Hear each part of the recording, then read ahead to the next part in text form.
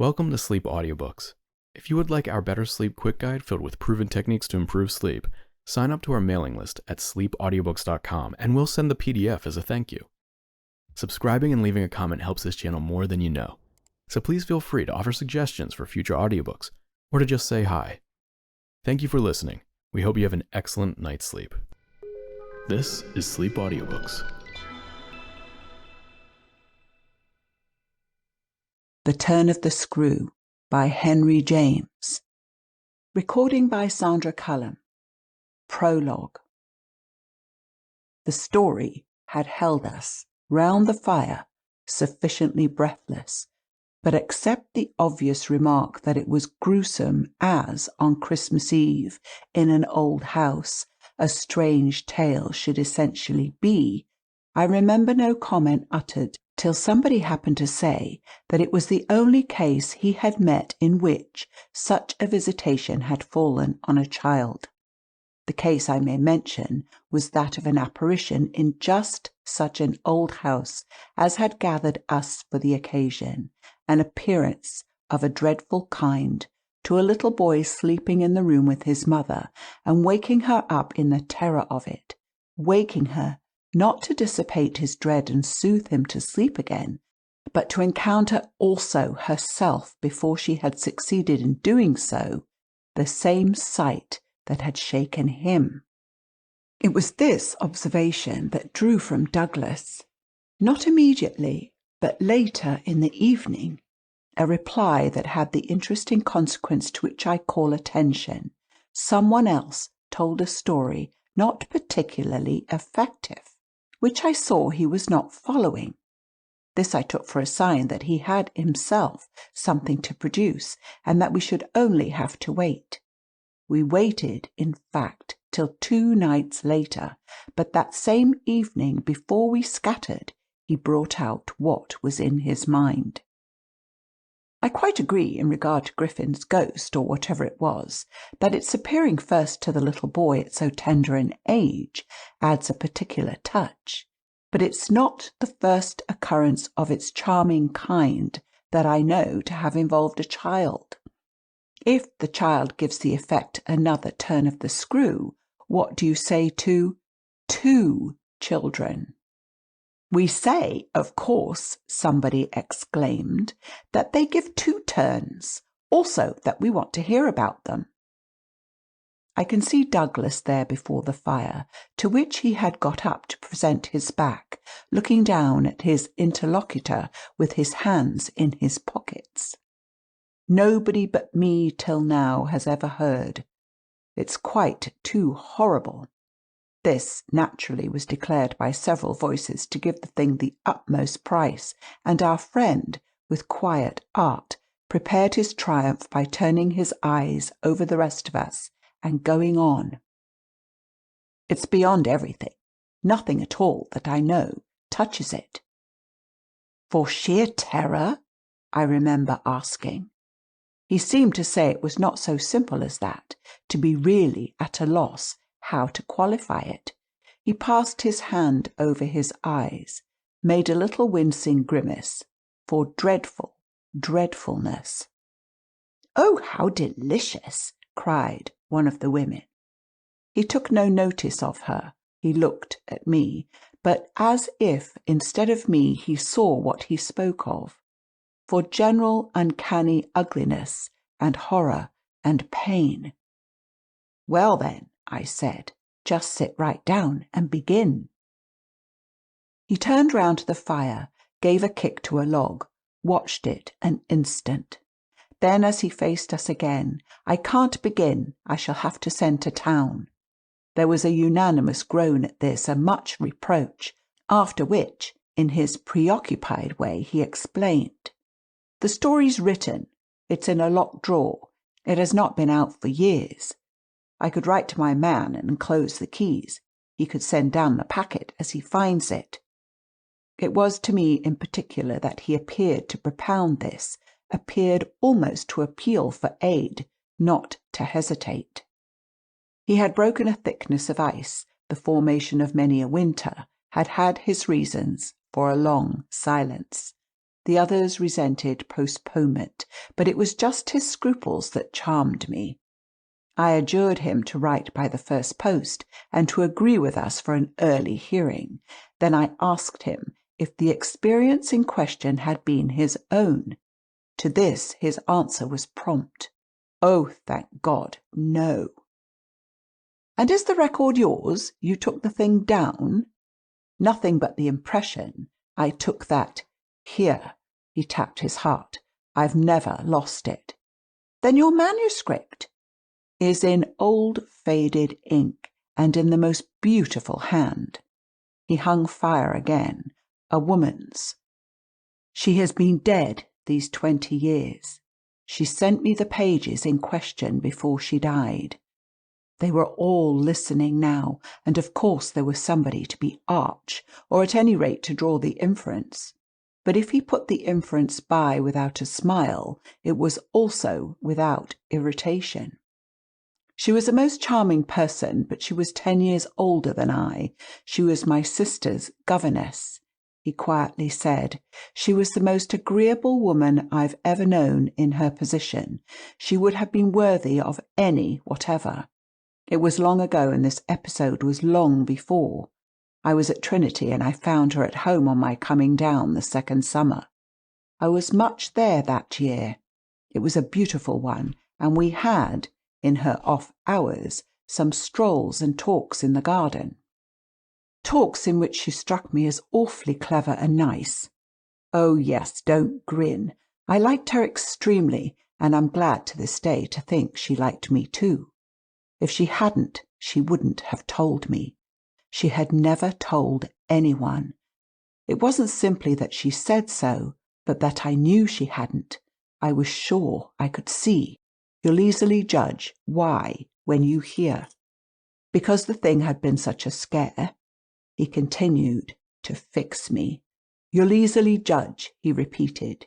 You will. I fixed him too. I see. She was in love. He laughed for the first time. You are acute. Yes, she was in love. That is, she had been.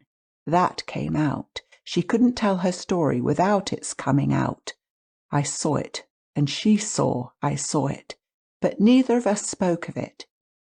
I remember the time and the place, the corner of the lawn, the shade of the great beeches, and the long, hot summer afternoon. It wasn't a scene for a shudder, but oh! He quitted the fire and dropped back into his chair. You'll receive the packet Thursday morning? I inquired. Probably not till the second post. Well then, after dinner. You'll all meet me here. He looked us round again. Is anybody going? It was almost the tone of hope. Everybody will stay. I will, and I will, cried the ladies, whose departure had been fixed. Mrs. Griffin, however, expressed the need for a little more light. Who was it she was in love with? The story will tell, I took upon myself to reply. Oh, I can't wait for the story. The story won't tell, said Douglas, not in any literal vulgar way. More's the pity then, that's the only way I ever understand. Won't you tell Douglas? Somebody else inquired. He sprang to his feet again. Yes, tomorrow. Now I must go to bed. Good night. And quickly catching up a candlestick, he left us, slightly bewildered. From our end of the great brown hall we heard his step on the stair, whereupon Mrs. Griffin spoke. Well, if I don't know who she was in love with, I know who he was. She was 10 years older, said her husband. Raison de plus. At that age? But it's rather nice, his long reticence. 40 years, Griffin put in, with this outbreak at last. The outbreak, I returned, will make a tremendous occasion of Thursday night, and everyone so agreed with me that, in the light of it, we lost all attention for everything else. The last story, however, incomplete, and like the mere opening of a serial, had been told. We handshook and candles stuck, as somebody said, and went to bed. I knew the next day that a letter containing the key had, by the first post, gone off to his London apartments, but in spite of, or perhaps just on account of, the eventual diffusion of this knowledge, we quite let him alone till after dinner. Till such an hour of the evening, in fact, as might best accord with the kind of emotion on which our hopes were fixed. Then he became as communicative as we could desire, and indeed gave us his best reason for being so. We had it from him again before the fire in the hall, as we had had our mild wonders of the previous night. It appeared that the narrative he had promised to read us really required for a proper intelligence a few words of prologue. Let me say here distinctly, to have done with it, that this narrative from an exact transcript of my own, made much later, is what I shall presently give. Poor Douglas, before his death, when it was in sight, committed to me the manuscript that reached him on the 3rd of these days, and that, on the same spot, with immense effect, he began to read to our hushed little circle on the night of the 4th. The departing ladies, who had said they would stay, didn't, of course, thank heaven, stay. They departed in consequence of arrangements made, in a rage of curiosity, as they professed, produced by the touches with which he had already worked us up. But that only made his little final auditory more compact and select, kept it round the hearth, subject to a common thrill. The first of these touches conveyed that the written statement took up the tale at a point after it had, in a manner, begun. The fact to be in possession of was therefore that his old friend, the youngest of several daughters of a poor country parson, had, at the age of 20, on taking service for the first time in the schoolroom, came up to London in trepidation to answer in person an advertisement that had already placed her in brief correspondence with the advertiser. This person proved, on her presenting herself for judgment at a house in Harley Street, that impressed her as vast and imposing. This prospective patron proved a gentleman, a bachelor in the prime of life, such a figure as had never risen, save in a dream or an old novel, before a fluttered, anxious girl out of a Hampshire vicarage. One could easily fix his type. It never, happily, dies out. He was handsome and bold and pleasant, off-hand and gay and kind.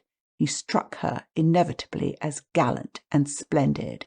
But what took her most of all, and gave her the courage she afterwards showed, was that he put the whole thing to her as a kind of favour, an obligation he should gratefully incur. She conceived him as rich, but as fearfully extravagant, saw him all in a glow of high fashion, of good looks, of expensive habits, of charming ways with women. He had, for his own town residence, a big house filled with the spoils of travel and the trophies of the chase. But it was to his country home, an old family place in Essex, that he wished her immediately to proceed. He had been left, by the death of their parents in India, guardian to a small nephew and a small niece, children of a younger, a military brother whom he had lost 2 years before. These children were, by the strangest of chances, for a man in his position, a lone man without the right sort of experience or a grain of patience, very heavily on his hands. It had all been a great worry, and, on his own part, doubtless, a series of blunders, but he immensely pitied the poor chicks, and had done all he could, had, in particular, sent them down to his other house, the proper place for them being, of course, the country, and kept them there from the first, with the best people he could find to look after them, parting even with his own servants to wait on them, and going down himself whenever he might to see how they were doing. The awkward thing was that they had practically no other relations, and that his own affairs took up all his time. He had put them in possession of Bly, which was healthy and secure, and had placed at the head of their little establishment, but below stairs only, an excellent woman, Mrs. Gross, whom he was sure his visitor would like, and who had formerly been maid to his mother. She was now housekeeper, and was also acting for the time as superintendent to the little girl, of whom, without children of her own, she was, by good luck, extremely fond. There were plenty of people to help, but of course the young lady who should go down as governess would be in supreme authority. She would also have, in holidays, to look after the small boy who had been for a term at school, young as he was to be sent, but what else could be done? And who, as the holidays were about to begin, would be back from one day to the other. There had been for the two children at first a young lady whom they had had the misfortune to lose. She had done for them quite beautifully. She was a most respectable person, till her death, the great awkwardness of which had, precisely, left no alternative but the school for little Miles. Mrs. Gross, since then, in the way of manners and things, had done as she could for Flora, and there were, further, a cook, a housemaid, a dairywoman, an old pony, an old groom, and an old gardener, all likewise thoroughly respectable. So far had Douglas presented his picture when someone put a question. And what did the former governess die of? Of so much respectability? Our friend's answer was prompt. That will come out. I don't anticipate. Excuse me, I thought that was just what you are doing. In her successor's place, I suggested, I should have wished to learn if the office brought with it necessary danger to life. Douglas completed my thought. She did wish to learn, and she did learn. You shall hear tomorrow what she learned. Meanwhile, of course, the prospect struck her as slightly grim.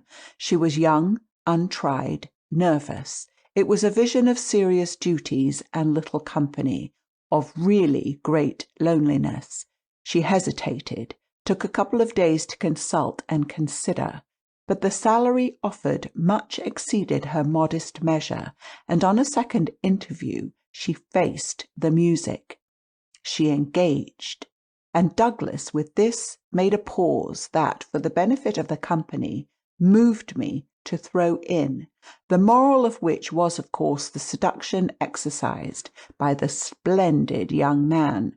She succumbed to it.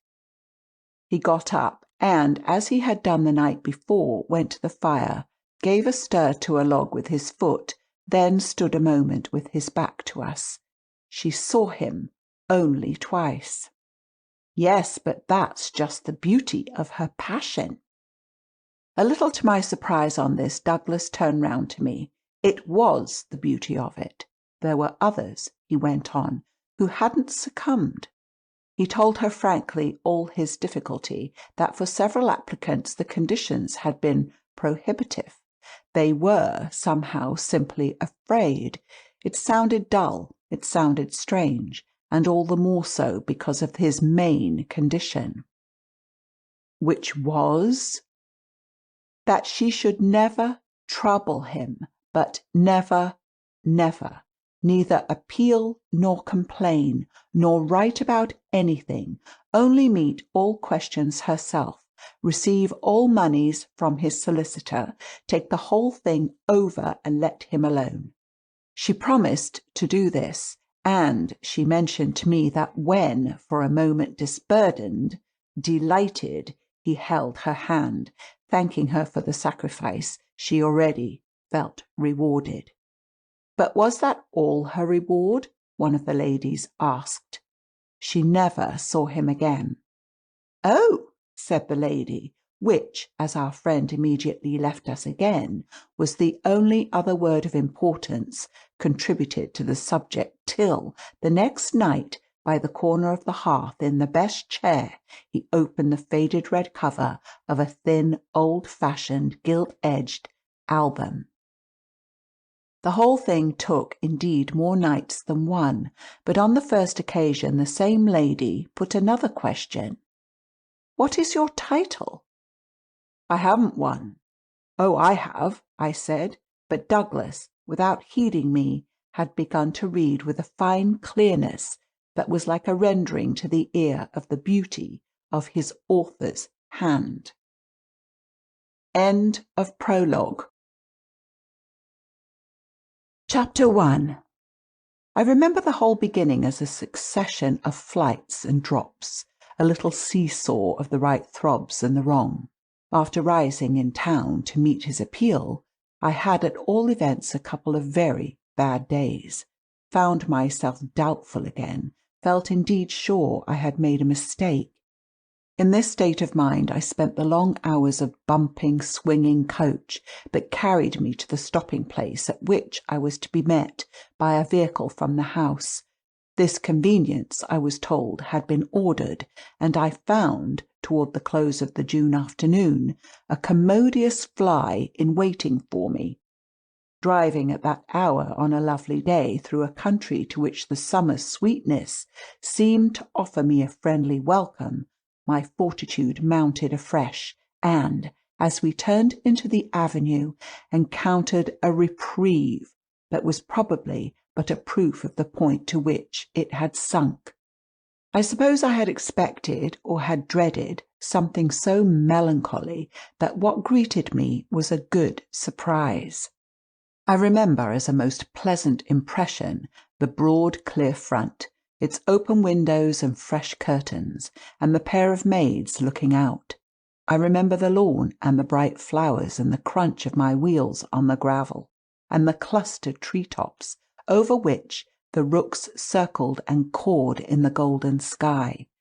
The scene had a greatness that made it a different affair from my own scant home, and there immediately appeared at the door, with a little girl in her hand, a civil person who dropped me as decent a curtsy as if I had been the mistress or a distinguished visitor. I had received in Harley Street a narrower notion of the place, and that, as I recalled it, made me think the proprietor still more of a gentleman, suggested that what I was to enjoy might be something beyond his promise. I had no drop again till the next day, for I was carried triumphantly through the following hours by my introduction to the younger of my pupils. The little girl who accompanied Mrs. Grose appeared to me on the spot a creature so charming as to make it a great fortune to have to do with her. She was the most beautiful child I had ever seen, and I afterward wondered that my employer had not told me more of her. I slept little that night. I was too much excited, and this astonished me too, I recollect, remained with me, adding to my sense of the liberality with which I was treated. The large impressive room, one of the best in the house, the great state bed as I almost felt it, the full figured draperies, the long glasses in which, for the first time, I could see myself from head to foot, all struck me like the extraordinary charm of my small charge as so many things thrown in. It was thrown in as well from the first moment that I should get on with Mrs. Grose in a relation over which, on my way in the coach, I fear I had rather brooded. The only thing indeed that in this early outlook might have made me shrink again was the clear circumstance of her being so glad to see me. I perceived within half an hour that she was so glad. Stout, simple, plain, clean, wholesome woman as to be positively on her guard against showing it too much. I wondered even then a little why she should wish not to show it, and that, with reflection, with suspicion, might of course have made me uneasy.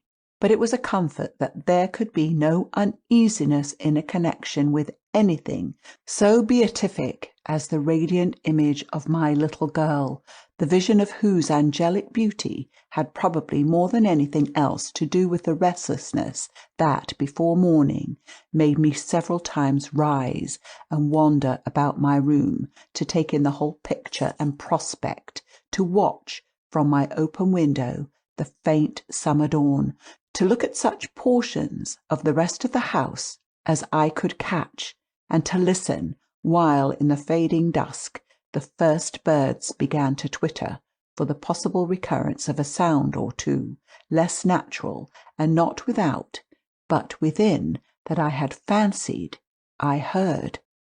There had been a moment when I believed I recognized, faint and far, the cry of a child.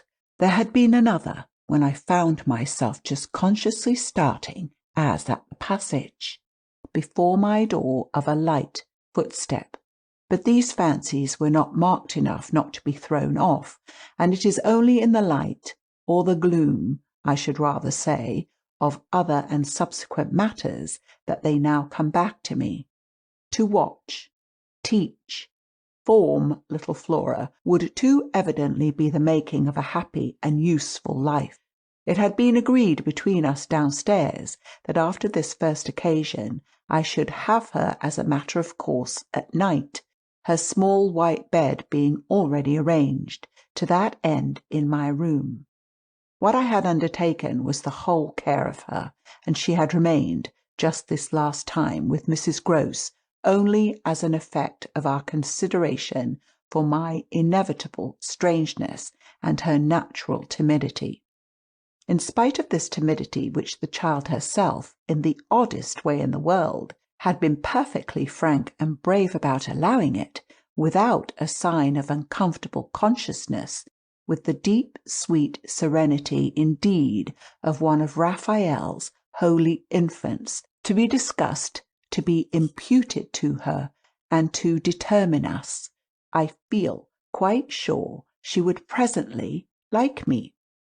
It was part of what I already liked Mrs. Grose herself for, the pleasure I could see her feel in my admiration and wonder as I sat at supper with 4 tall candles, and with my pupil in a high chair and a bib, brightly facing me, between them over bread and milk. There were naturally things in Flora's presence could pass between us only as prodigious and gratified looks, obscure and roundabout allusions. And the little boy, does he look like her? Is he too so very remarkable? One wouldn't flatter a child. Oh, miss, most remarkable, if you think well of this one. And she stood there with a plate in her hand, beaming at our companion, who looked from one of us to the other with placid, heavenly eyes that contained nothing to check us. Yes, if I do, you will be carried away by the little gentleman. Well, that I think is what I came for, to be carried away. I'm afraid, however, I remember feeling the impulse to add, I'm rather easily carried away. I was carried away in London. I can still see Mrs. Grose's broad face as she took this in. In Harley Street? In Harley Street. Well, miss, you're not the first, and you won't be the last. Oh, I've no pretension, I could laugh, to being the only one. My other pupil, at any rate, as I understand, comes back tomorrow. Not tomorrow, Friday, miss. He arrives, as you did, by the coach, under care of the guard, and is to be met by the same carriage.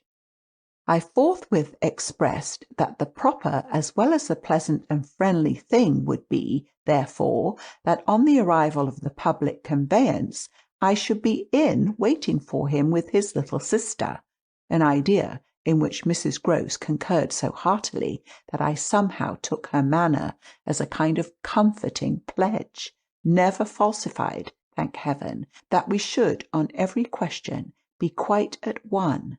Oh, she was glad I was there.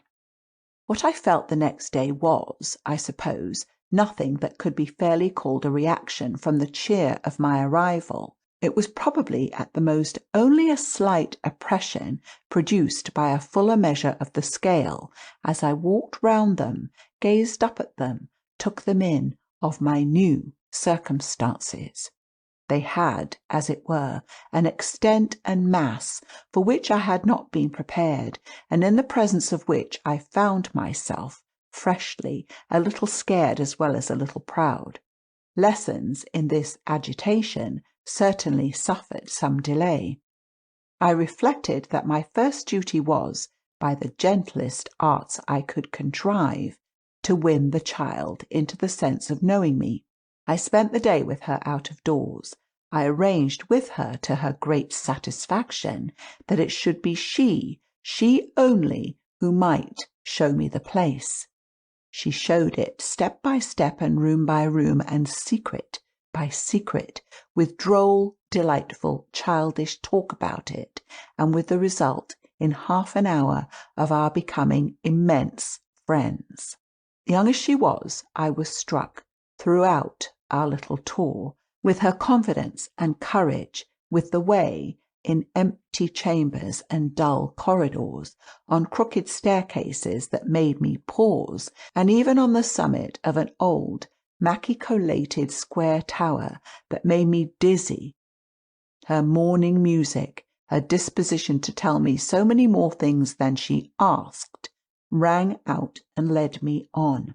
I have not seen Bly since the day I left it, and I dare say that to my older and more informed eyes it would now appear sufficiently contracted, but as my little conductress, with her hair of gold and her frock of blue, danced before me round corners and pattered down passages, I had the view of a castle of romance, inhabited by a rosy sprite, such a place as would somehow, for diversion of the young idea, take all colour out of storybooks and fairy tales. Wasn't it just a storybook over which I had fallen a doze in a dream? No, it was a big, ugly, antique, but convenient house, embodying a few features of a building still older, half replaced and half utilised, in which I had the fancy of our being almost as lost as a handful of passengers in a great drifting ship. Well, I was, strangely, at the helm. End of Chapter 1. Chapter 2. This came home to me when, 2 days later, I drove over with Flora to meet, as Mrs. Gross said, the little gentleman, and all the more for an incident that, presenting itself the second evening, had deeply disconcerted me. The first day had been, on the whole, as I have expressed, reassuring, but I was to see it wind up in keen apprehension. The post-bag that evening, it came late, contained a letter for me, which, however, in the hand of my employer, I found to be composed but of a few words, enclosing another, addressed to himself, with a seal still unbroken. This I recognise is from the headmaster, and the headmaster's an awful bore. Read him, please, deal with him, but mind you don't report. Not a word. I'm off. I broke the seal with a great effort, so great a one that I was a long time coming to it, took the unopened missive at last up to my room, and only attacked it just before going to bed. I had better have let it wait till morning, for it gave me a second sleepless night. With no counsel to take, the next day I was full of distress, and it finally got so the better of me that I determined to open myself at least to Mrs. Gross. What does it mean, the child's dismissed his school? She gave me a look that I remarked at the moment, then visibly, with a quick blankness, seemed to try to take it back. But aren't they all sent home? Yes, but only for the holidays. Miles may never go back at all. Consciously, under my attention, she reddened. They won't take him? They absolutely decline. At this she raised her eyes, which she had turned from me. I saw them fill with good tears. "What has he done?" I hesitated, then I judged best simply to hand her my letter, which, however, had the effect of making her, without taking it, simply put her hands behind her. She shook her head sadly. "Such things are not for me, miss." My counsellor couldn't read. I winced at my mistake, which I attenuated as I could, and opened my letter again to repeat it to her. Then, faltering in the act and folding it up once more, I put it back in my pocket. "Is it really bad?" The tears were still in her eyes. "Do the gentlemen say so?" "They go into no particulars. They simply express their regret that it should be impossible to keep him. That can have only one meaning." Mrs. Grose listened with dumb emotion. She forbore to ask me what this meaning might be, so that presently, to put the thing with some coherence, and with the mere aid of her presence to my own mind, I went on, "that he's an injury to the others." And this, with one of the quick turns of simple folk, she suddenly flamed up. "Master Miles? Him? An injury?" There was such a flood of good faith in it that, though I had not yet seen the child, my very fears made me jump to the absurdity of the idea.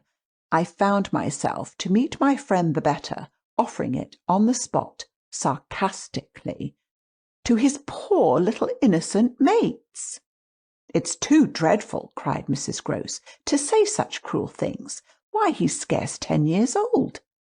Yes, it would be incredible.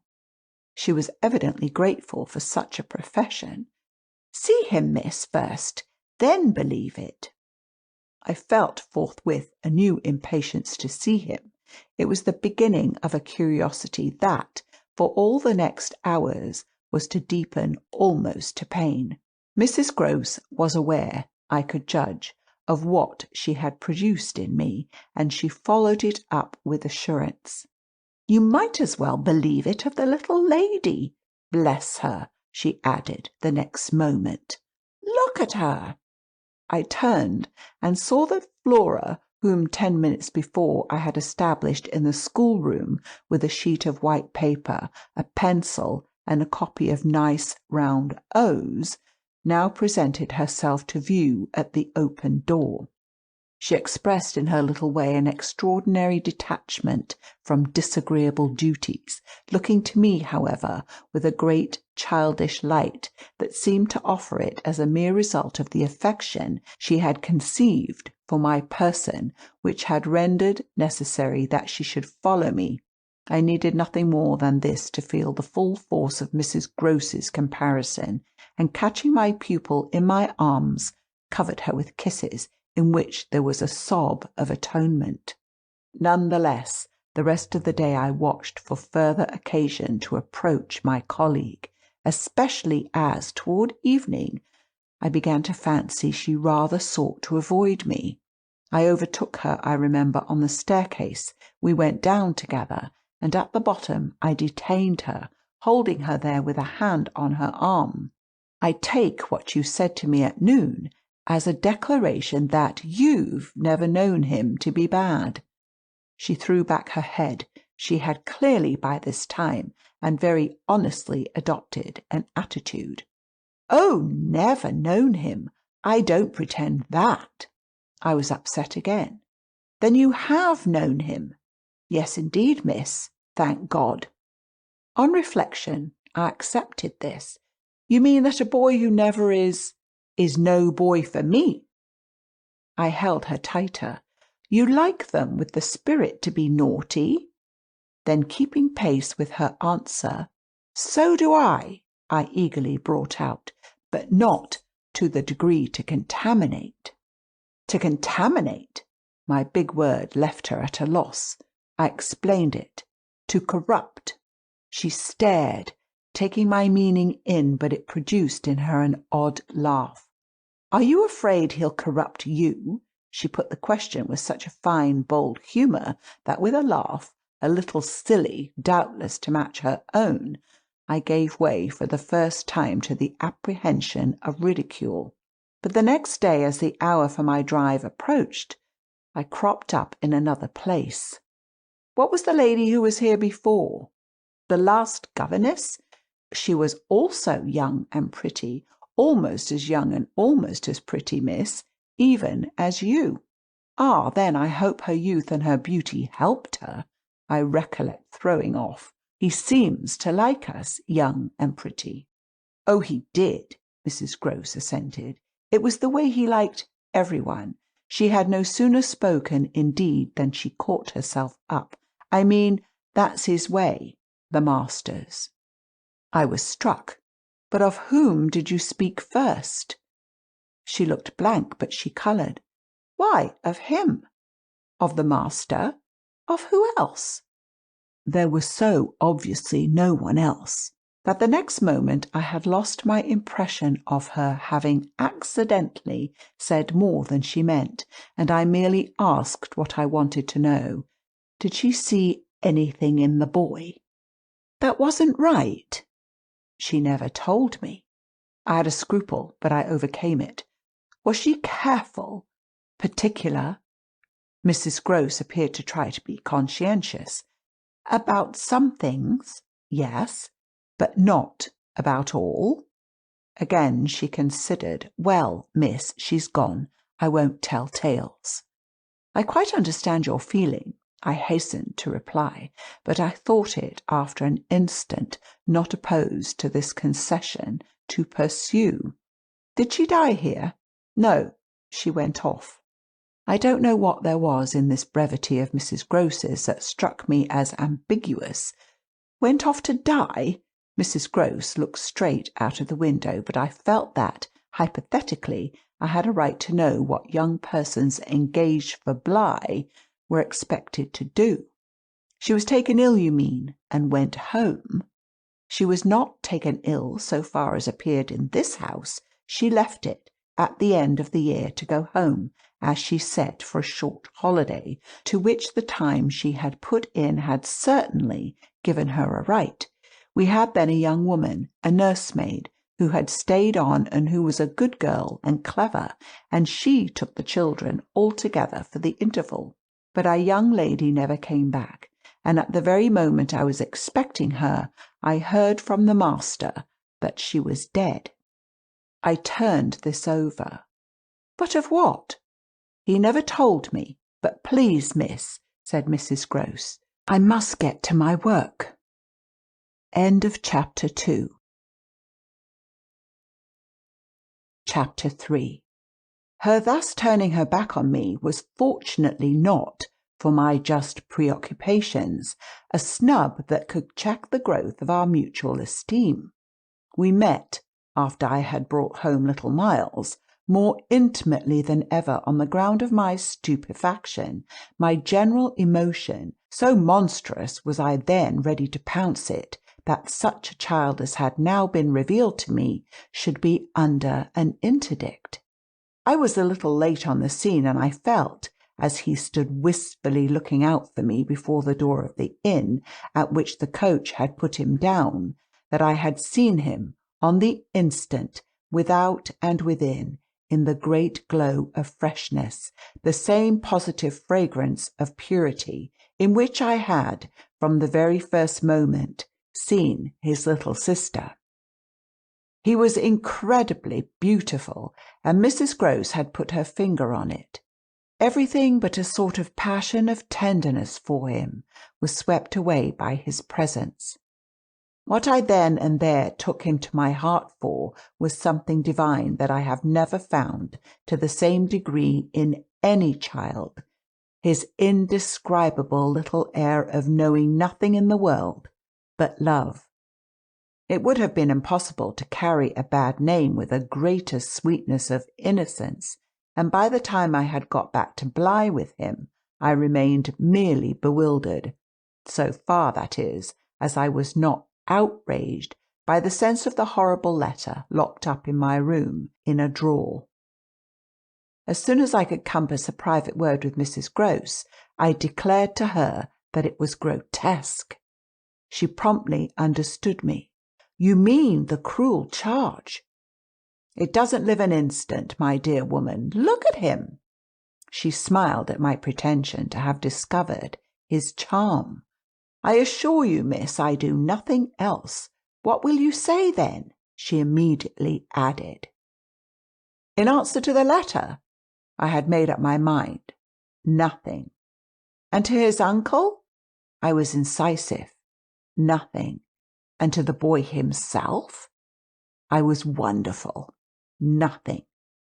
She gave with her apron a great wipe to her mouth. Then I'll stand by you. We'll see it out.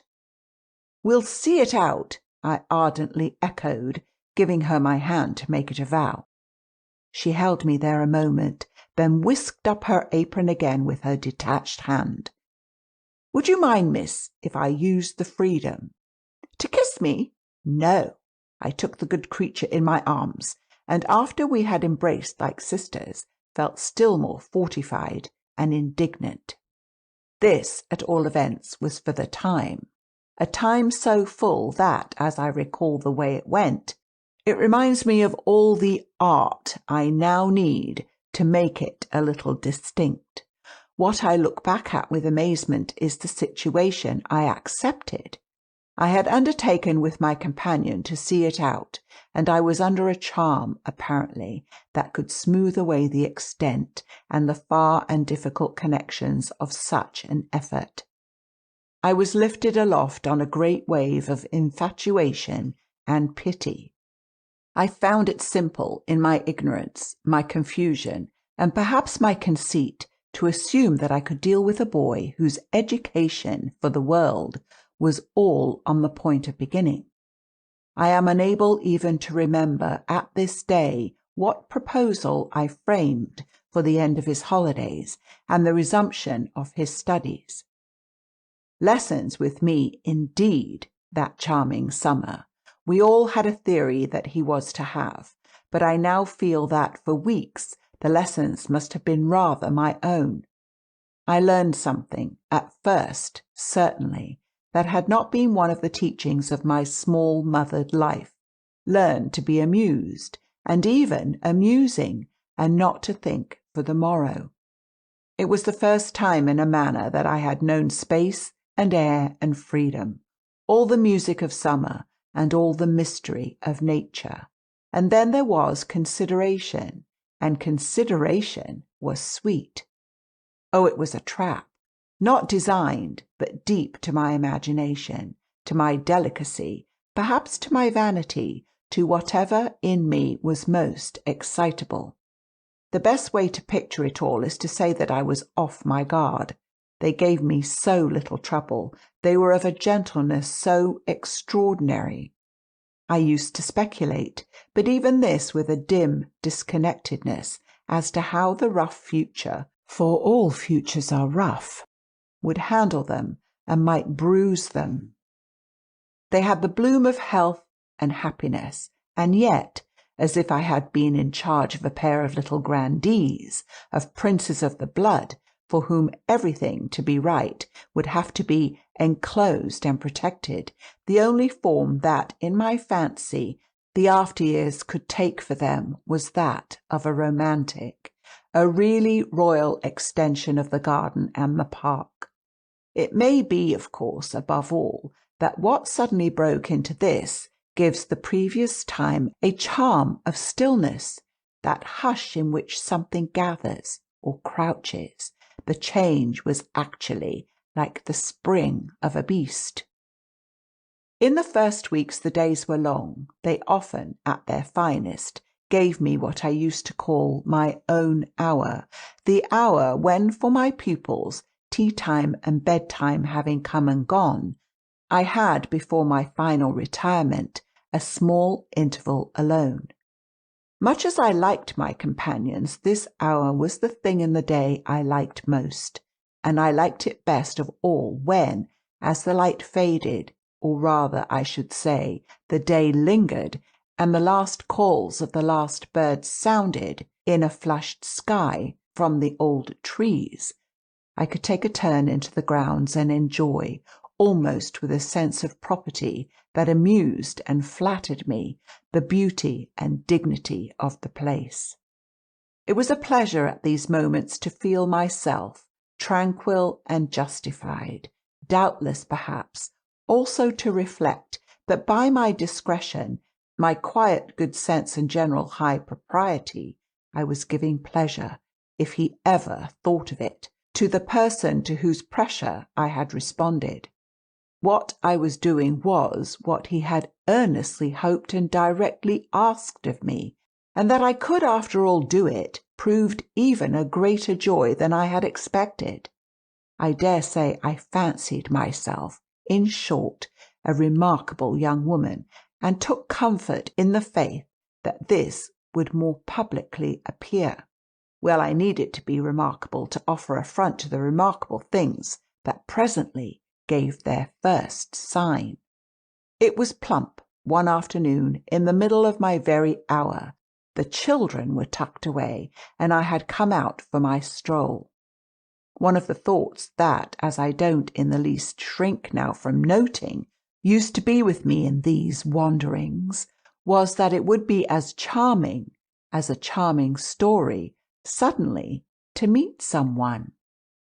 Someone would appear there at the turn of a path, and would stand before me and smile and approve. I didn't ask more than that. I only asked that he should know, and the only way to be sure he knew would be to see it, and the kind light of it in his handsome face. That was exactly present to me, by which I mean the face was, when on the first of these occasions, at the end of a long June day, I stopped short on emerging from one of the plantations and coming into view of the house. What arrested me on the spot, and with a shock much greater than any vision had allowed for, was the sense that my imagination had, in a flash, turned real. He did stand there, but high up, beyond the lawn, and at the very top of the tower to which, on that first morning, little Flora had conducted me. This tower was one of a pair, square, incongruous, crenellated structures, that were distinguished, for some reason, though I could see little difference, as the new and the old. They flanked opposite ends of the house, and were probably architectural absurdities, redeemed in a measure, indeed, by not being wholly disengaged, nor of a height too pretentious, dating in their gingerbread antiquity from a romantic revival that was already a respectable past. I admired them, had fancies about them, for we could all profit in a degree, especially when they loomed through the dusk, by the grandeur of their actual battlements. Yet it was not at such an elevation that the figure I had so often invoked seemed most in place. It produced in me, this figure in the clear twilight, I remember, two distinct gasps of emotion, which were, sharply, the shock of my first and that of my second surprise. My second was a violent perception of the mistake of my first. The man who met my eyes was not the person I had precipitately supposed. There came to me thus a bewilderment of vision of which, after these years, there is no living view that I can hope to give. An unknown man in a lonely place is a permitted object of fear to a young woman privately bred, and the figure that faced me was, a few more seconds assured me, as little anyone else I knew as it was the image that had been in my mind. I had not seen it in Harley Street. I had not seen it anywhere. The place, moreover, in the strangest way in the world, had on the instant, and by the very fact of its appearance, become a solitude. To me at least, making my statement here with a deliberation with which I have never made it, the whole feeling of the moment returns. It was as if, while I took in what I did take in, all the rest of the scene had been stricken with death. I can hear again, as I write, the intense hush in which the sounds of evening dropped. The rooks stopped cawing in the golden sky, and the friendly hour lost, for the minute, all its voice. But there was no other change in nature, unless indeed it were a change that I saw with a stranger sharpness.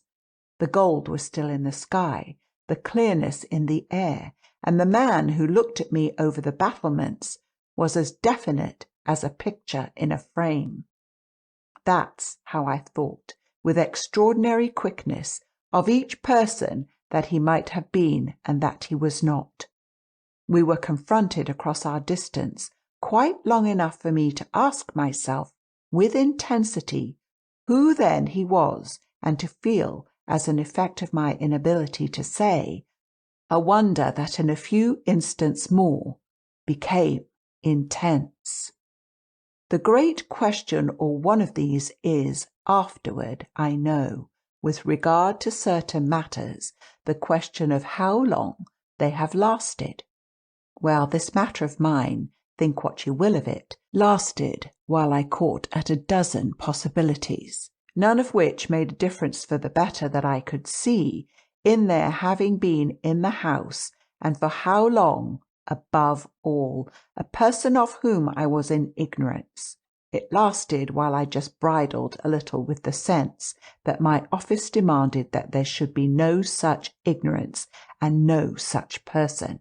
It lasted while this visitant, at all events, and there was a touch of the strange freedom, as I remember, in the sign of familiarity of his wearing no hat, seemed to fix me from his position with just the question, just the scrutiny through the fading light that his own presence provoked. We were too far apart to call each other, but there was a moment at which, at shorter range, some challenge between us, breaking the hush, would have been the right result of our straight mutual stare. He was in one of the angles, the one away from the house, very erect as it struck me, and with both hands on the ledge. So I saw him as I see the letters I form on this page. Then, exactly after a minute, as if to add to the spectacle, he slowly changed his place, passed, looking at me hard all the while, to the opposite corner of the platform. Yes, I had the sharpest sense that during this transit he never took his eyes from me, and I can see at this moment the way his hand, as he went, passed from one of the crenellations to the next. He stopped at the other corner, but less long, and even as he turned away, still markedly fixed me. He turned away. That was all I knew. End of chapter 3. Chapter 4. It was not that I didn't wait on this occasion for more, for I was rooted as deeply as I was shaken.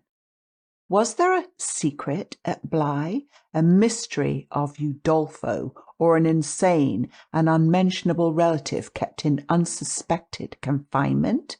I can't say how long I turned it over, or how long, in a confusion of curiosity and dread, I remained where I had had my collision. I only recall that when I re-entered the house, darkness had quite closed in. Agitation in the interval certainly had held me and driven me, for I must, in circling about the place, have walked 3 miles, but I was to be, later on, so much more overwhelmed that this mere dawn of alarm was a comparatively human chill. The most singular part of it, in fact, singular as the rest had been, was the part I became, in the hall, aware of in meeting Mrs. Grose. This picture comes back to me in the general train, the impression, as I received it on my return, of the wide white-panelled space, bright in the lamplight, and with its portraits and red carpet, and of the good surprised look of my friend, which immediately told me she had missed me. It came to me straightway, under her contact, that, with plain heartiness, mere relieved anxiety at my appearance, She knew nothing whatever that could bear upon the incident I had there ready for her. I had not suspected in advance that her comfortable face would pull me up, and I somehow measured the importance of what I had seen by my thus finding myself hesitate to mention it. Scarce anything in the whole history seems to me so odd as this fact, that my real beginning of fear was one, as I may say, with the instinct of sparing my companion. On the spot, accordingly, in the pleasant hall and with her eyes on me, I, for a reason that I couldn't then have phrased, achieved an inward resolution, offered a vague pretext for my lateness, and, with the plea of the beauty of the night and of the heavy dew and wet feet, went as soon as possible to my room. Here it was, another affair. Here, for many days after, it was a queer affair enough. There were hours from day to day, or at least there were moments, snatched even from clear duties, that I had to shut myself up to think. It was not so much yet that I was more nervous than I could bear to be, as that I was remarkably afraid of becoming so. For the truth I had now to turn over was, simply and clearly, the truth that I could arrive at no account whatever of the visitor with whom I had been so inexplicably, and yet, as it seemed to me, so intimately concerned. It took little time to see that I could sound without forms of inquiry, and without exciting remark any domestic complications. The shock I had suffered must have sharpened all my senses. I felt sure at the end of 3 days, and as the result of mere closer attention, that I had not been practised upon by the servants, nor made the object of any game. Of whatever it was that I knew, nothing was known around me. There was but one sane inference. Someone had taken a liberty rather gross. That was what, repeatedly, I dipped into my room and locked the door to say to myself. We had been collectively subject to an intrusion.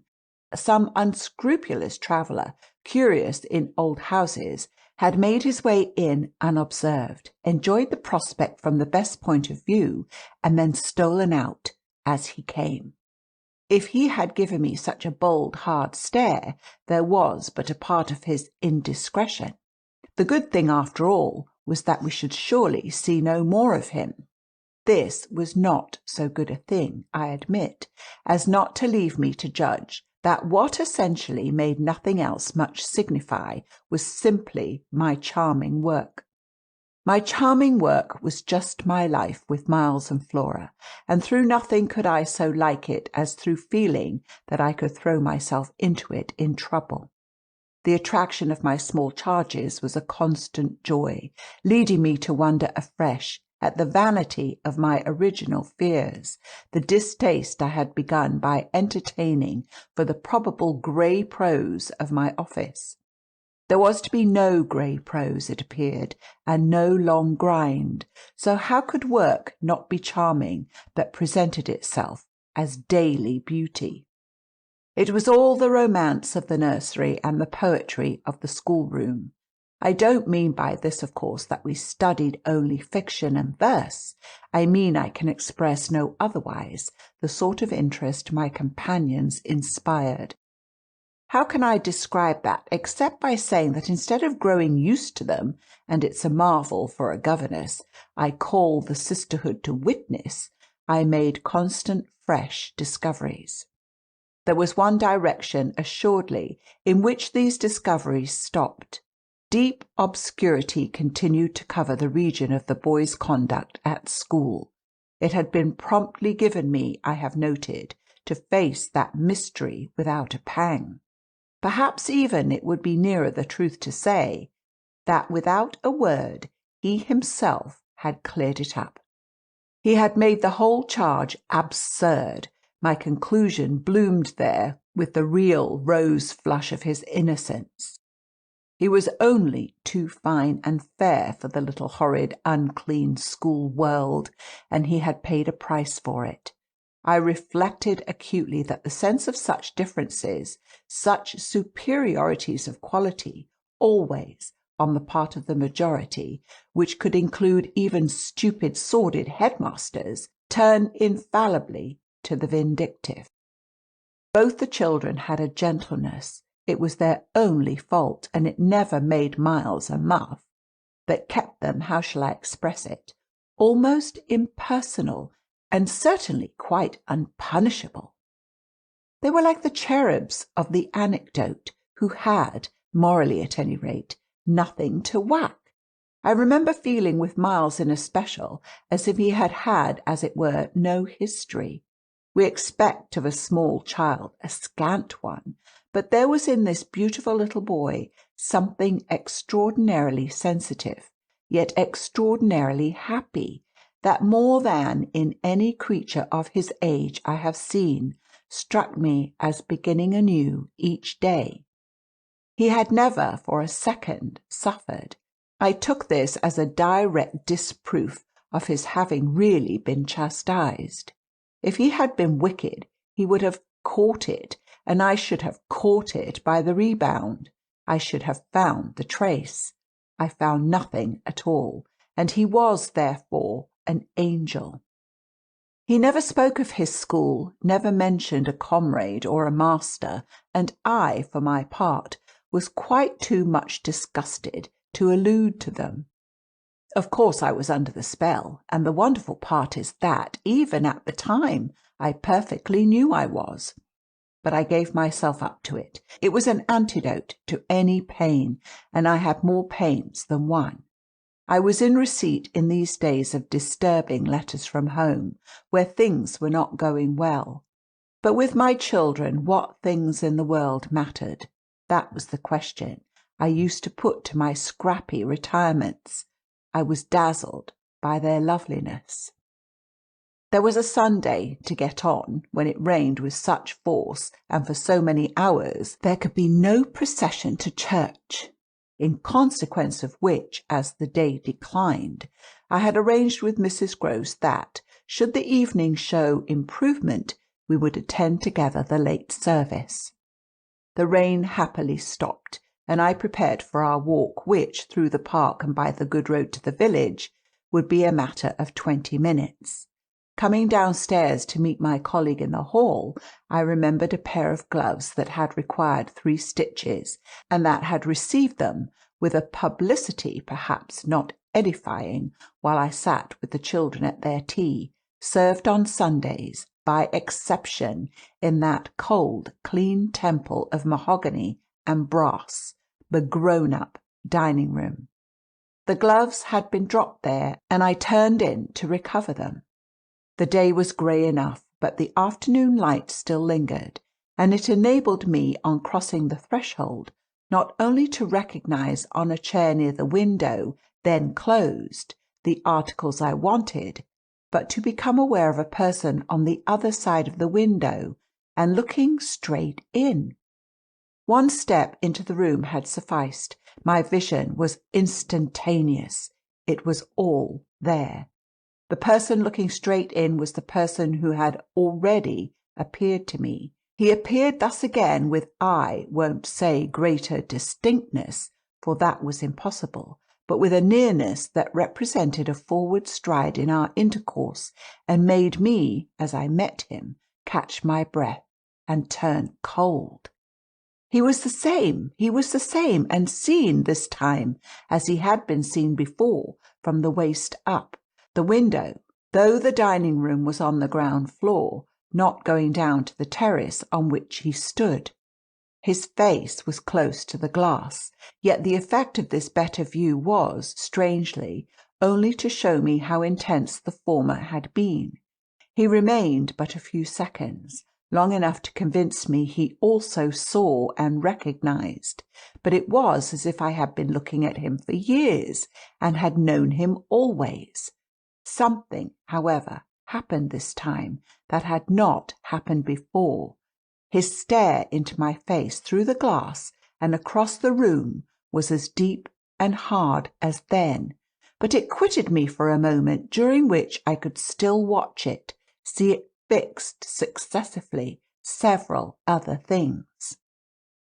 On the spot there came to me the added shock of a certitude that it was not for me he had come there. He had come for someone else. The flash of this knowledge, for it was knowledge in the midst of dread, produced in me the most extraordinary effect, started as I stood there a sudden vibration of duty and courage. I say courage because I was beyond all doubt, already far gone.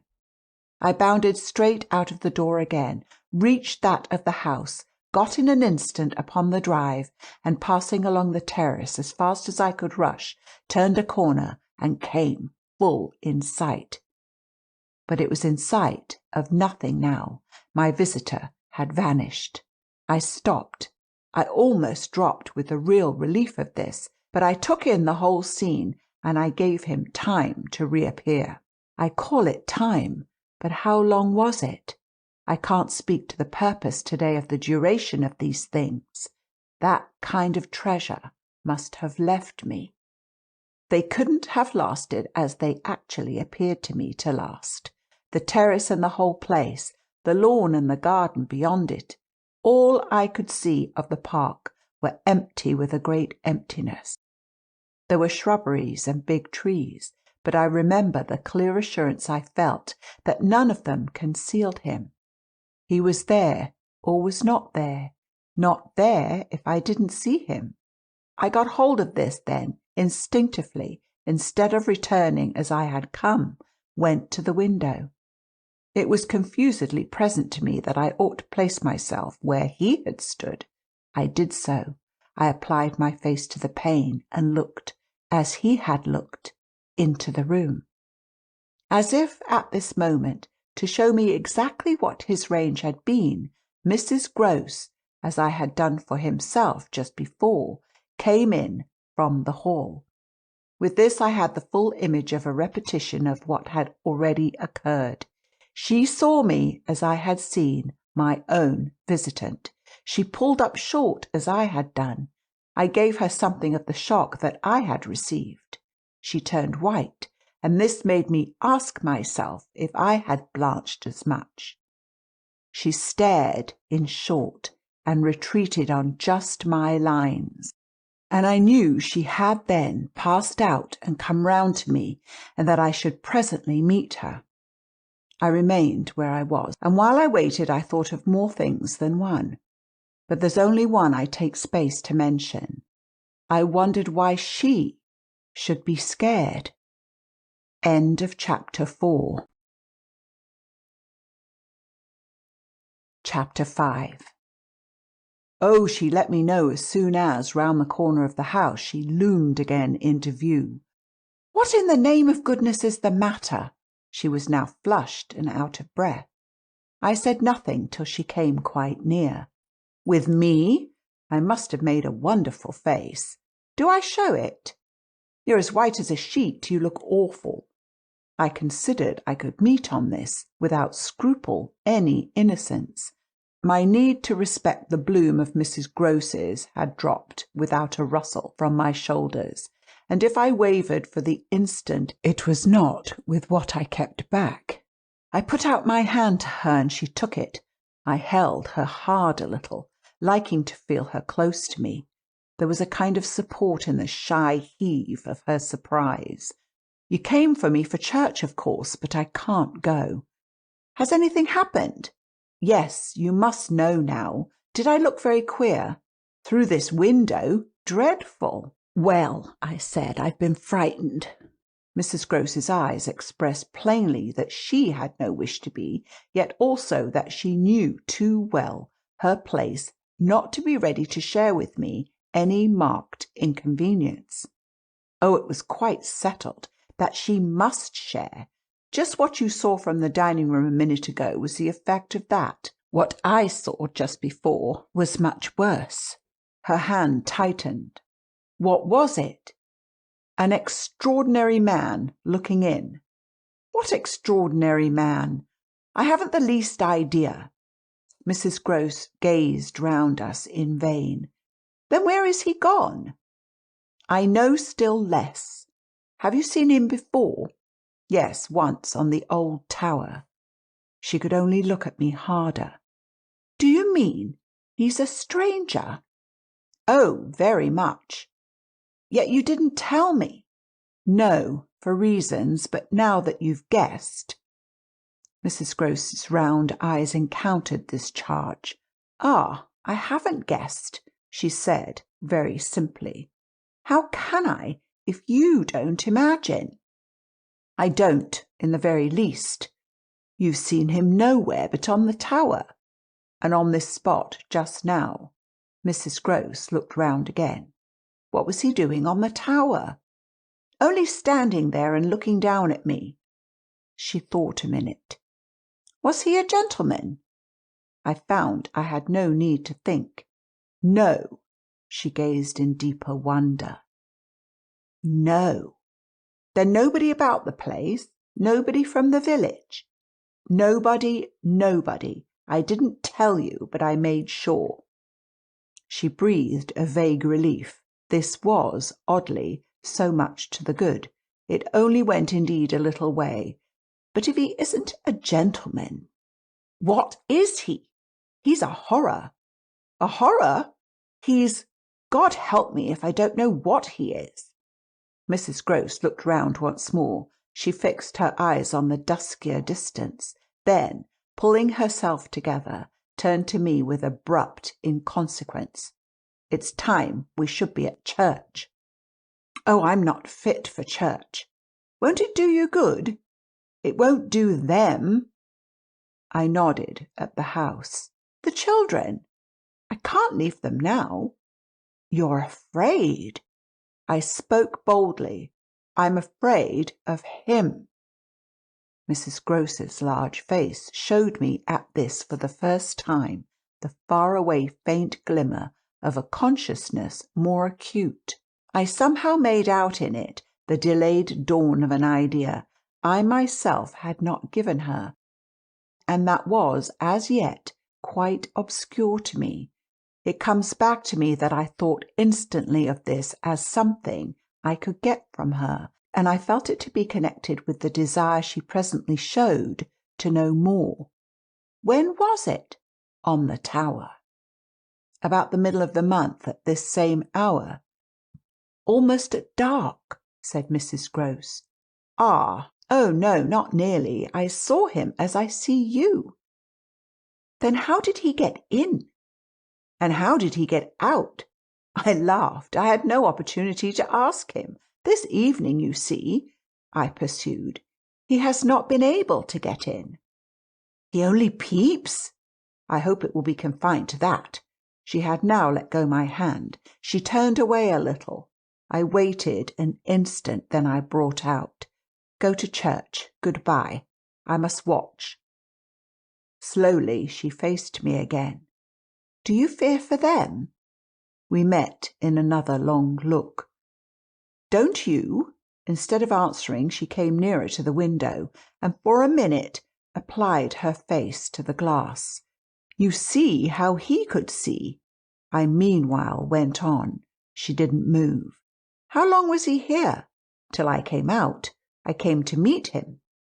Mrs. Gross at last turned round, and there was still more in her face. I couldn't have come out. Neither could I laughed again, but I did come. I have my duty. So have I mine, she replied, after which she added, What is he like? I've been dying to tell you, but he's like nobody. Nobody, she echoed. He has no hat.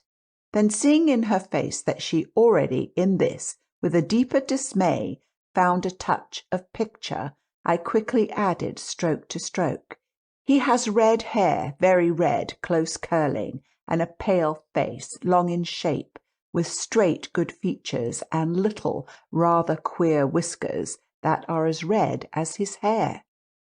His eyebrows are somehow darker, they look particularly arched, and as if they might move a good deal. His eyes are sharp, strange, awfully, but I only know clearly that they're rather small and very fixed. His mouth's wide and his lips are thin, and except for his little whiskers, he's quite clean-shaven. He gives me a sort of sense of looking like an actor. An actor?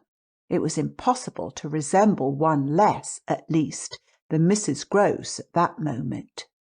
I've never seen one, but so I suppose them. He's tall, active, erect, I contained, but never, no, never a gentleman.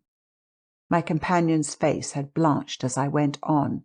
Her round eyes started, and her mild mouth gaped. A gentleman!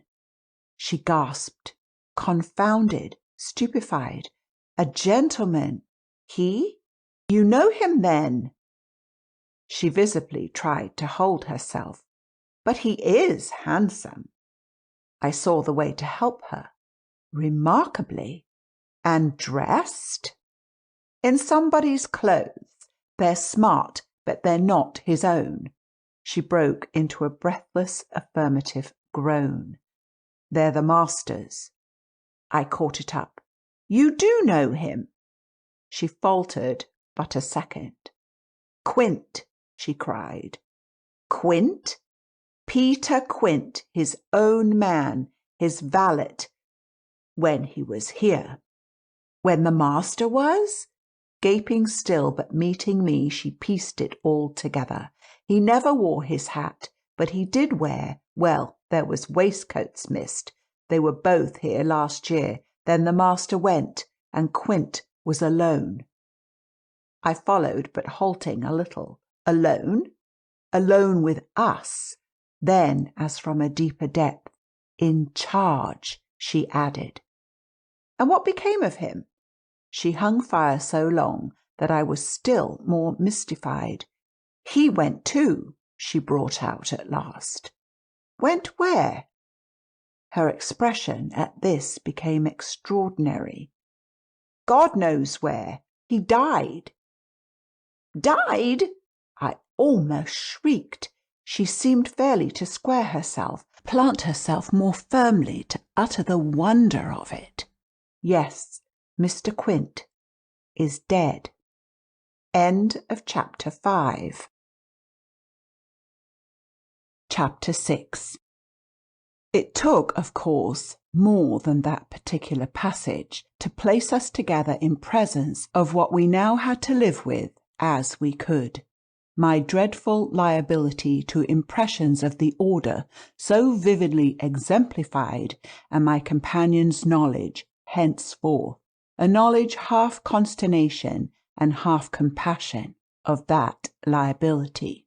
There had been this evening, after the revelation, left me for an hour so prostrate there had been for either of us no attendance on any service but a little service of tears and vows, of prayers and promises, a climax to the series of mutual challenges and pledges that had straightway ensued on our retreating together to the schoolroom and shutting ourselves up there to have everything out.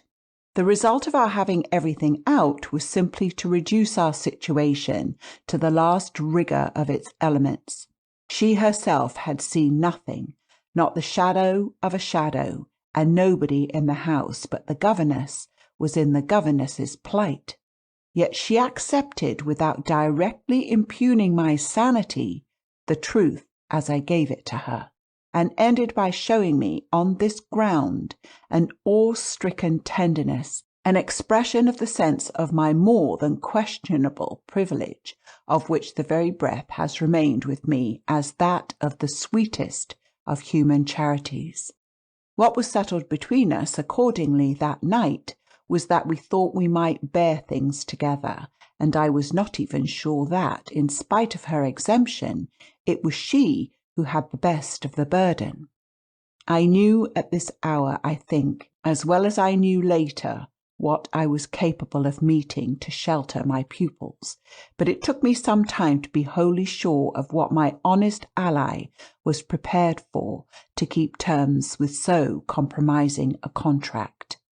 I was queer company enough quite as queer as the company I received, but as I trace over what we went through, I see how much common ground we must have found in the one idea that, by good fortune, could steady us.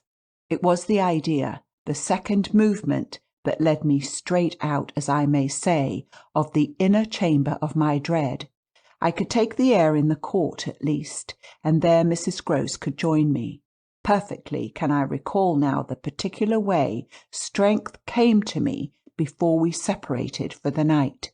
We had gone over and over every feature of what I had seen. He was looking for someone else, you say, someone who was not you? He was looking for little Miles. A portentous clearness now possessed me. That's whom he was looking for. But how do you know? I know. My exultation grew. And you know, my dear. She didn't deny this, but I felt, not even so much telling as that. She resumed in a moment, at any rate. What if he should see him? Little Miles. That's what he wants. She looked immensely scared again. The child? Heaven forbid the man. He wants to appear to them.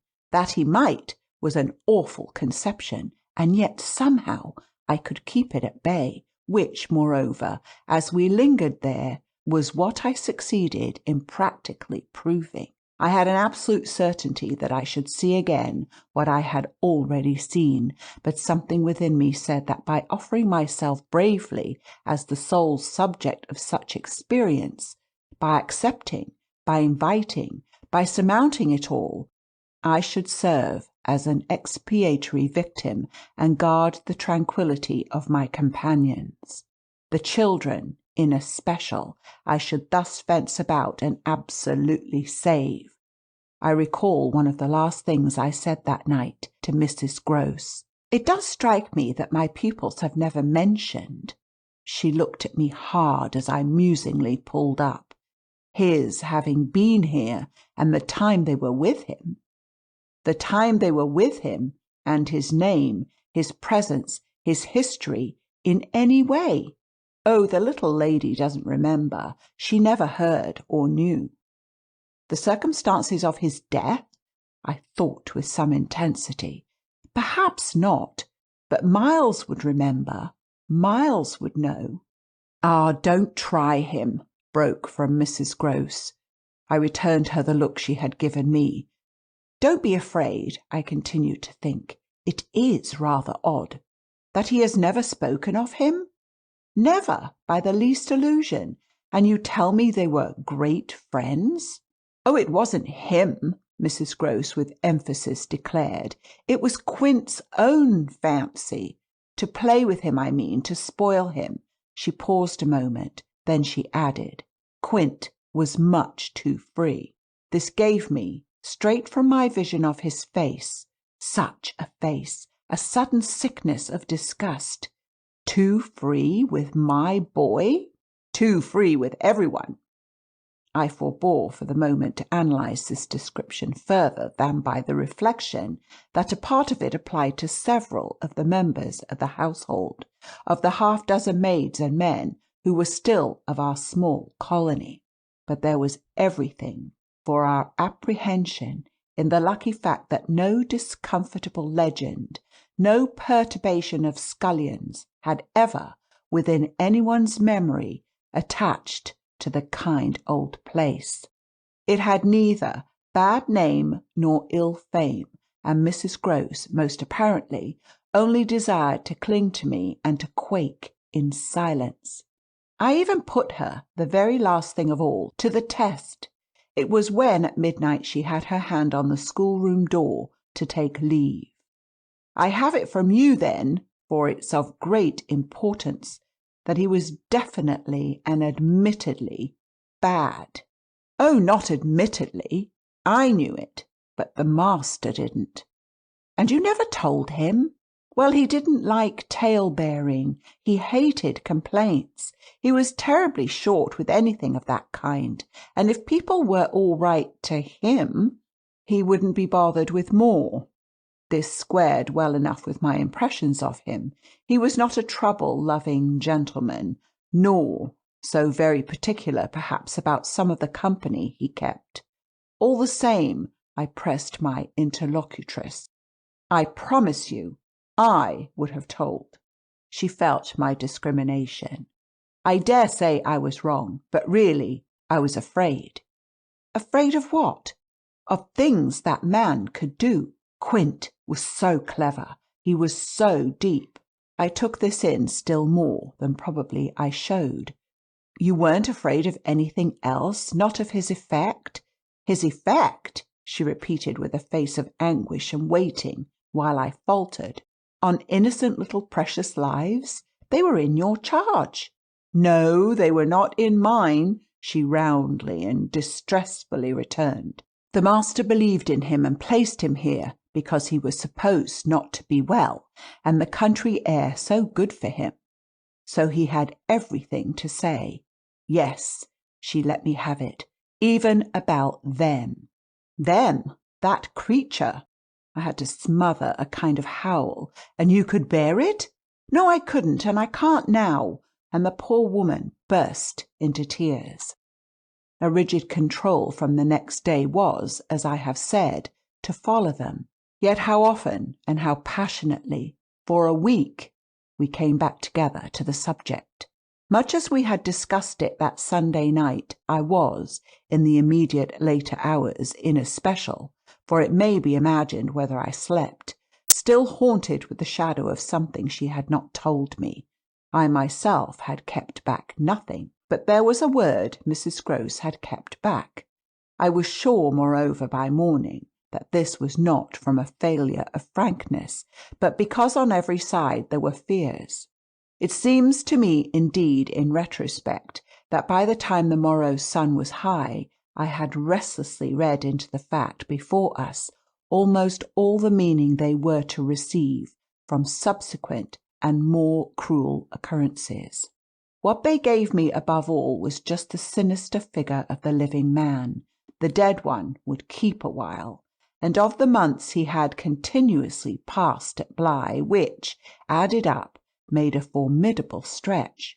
The limit of this evil time had arrived only when, on the dawn of a winter's morning, Peter Quint was found by a labourer going to early work, stone dead on the road from the village, a catastrophe explained, superficially at least, by a visible wound to his head, such a wound as might have been produced, and, as on the final evidence, had been, by a fatal slip, in the dark and after leaving the public house, on the steepish, icy slope, a wrong path altogether, at the bottom of which he lay. The icy slope, the turn mistaken at night, and in liquor accounted for much. Practically, in the end and after the inquest and boundless chatter, for everything. But there had been matters in his life, strange passages and perils, secret disorders, vices more than suspected, that would have accounted for a good deal more. I scarce know how to put my story into words that shall be a credible picture of my state of mind. But I was in these days literally able to find a joy in the extraordinary flight of heroism the occasion demanded of me. I now saw that I had been asked for a service admirable and difficult, and there would be a greatness in letting it be seen, in the right quarter, that I could succeed where many another girl might have failed. It was an immense help to me. I confess I rather applaud myself as I look back, that I saw my service so strongly and so simply. I was there to protect and defend the little creatures in the world, the most bereaved and the most lovable, the appeal of whose helplessness had suddenly become only too explicit, a deep, constant ache of one's own committed heart. We were cut off, really, together. We were united in our danger. They had nothing but me, and I had them. It was, in short, a magnificent chance.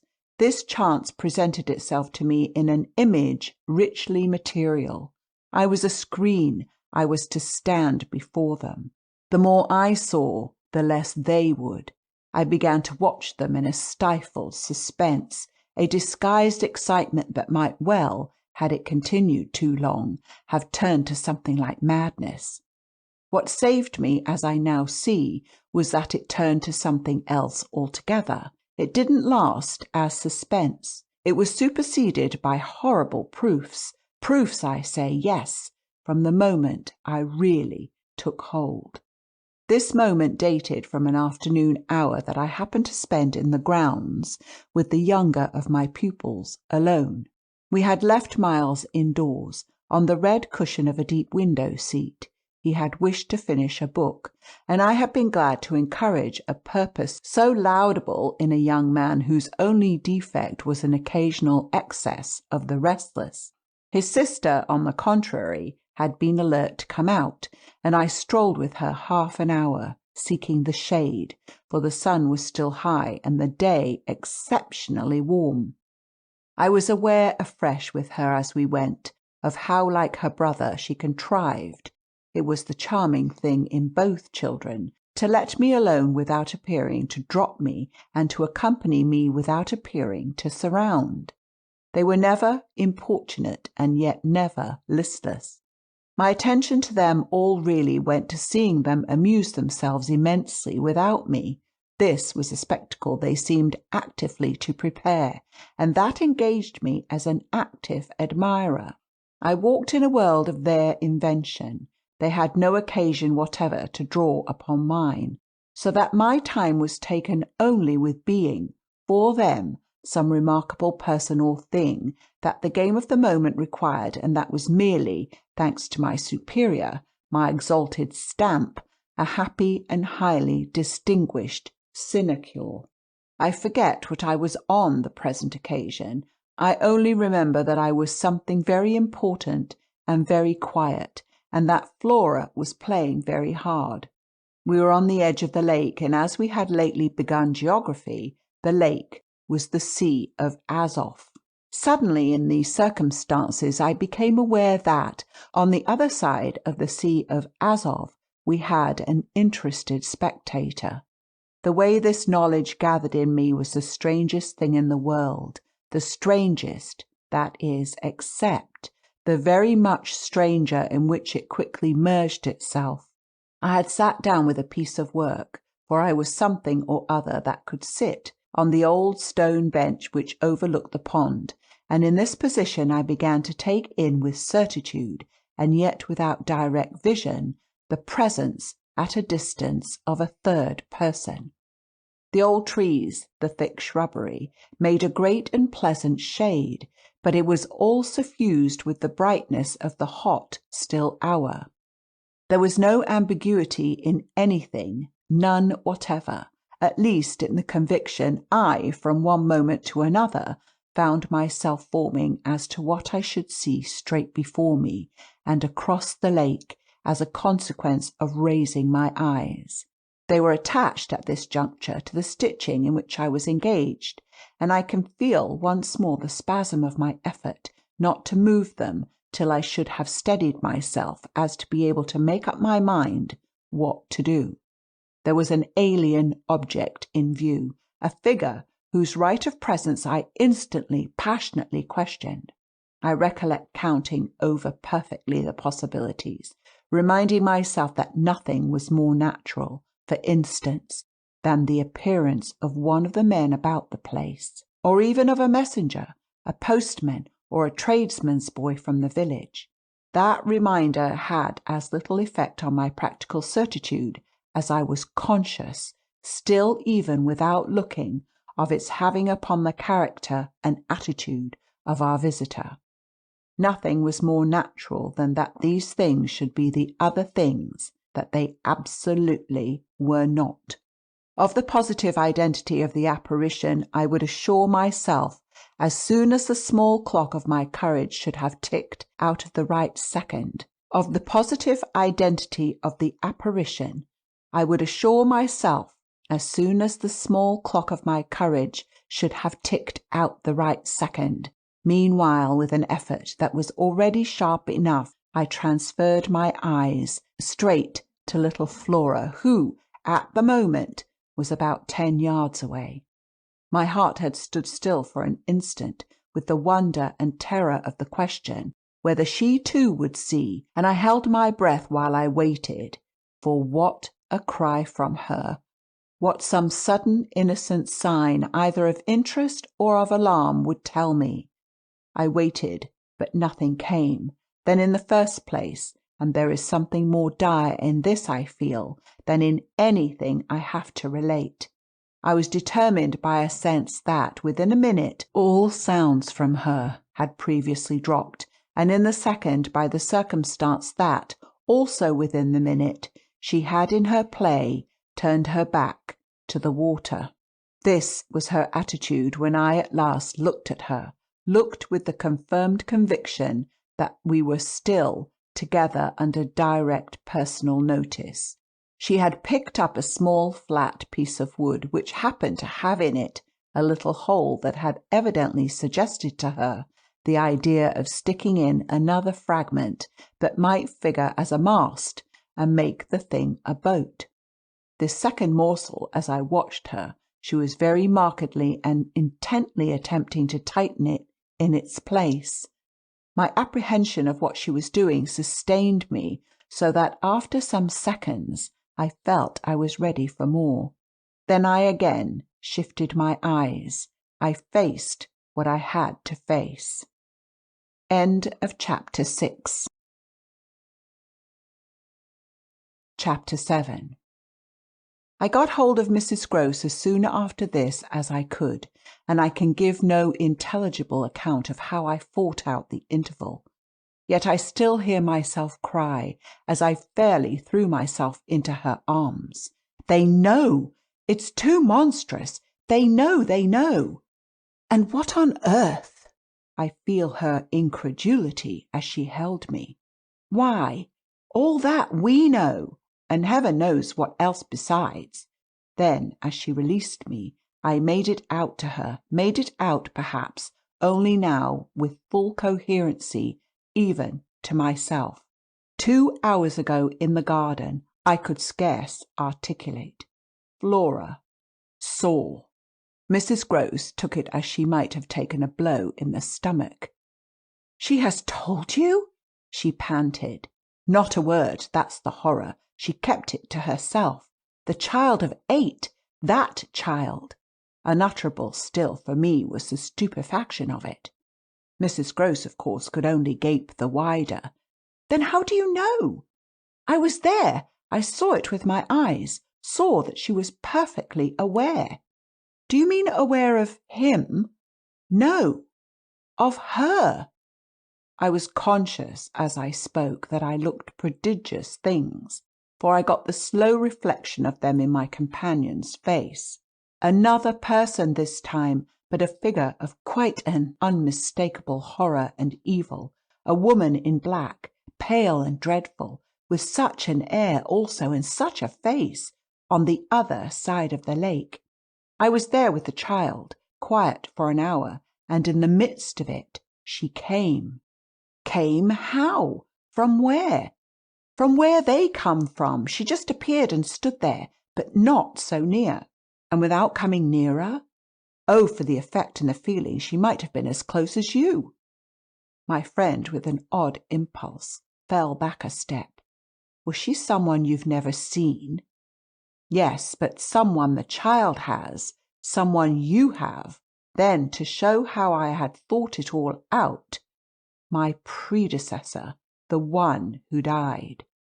"Miss Jessel?" "Miss Jessel." "You don't believe me?" I pressed. She turned right and left in her distress. "How can you be sure?" This drew from me in the state of my nerves a flash of impatience. "Then ask Flora. She's sure." But I had no sooner spoken than I caught myself up.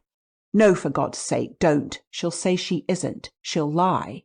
Mrs. Grose was not too bewildered instinctively to protest. "Ah, how can you?" "Because I'm clear. Flora doesn't want me to know." "It's only then to spare you." No, no, there are depths, depths. The more I go over it, the more I see in it. And the more I see in it, the more I fear. I don't know what I don't see, what I don't fear.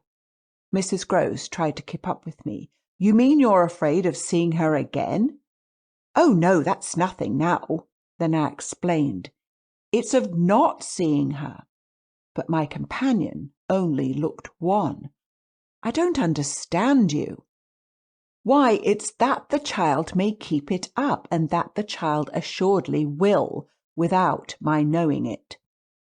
At the image of this possibility, Mrs. Gross for a moment collapsed, yet presently to pull herself together again, as if, from the positive force of the sense of what, should we yield an inch, there would really be to give way to. Dear, dear, we must keep our heads. And after all, if she doesn't mind it, she even tried a grim joke. Perhaps she likes it. Likes such things? A scrap of an infant? Isn't it just a proof of her blessed innocence? My friend bravely inquired. She brought me for the instant almost round. Oh, we must clutch at that. We must cling to it. If it isn't a proof of what you say, it's a proof of God knows what, for the woman's a horror of horrors. Mrs. Gross, at this, fixed her eyes a minute on the ground, then at last raising them, "Tell me how you know," she said. "Then you admit it's what she was?" I cried. "Tell me how you know," my friend simply repeated. "Know? By seeing her, by the way she looked." "At you, do you mean, so wickedly?" "Dear me, no, I could have borne that. She gave me never a glance. She only fixed the child." Mrs. Gross tried to see it. "Fixed her?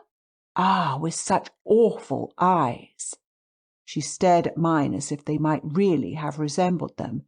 "Do you mean of dislike?" "God help us, no. Of something much worse." "Worse than dislike?" This left her, indeed, at a loss. With a determination indescribable, with a kind of fury of intention, I made her turn pale. Intention? To get hold of her? Mrs. Gross, her eyes just lingering on mine, gave a shudder and walked to the window. And while she stood looking out, I completed my statement. "That's what Flora knows." After a little she turned round. "The person was in black, you say?" "In mourning, rather poor, almost shabby, but yes, with extraordinary beauty." I now recognised to what I had at last, stroke by stroke, brought the victim of my confidence, for she quite visibly weighed this. "Oh, handsome, very, very," I insisted. "Wonderfully handsome, but infamous." She slowly came back to me. Miss Jessel was infamous. She once more took my hand in both her own, holding it as tight as if to fortify me against the increase of alarm I might draw from this disclosure. "They were both infamous," she finally said. So for a little we faced it once more together, and I found absolutely a degree of help in seeing it now so straight.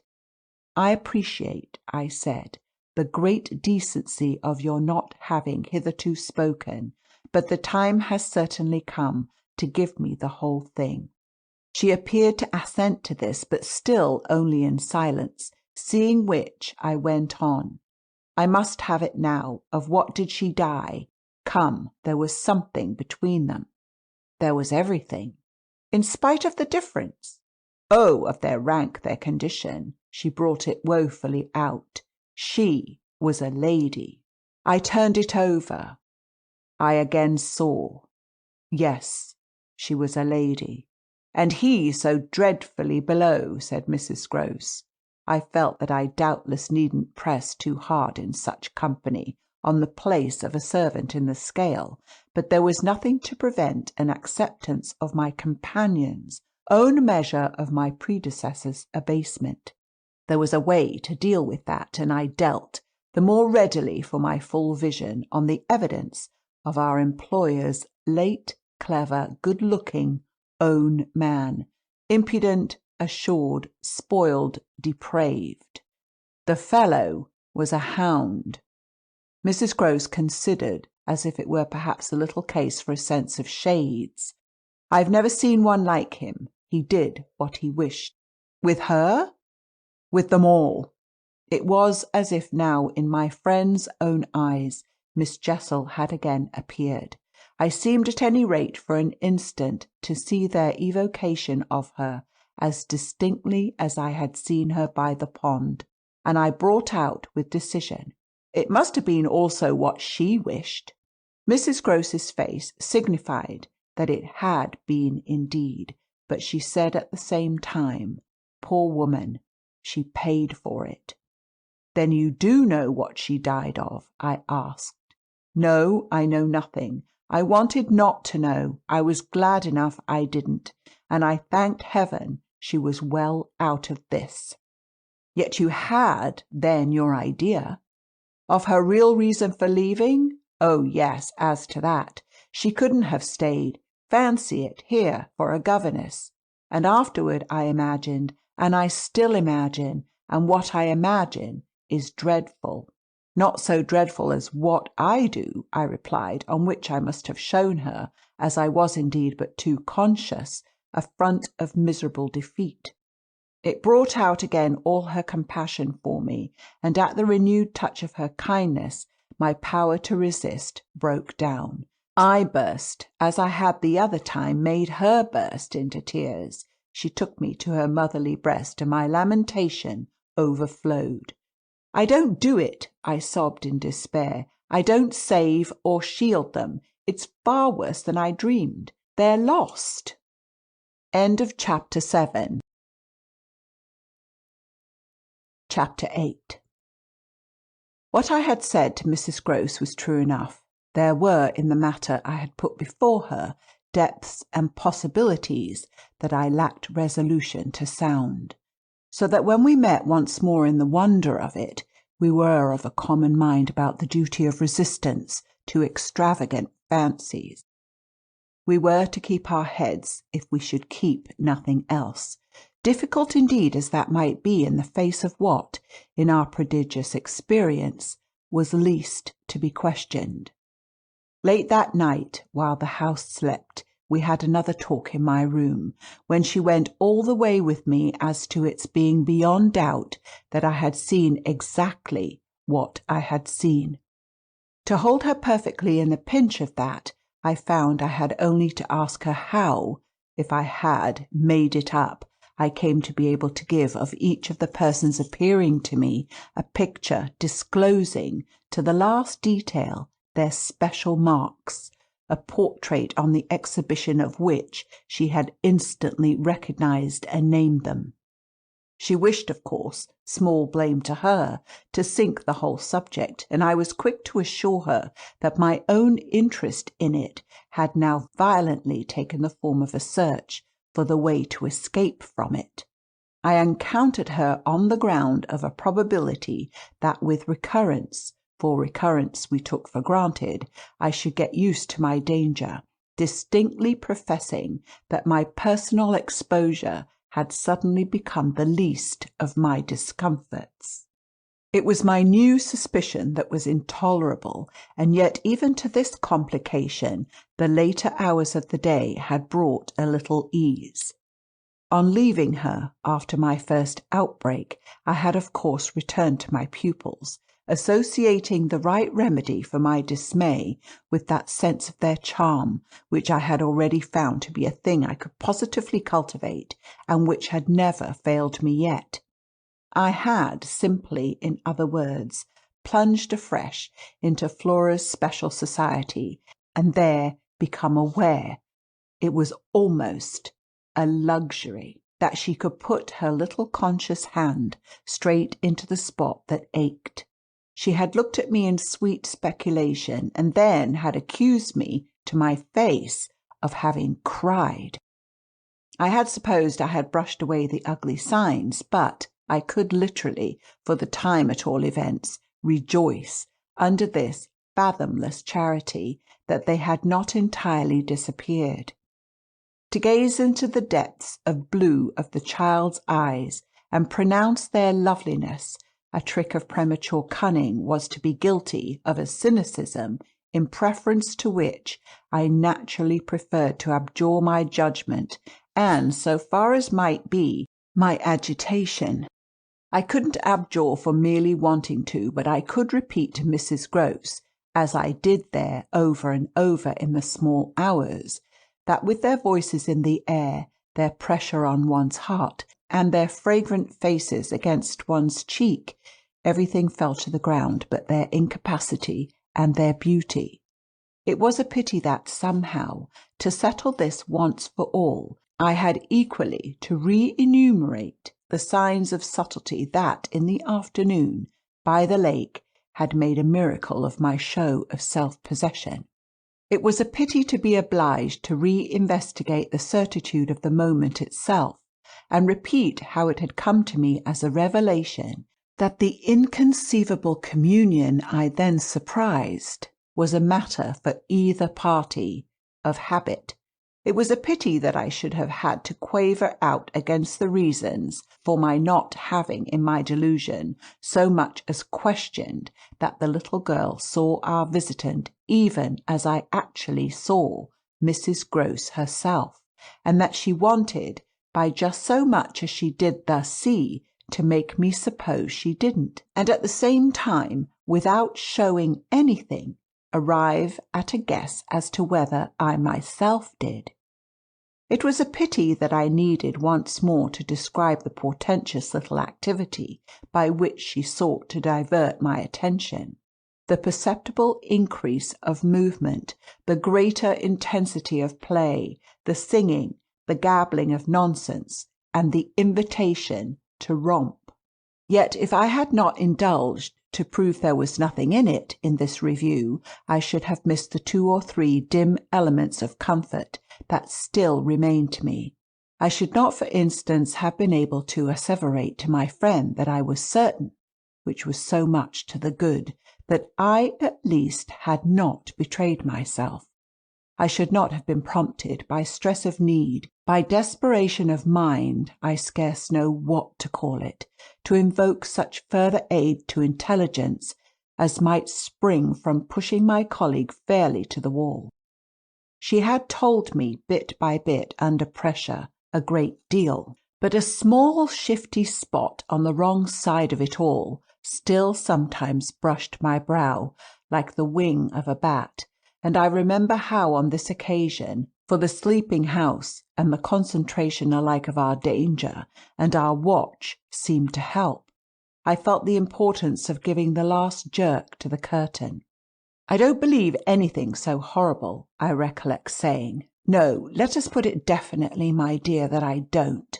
But if I did, you know, there's a thing I should require now, just without sparing you the least bit more. Oh, not a scrap, come, to get out of you." What was it you had in mind when, in our distress, before Miles came back over the letter from his school, you said, under my insistence, that you didn't pretend for him that he had not literally ever been bad? He has not literally ever, in these weeks that I myself have lived with him and so closely watched him, he has been an imperturbable little prodigy of delightful, lovable goodness. Therefore you might perfectly have made the claim for him if you had not, as it happened, seen an exception to take. What was your exception, and to what passage in your personal observation of him did you refer? It was a dreadfully austere inquiry, but levity was not our note, and, at any rate, before the grey dawn admonished us to separate, I had got my answer. What my friend had had in mind proved to be immensely to the purpose. It was neither more nor less than the circumstance that for a period of several months Quint and the boy had been perpetually together. It was, in fact, the very appropriate truth that she had ventured to criticize the propriety, to hint at the incongruity of so close an alliance, and even to go so far on the subject as a frank overture to Miss Jessel. Miss Jessel had, with a most strange manner, requested her to mind her business, and the good woman had, on this, directly approached little Miles. What she had said to him since I pressed was that she liked to see young gentlemen not forget their station. I pressed again, of course, at this. You reminded him that Quint was only a base menial, as you might say, and it was his answer for one thing that was bad. And for another thing? I waited. He repeated your words to Quint. No, not that. It's just what he wouldn't. She could still impress upon me. I was sure, at any rate, she added, that he didn't, but he denied certain occasions. What occasions? When they had been about together, quite as if Quint were his tutor, and a very grand one, and Miss Jessel only for the little lady, when he had gone off with the fellow, I mean, and spent hours with him. He then prevaricated about it. He said he hadn't. Her assent was clear enough to cause me to add in a moment, I see. He lied. Oh, Mrs. Grose mumbled. This was a suggestion that it didn't matter, which indeed she backed up by a further remark. You see, after all, Miss Jessel didn't mind. She didn't forbid him. I considered. Did he put that to you as a justification? At this she dropped again. No, he never spoke of it. Never mentioned her in connection with Quint. She saw, visibly flushing, where I was coming out. Well, he didn't show anything. He denied, she repeated. He denied. Lord, how I pressed her now, so that you could see he knew what was between the two wretches. I don't know, the poor woman groaned. You do know, you dear thing, I replied, only you haven't my dreadful boldness of mind, and you keep back, out of timidity and modesty and delicacy, even the impression that, in the past, when you had, without my aid, to flounder about in silence, most of all made you miserable, but I shall get it out of you yet. There was something in the boy that suggested to you, I continued, that he covered and concealed their relation. Oh, he couldn't prevent your learning the truth, I dare say, but heavens! I fell with vehemence a-thinking. What it shows that they must have succeeded in making of him. Ah, nothing that's not nice now, Mrs. Grose lugubriously pleaded. I don't wonder you look green, I persisted, when I mentioned to you the letter from his school.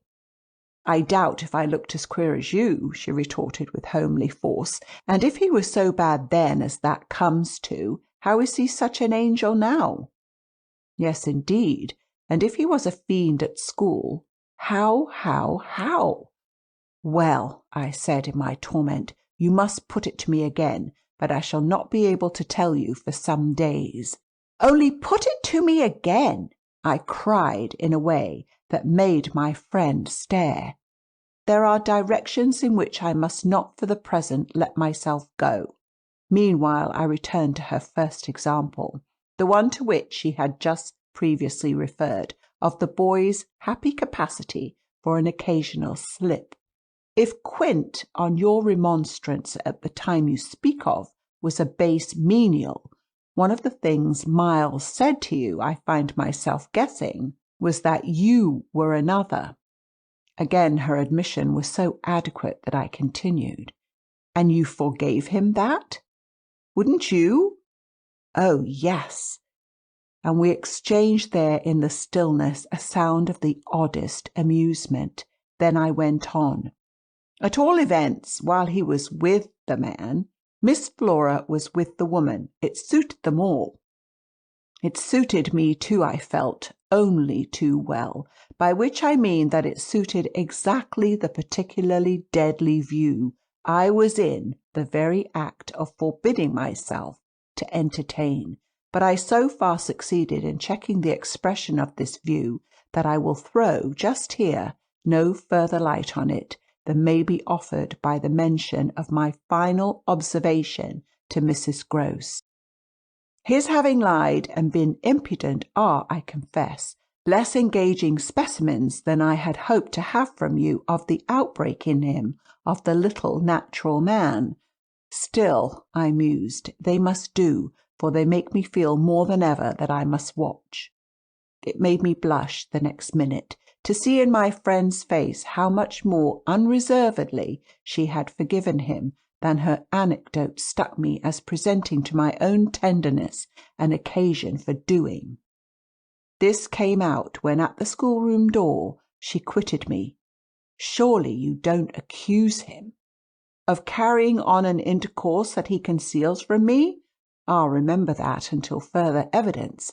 I now accuse nobody. Then, before shutting her out to go by another passage to her own place, I must just wait, I wound up. End of Chapter 8. Chapter 9. I waited and waited, and the days as they elapsed took something from my consternation. A very few of them, in fact, passing in constant sight of my pupils without a fresh incident, sufficed to give to grievous fancies and even to odious memories a kind of brush of the sponge. I have spoken of the surrender to their extraordinary childish grace as a thing I could actively cultivate, and it may be imagined if I neglected now to address myself to this source for whatever it would yield. Stranger than I can express, certainly, was the effort to struggle against my new lights. It would doubtless have been, however, a greater tension still, had it not been so frequently successful. I used to wonder how my little charges could help guessing that I thought strange things about them, and the circumstances that these things only made them more interesting was not by itself a direct aid to keeping them in the dark. I trembled lest they should see that they were so immensely more interesting. Putting things at the worst, at all events, as in meditation I so often did, any clouding of their innocence could only be blameless and foredoomed, as they were, a reason the more for taking risks. There were moments when, by an irresistible impulse, I found myself catching them up and pressing them to my heart. As soon as I had done so, I used to say to myself, "What will they think of that? Doesn't it betray too much?" It would have been easy to get into a sad, wild tangle about how much I might betray, but the real account, I feel, of the hours of peace that I could still enjoy was that the immediate charm of my companions was a beguilement still effective, even under the shadow of the possibility that it was studied. For if it occurred to me that I might occasionally excite suspicion by the little outbreaks of my sharper passion for them, so too I remember wondering if I mightn't see a queerness in the traceable increase of their demonstrations. They were at this period extravagantly and preternaturally fond of me, which, after all, I could reflect, was no more than a graceful response in children, perpetually bowed over and hugged. The homage of which they were so lavish succeeded in truth for my nerves quite as well as if I had never appeared to myself, as I may say, literally to catch them at a purpose in it. They had never, I think, wanted to do so many things for their poor protectress.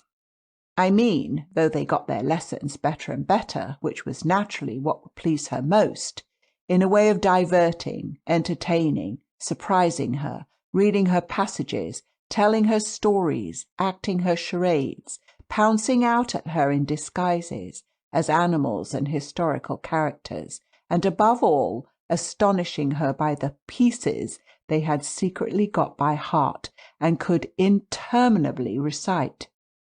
I should never get to the bottom, were I to let myself go, even now, of the prodigious private commentary, all under still more private correction, with which, in these days, I overscored their full hours. They had shown me from the first a facility for everything, a general faculty which, taking a fresh start, achieved remarkable flights. They got their little tasks as if they loved them, and indulged, from the mere exuberance of the gift, in the most unimposed little miracles of memory. They not only popped out at me as tigers and as Romans, but as Shakespeareans, astronomers, and navigators. This was so singularly the case that it had presumably much to do with the fact as to which, at the present day, I am at a loss for a different explanation. I allude to my unnatural composure on the subject of another school for miles. What I remember is that I was content not, for the time, to open the question, and that contentment must have sprung from the sense of his perpetually striking show of cleverness. He was too clever for a bad governess, for a parson's daughter to spoil, and the strangest, if not the brightest thread in the pensive embroidery I just spoke of was the impression I might have got, if I had dared to work it out, that he was under some influence operating in his small intellectual life as a tremendous incitement.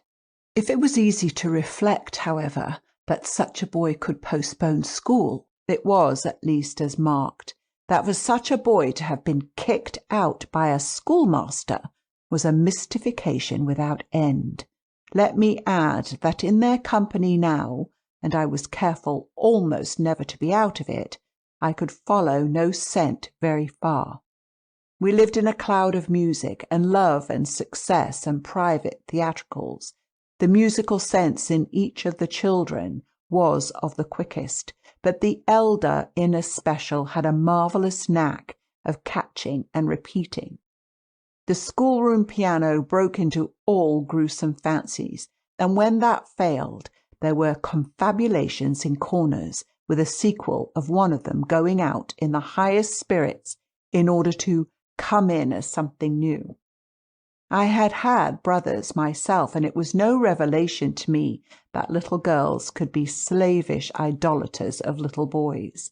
What surpassed everything was that there was a little boy in the world who could have, for the inferior age, sex, and intelligence, so fine a consideration. They were extraordinarily at one, and to say that they never either quarrelled or complained is to make the note of praise coarse for their quality of sweetness. Sometimes, indeed, when I dropped into coarseness, I perhaps came across traces of little understandings between them by which one of them should keep me occupied while the other slipped away.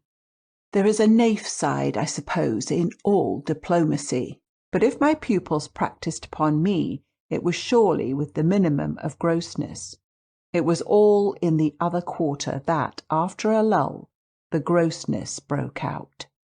I find that I really hang back, but I must take my plunge.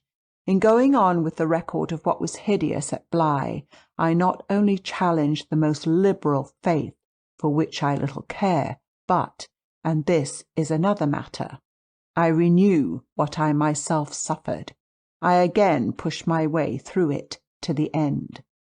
There came suddenly an hour after which, as I look back, the affair seems to me to have been all pure suffering.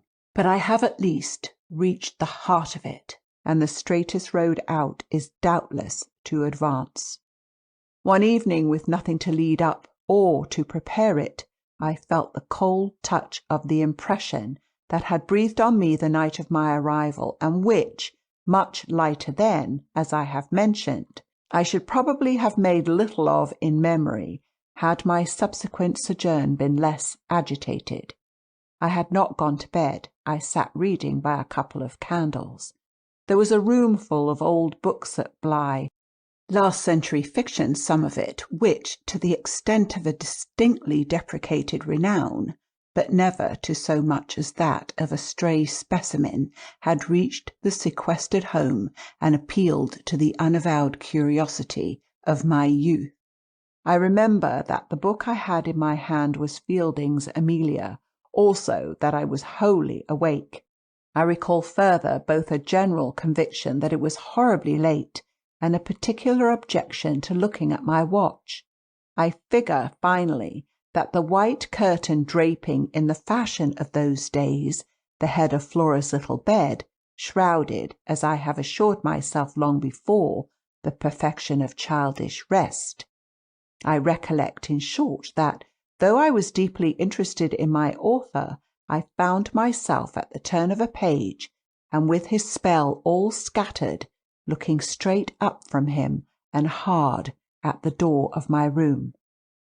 There was a moment during which I listened, reminded of the faint sense I had had the first night of there being something undefinably astir in the house, and noted the soft breath of the open casement just move the half-drawn blind. Then, with all the marks of a deliberation that must have seemed magnificent had there been anyone to admire it, I laid down my book, rose to my feet, and taking a candle, went straight out of the room and from the passage, on which my light made little impression, noiselessly closed and locked the door. I can say now neither what determined nor what guided me, but I went straight along the lobby, holding my candle high, till I came within sight of the tall window that presided over the great turn of the staircase. At this point I precipitately found myself aware of three things. They were practically simultaneous, yet they had flashes of succession. My candle, under a bold flourish, went out, and I perceived, by the uncovered window, that the yielding dusk of earliest morning rendered it unnecessary. Without it, the next instant, I saw that there was someone on the stair. I speak of sequences, but I required no lapse of seconds to stiffen myself for a third encounter with Quint. The apparition had reached the landing halfway up, and was, therefore, on the spot nearest the window, where at sight of me it stopped short and fixed me exactly as it had fixed me from the tower and from the garden. He knew me as well as I knew him, and so, in the cold, faint twilight, with a glimmer in the high glass and another on the polish of the oak stair below, we faced each other in our common intensity. He was absolutely, on this occasion, a living, detestable, dangerous presence, but that was not the wonder of wonders. I reserve this distinction for quite another circumstance, the circumstance that dread had unmistakably quitted me, and that there was nothing in me there that didn't meet and measure him. I had plenty of anguish after that extraordinary moment, but I had, thank God, no terror. And he knew I had not. I found myself at the end of an instant magnificently aware of this. I felt in a fierce rigour of confidence that if I stood my ground a minute I should cease, for the time at least, to have him to reckon with, and during the minute, accordingly, the thing was as human and hideous as a real interview. Hideous just because it was human as to have met alone in the small hours in a sleeping house some enemy, some adventurer, some criminal. It was the dead silence of our long gaze at such close quarters that gave the whole horror, huge as it was, its only note of the unnatural. If I had met a murderer in such a place and at such an hour, we still at least would have spoken. Something would have passed in life between us. If nothing had passed, one of us would have moved.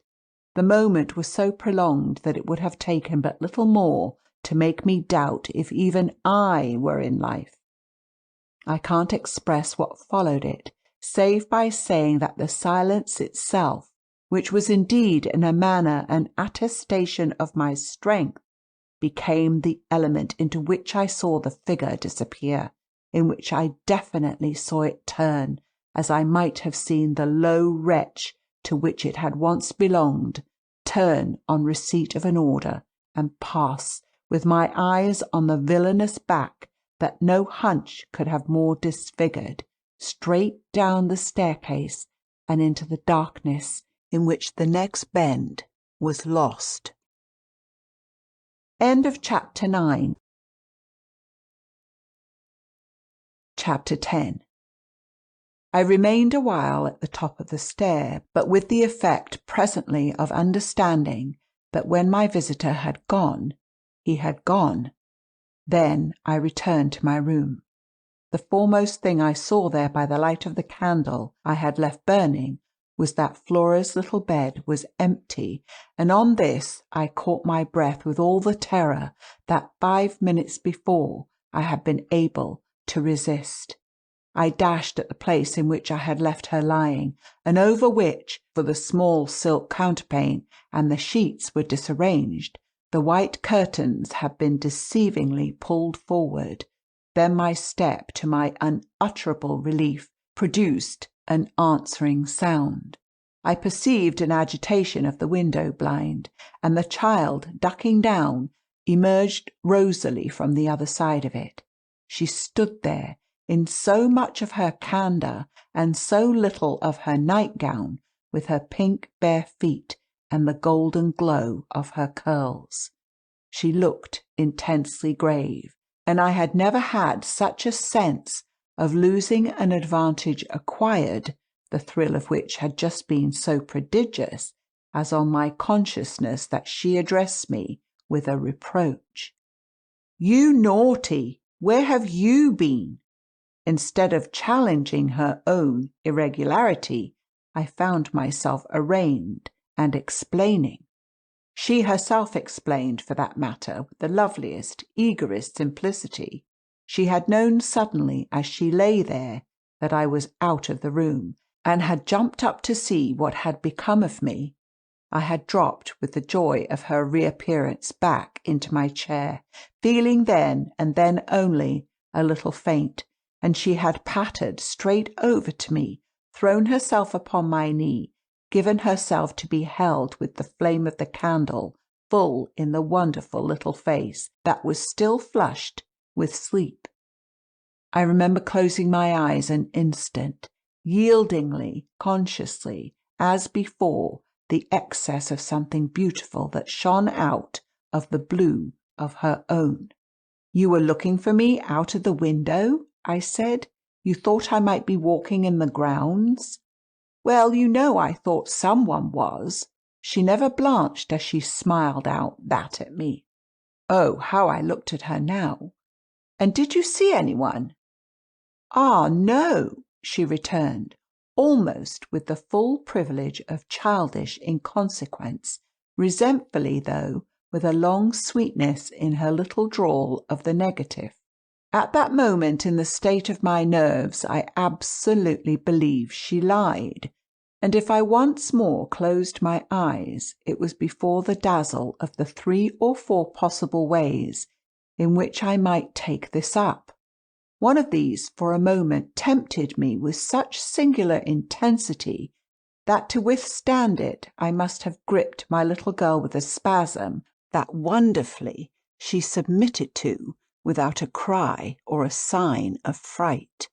Why not break out at her on the spot and have it all over? Give it to her straight in her lovely little lighted face. You see, you know that you do, and that you already quite suspect I believe it. Therefore, why not frankly confess it to me, so that we may at least live with it together, and learn perhaps, in the strangeness of our fate, where we are and what it means? This solicitation dropped, alas, as it came. If I could immediately have succumbed to it, I might have spared myself. Well, you'll see what. Instead of succumbing, I sprang again to my feet, looked at her bed, and took a helpless middle way. "Why did you pull the curtain over the place to make me think you were still there?" Flora luminously considered, after which, with her little divine smile, "Because I don't like to frighten you." "But if I had, by your idea, gone out—" She absolutely declined to be puzzled. She turned her eyes to the flame of the candle, as if the question were as irrelevant, or at any rate as impersonal, as Mrs. Marset or 9 times 9. "Oh, but you know," she quite adequately answered, "that you might come back, you dear, and that you have."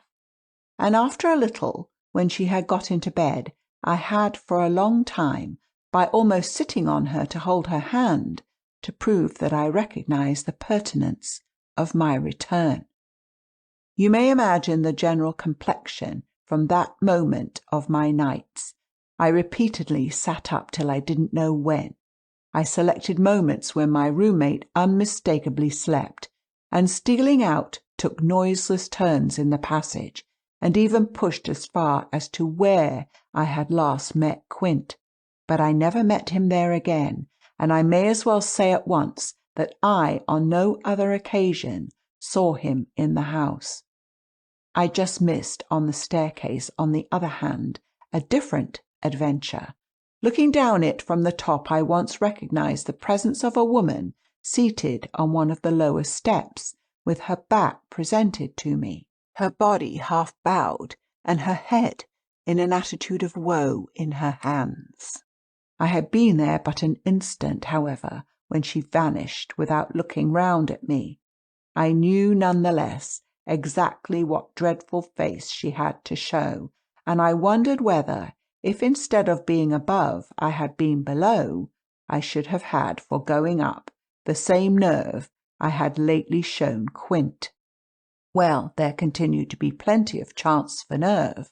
On the 11th night after my latest encounter with that gentleman, they were all numbered now, I had an alarm that perilously skirted it, and that indeed, from the particular quality of its unexpectedness, proved quite my sharpest shock.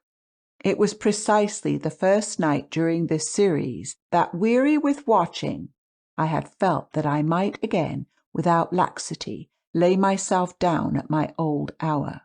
I slept immediately, and, as I afterward knew, till about 1 o'clock. But when I woke, it was to sit straight up, as completely roused as if a hand had shook me. I had left a light burning, but it was now out, and I felt an instant certainty that Flora had extinguished it. This brought me to my feet, and straight in the darkness to her bed, which I found she had left. A glance at the window enlightened me further, and the striking of a match completed the picture. The child had again got up, this time blowing out the taper, and had again, for some purpose of observation or response, squeezed in behind the blind, and was peering out into the night. That she now saw, as she had not, I had satisfied myself the previous time, was proved to me by the fact that she was disturbed neither by my re-illumination nor by the haste I made to get into slippers and into a wrap. Hidden, protected, absorbed, she evidently rested on the sill, the casement opened forward, and gave herself up. There was a great still moon to help her, and this fact had counted in my quick decision. She was face to face with the apparition we had met at the lake, and could now communicate with it as she had not then been able to do. What I, on my side, had to care for was, without disturbing her, to reach from the corridor some other window in the same quarter. I got to the door without her hearing me. I got out of it, closed it, and listened from the other side for some sound from her. While I stood in the passage, I had my eyes on her brother's door, which was but 10 steps off, and which, indescribably, produced in me a renewal of the strange impulse that I lately spoke of as my temptation? What if I should go straight in and march to his window? What if, by risking to his boyish bewilderment a revelation of my motive, I should throw across the rest of the mystery the long halter of my boldness? This thought held me sufficiently to make me cross to his threshold and pause again. I preternaturally listened. I figured to myself what might portentously be. I wondered if his bed were also empty and he too was secretly at watch. It was a deep, soundless minute, at the end of which my impulse failed. He was quiet. He might be innocent. The risk was hideous. I turned away. There was a figure in the grounds, a figure prowling for a sight, the visitor with whom Flora was engaged. But it was not the visitor most concerned with my boy. I hesitated afresh, but on other grounds and only for a few seconds. Then I had made my choice. There were empty rooms at Bly, and it was only a question of choosing the right one. The right one suddenly presented itself to me as the lower one, though high above the gardens, in the solid corner of the house that I have spoken of as the old tower. This was a large square chamber, arranged with some state as a bedroom, the extravagant size of which made it so inconvenient that it had not for years, though kept by Mrs. Grose in exemplary order, been occupied. I had often admired it, and I knew my way about in it. I had only, after just faltering at the first chill gloom of its disuse, to pass across it and unbolt as quietly as I could one of the shutters. Achieving this transit, I uncovered the glass without a sound, and applying my face to the pane, was able, the darkness without being much less than within, to see that I commanded the right direction. Then I saw something more. The moon made the night extraordinarily penetrable, and showed me on the lawn a person, diminished by distance, who stood there, motionless and as if fascinated, looking up to where I had appeared. Looking, that is, not so much straight at me as at something that was apparently above me. There was clearly another person above me. There was a person on the tower, but the presence on the lawn was not in the least what I had conceived and had confidently hurried to meet. The presence on the lawn, I felt sick as I made it out, was poor little Miles himself. End of chapter 10. Chapter 11. It was not till late next day that I spoke to Mrs. Grose, the rigour with which I kept my pupils in sight making it often difficult to meet her privately, and the more as we each felt the importance of not provoking, on the part of the servants, quite as much as on that of the children, any suspicion of a secret flurry or that of a discussion of mysteries. I drew a great security in this, particular from her mere smooth aspect. There was nothing in her fresh face to pass on to others my horrible confidences. She believed me, I was sure, absolutely. If she hadn't, I don't know what would have become of me, for I couldn't have borne the business alone. But she was a magnificent monument to the blessing of a want of imagination, and if she could see in our little charges nothing but their beauty and amiability, their happiness and cleverness, she had no direct communication with the sources of my trouble. If they had been at all visibly blighted or battered, she would doubtless have grown, on tracing it back, haggard enough to match them. As matters stood, however, I could feel her when she surveyed them with her large white arms folded, and the habit of serenity in all her look. Thank the Lord's mercy that if they were ruined, the pieces would still serve. Flights of fancy gave place in her mind to a steady fireside glow, and I had already begun to perceive how, with the development of the conviction that, as time went on without a public accident, our young things could, after all, look out for themselves, she addressed her greatest solicitude to the sad case presented by their instructress. That, for myself, was a sound simplification. I could engage that to the world my face should tell no tales, but it would have been, in the conditions, an immense added strain to find myself anxious about hers. At the hour I now speak of, she had joined me, under pressure, on the terrace, where with the lapse of the season the afternoon sun was now agreeable, and we sat there together, while before us, at a distance, but within call if we wished, the children strolled to and fro in one of their most manageable moods. They moved slowly, in unison below us, over the lawn, the boy, as they went, reading aloud from a storybook and passing his arm round his sister to keep her quite in touch. Mrs. Grose watched them with positive placidity. Then I caught the suppressed intellectual creak with which she conscientiously turned to take from me a view of the back of the tapestry. I had made her a receptacle of lurid things, but there was an odd recognition of my superiority, my accomplishments, and my function in her patience under my pain. She offered her mind to my disclosures as, had I wished to mix a witch's broth and proposed it with assurance, she would have held out a large clean saucepan. This had become thoroughly her attitude by the time that, in my recital of the events of the night, I reached the point of what Miles had said to me when, after seeing him at such a monstrous hour, almost on the very spot where he happened now to be, I had gone down to bring him in, choosing then at the window, with a concentrated need of not alarming the house, rather that method than a signal more resonant.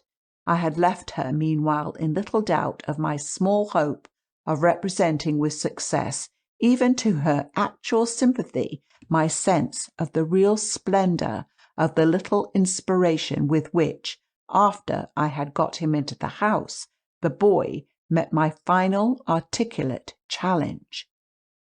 As soon as I appeared in the moonlight on the terrace, he had come to me as straight as possible, on which I had taken his hand without a word and led him through the dark spaces, up the staircase where Quint had so hungrily hovered for him, along the lobby where I had listened and trembled, and so to his forsaken room. Not a sound on the way had passed between us, and I had wondered, oh how I had wondered, if he were groping about in his little mind for something plausible and not too grotesque.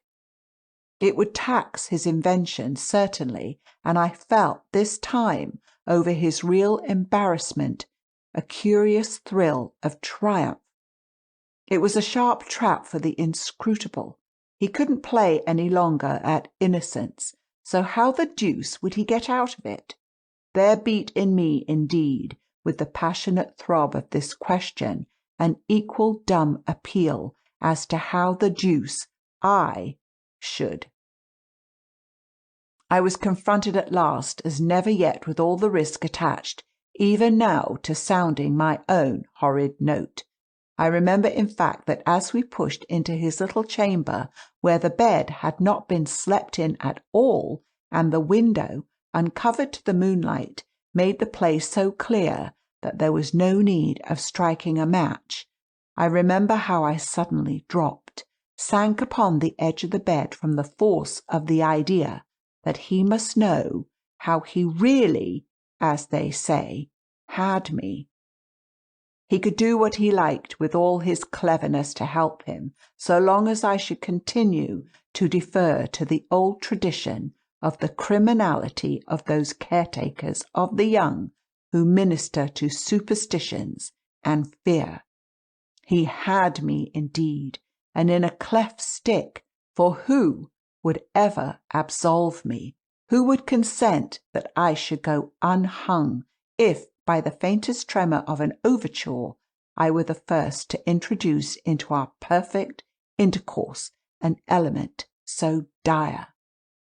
No, no, it was useless to attempt to convey to Mrs. Grose, just as it is scarcely less so to attempt to suggest here, how, in our short, stiff brush in the dark, he fairly shook me with admiration. I was, of course, thoroughly kind and merciful. Never, never yet had I placed on his little shoulders hands of such tenderness as those with which, while I rested against the bed, I held him there well under fire. I had no alternative but, in form at least, to put it to him. You must tell me now and all the truth.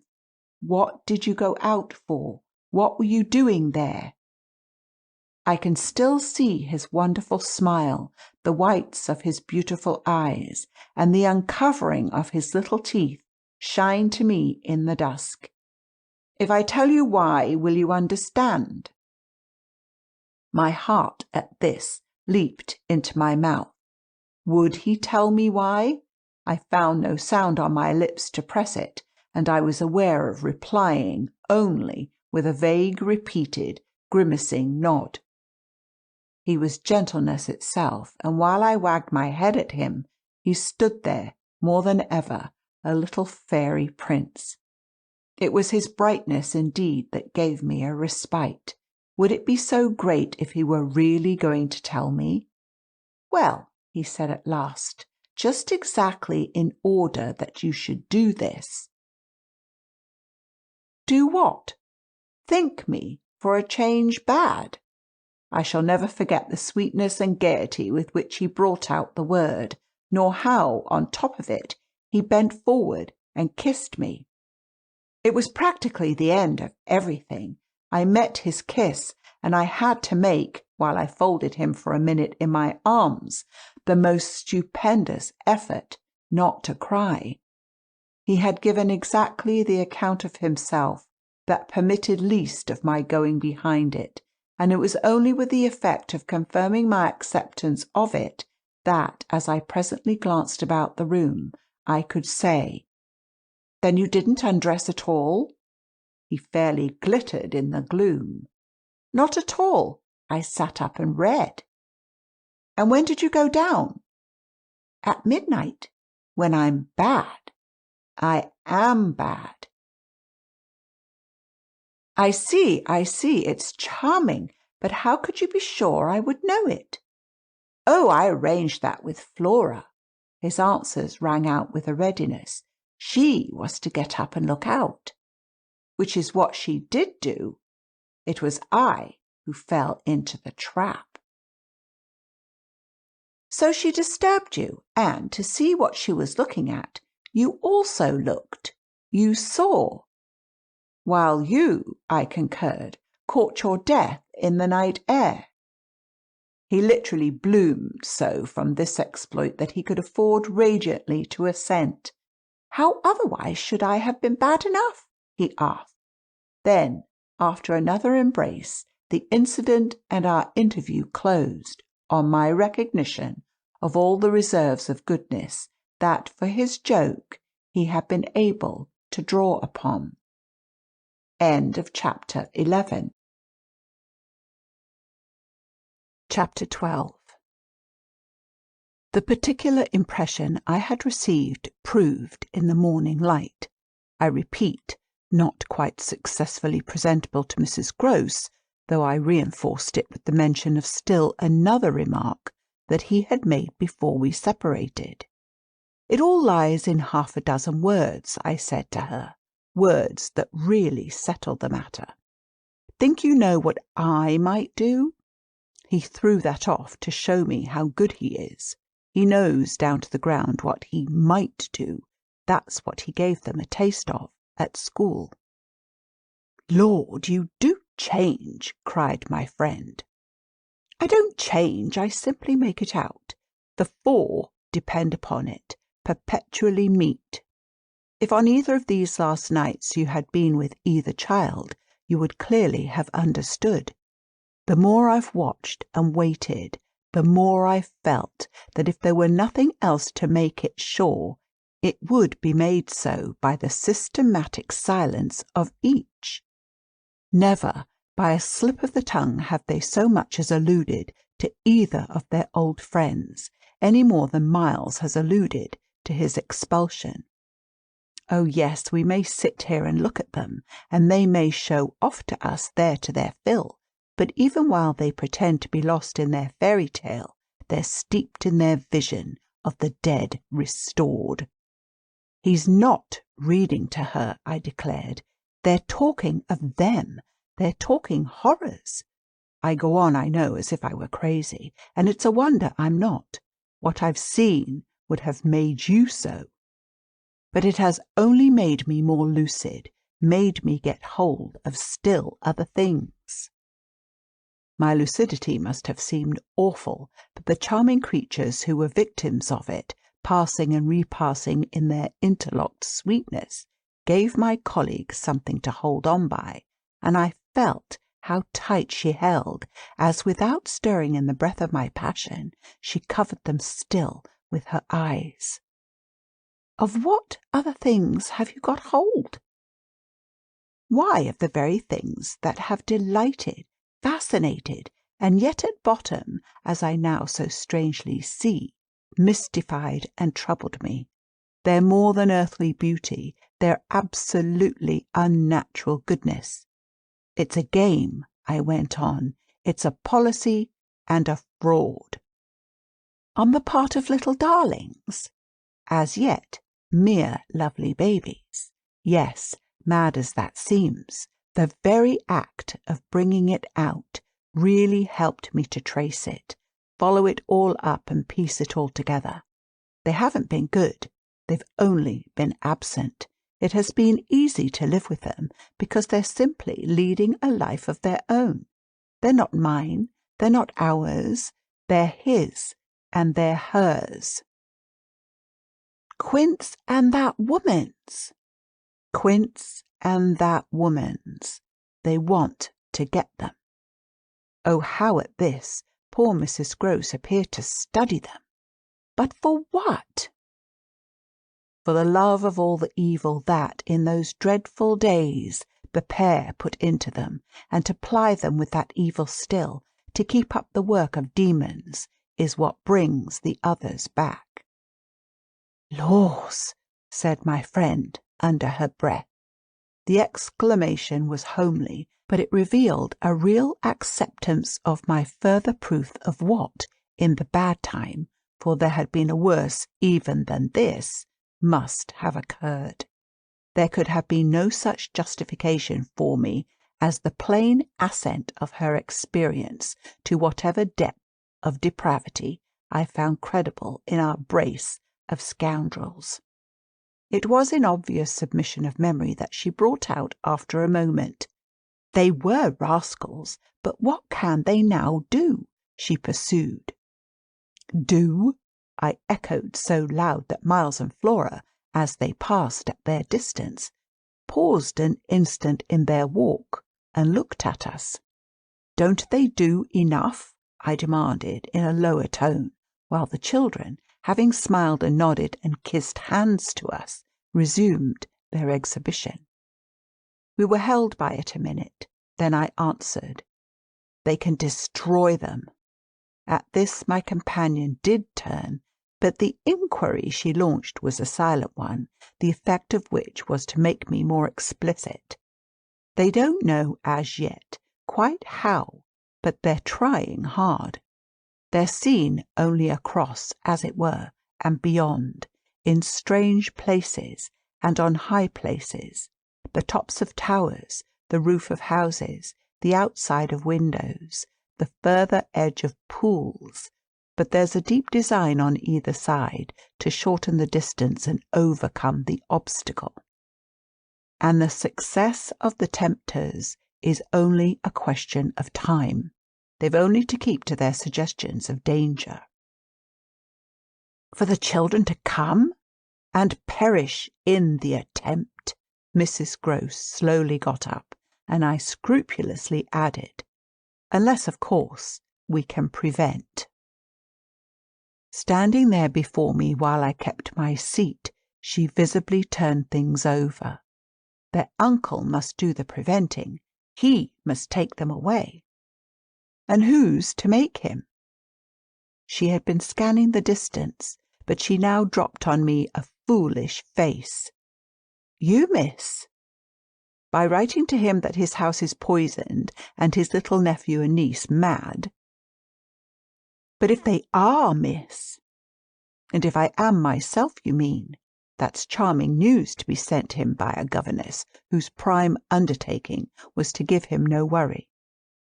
Mrs. Grose considered, following the children again.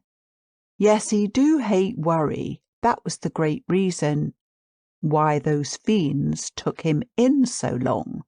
No doubt, though his indifference must have been awful. As I'm not a fiend at any rate, I shouldn't take him in. My companion, after an instant, and for all answer, sat down again and grasped my arm. Make him at any rate come to you. I stared. To me? I had a sudden fear of what she might do. Him? He ought to be here. He ought to help. I quickly rose, and I think I must have shown her a queerer face than ever yet. You see me asking him for a visit? No, with her eyes on my face she evidently couldn't. Instead of it even, as a woman reads another, she could see what I myself saw, his derision, his amusement, his contempt for the breakdown of my resignation at being left alone, and for the fine machinery I had set in motion to attract his attention to my slighted charms. She didn't know, no one knew, how proud I had been to serve him and to stick to our terms, yet she nonetheless took the measure, I think, of the warning I now gave her. If you should so lose your head as to appeal to him for me.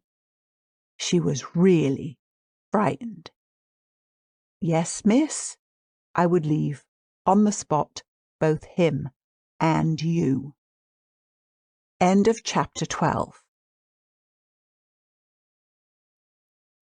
Chapter 13.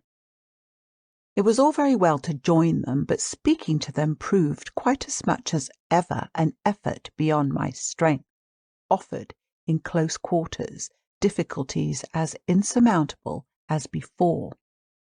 This situation continued a month, and with new aggravations and particular notes, the note, above all, sharper and sharper, of the small ironic consciousness on the part of my pupils.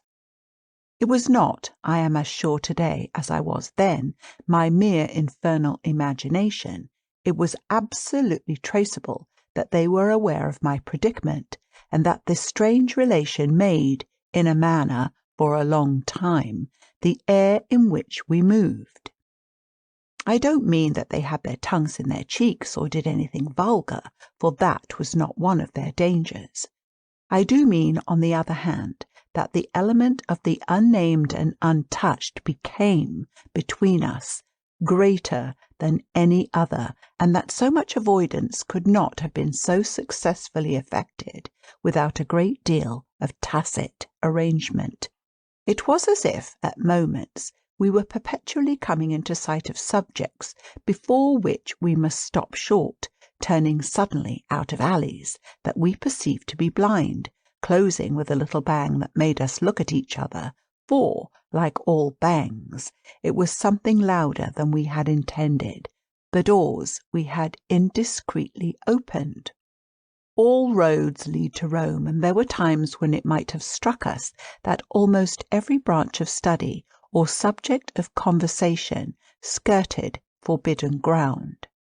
Forbidden ground was the question of the return of the dead in general, and of whatever in especial might survive, in memory of the friends little children had lost.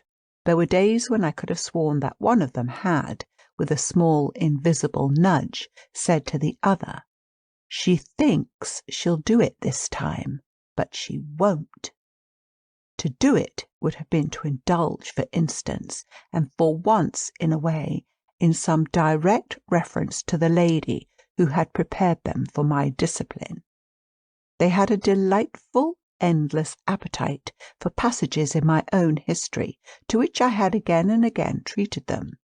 They were in possession of everything that had ever happened to me, had, with every circumstance, the story of my smallest adventures, and of those of my brothers and sisters, and of the cat and the dog at home, as well as many particulars of the eccentric nature of my father, of the furniture and arrangement of our house, and of the conversation of the old women of our village.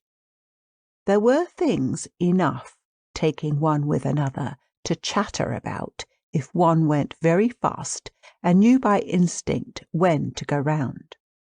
They pulled with an art of their own the strings of my invention and my memory, and nothing else perhaps, when I thought of such occasions afterward, gave me so the suspicion of being watched from under cover.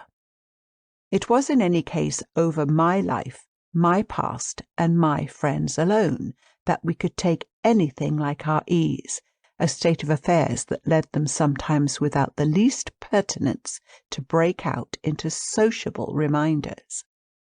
I was invited with no visible connection to repeat afresh Goody Gosling's celebrated sayings, or to confirm the details already supplied as to the cleverness of the vicarage pony. It was partly at such junctures as these, and partly at quite different ones, that with the turn my matters had now taken, my predicament, as I have called it, grew most sensible. The fact that the days passed for me without another encounter ought, it would have appeared, to have done something towards soothing my nerves.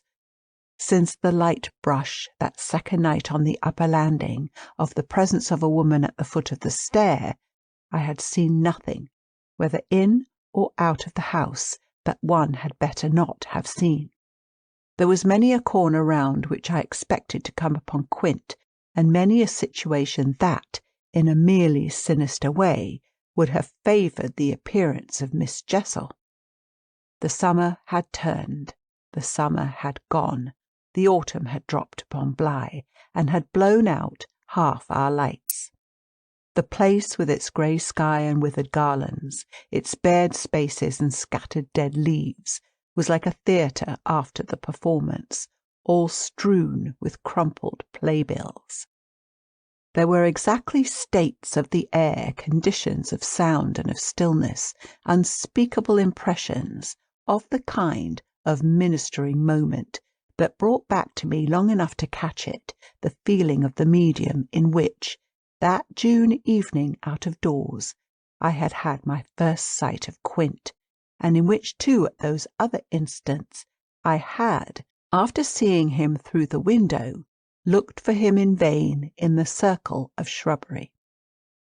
I recognized the signs, the portents, I recognized the moment, the spot, but they remained unaccompanied and empty, and I continued unmolested, if unmolested one could call a young woman whose sensibility had, in the most extraordinary fashion, not declined, but deepened.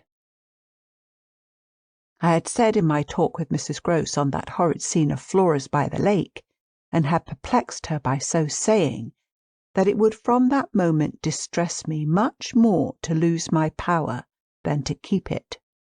I had then expressed what was vividly in my mind, the truth that, whether the children really saw or not, since, that is, it was not yet definitely proved, I greatly preferred, as a safeguard, the fullness of my own exposure.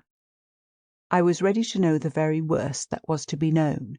What I had then had an ugly glimpse of was that my eyes might be sealed just while theirs were most opened. Well, my eyes were sealed, it appeared, at present, a consummation for which it seemed blasphemous not to thank God, There was, alas, a difficulty about that.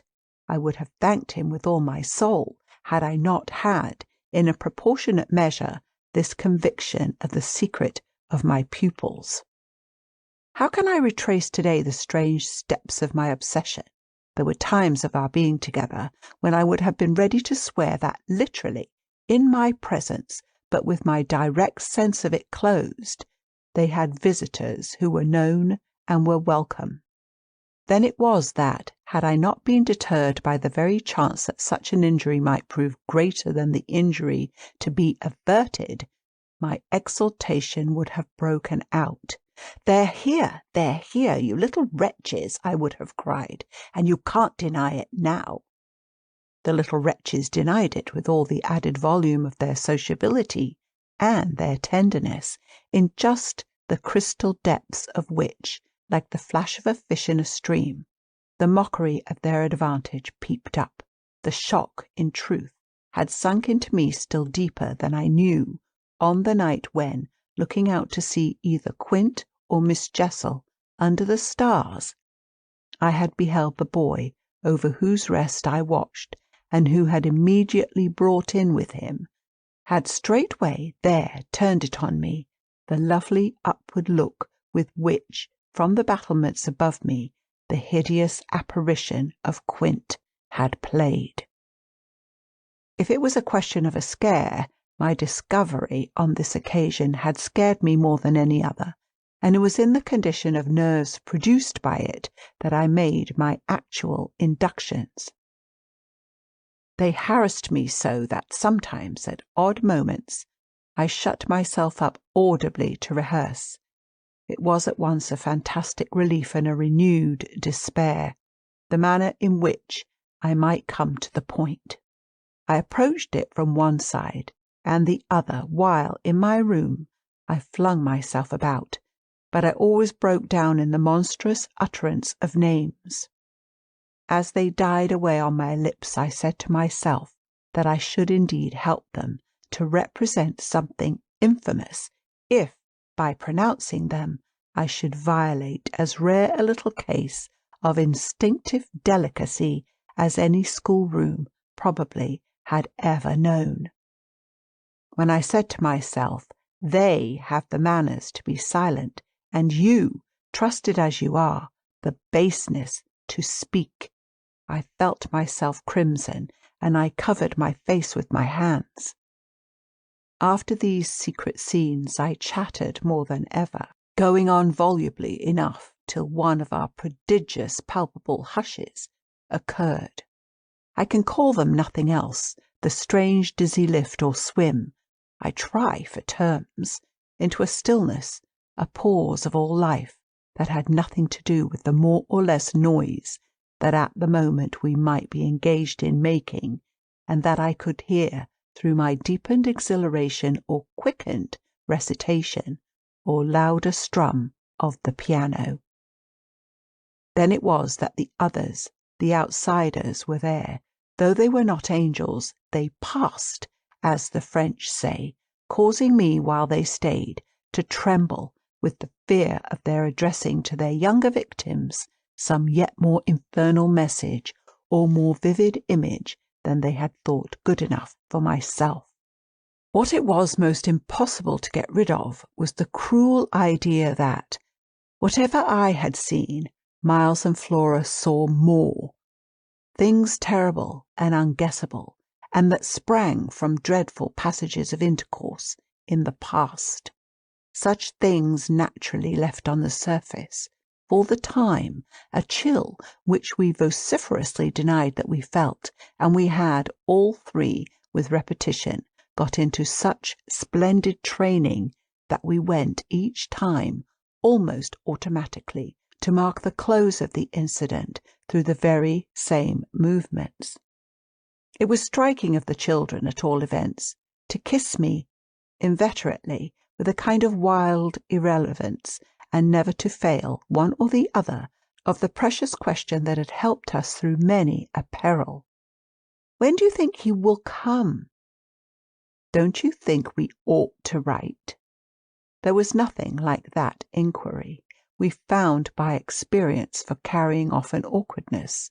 He, of course, was their uncle in Harley Street, and we lived in much profusion of theory that he might at any moment arrive to mingle in our circle.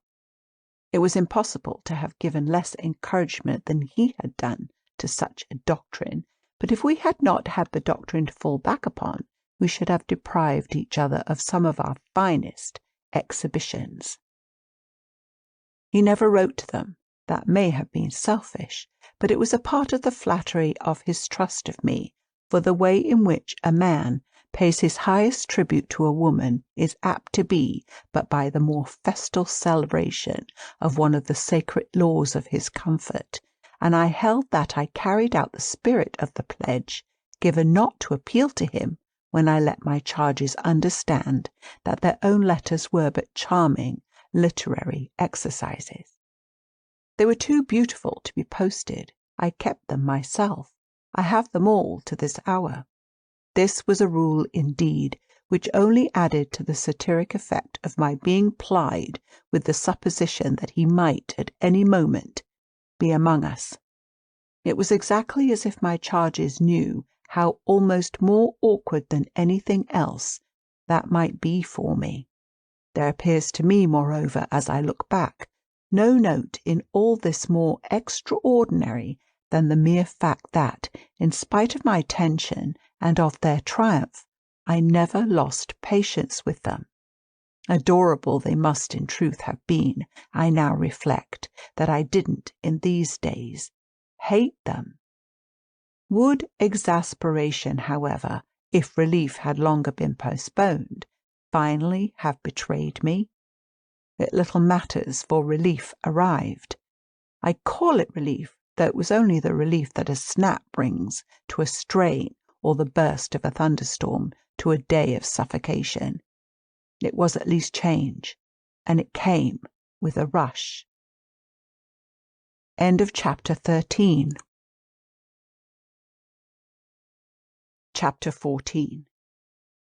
Walking to church a certain Sunday morning, I had little Miles at my side and his sister in advance of us, and at Mrs. Groce's well in sight. It was a crisp, clear day, the first of its order for some time.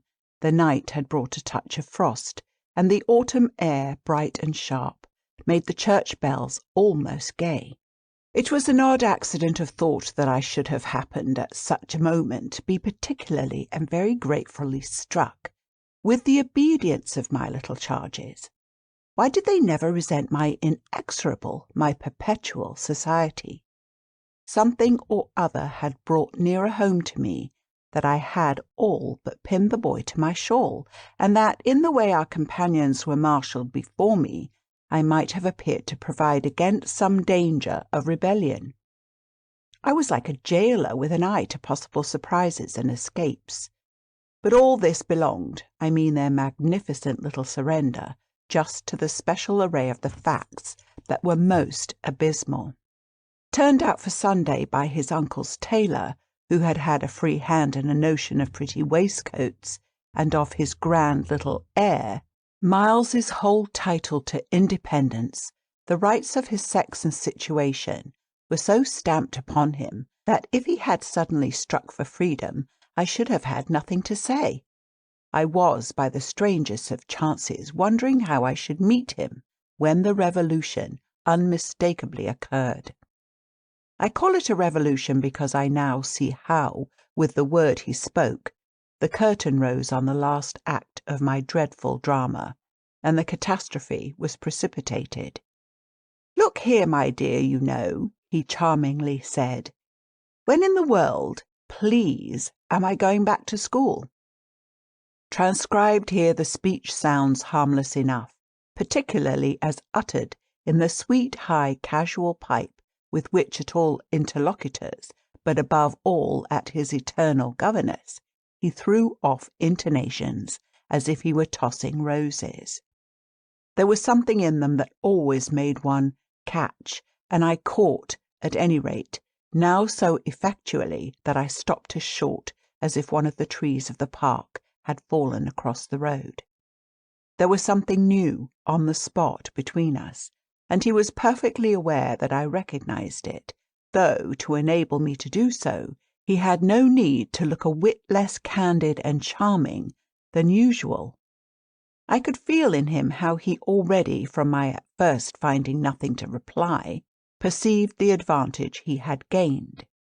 I was so slow to find anything that he had plenty of time, after a minute, to continue with his suggestive but inconclusive smile. "You know, my dear, that for a fellow to be with a lady always," his "my dear" was constantly on his lips for me, and nothing could have expressed more the exact shade of the sentiment with which I desired to inspire my pupils than its fond familiarity. It was so respectfully easy. But oh, how I felt that at present I must pick my own phrases.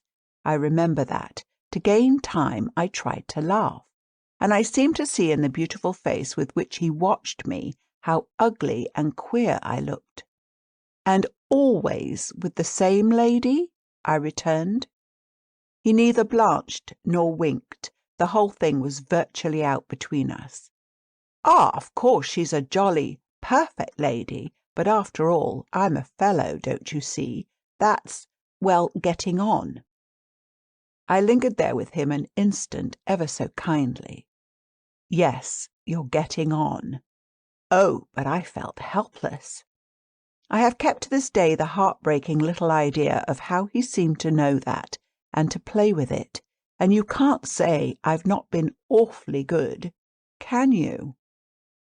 I laid my hand on his shoulder, for though I felt how much better it would have been to walk on, I was not yet quite able.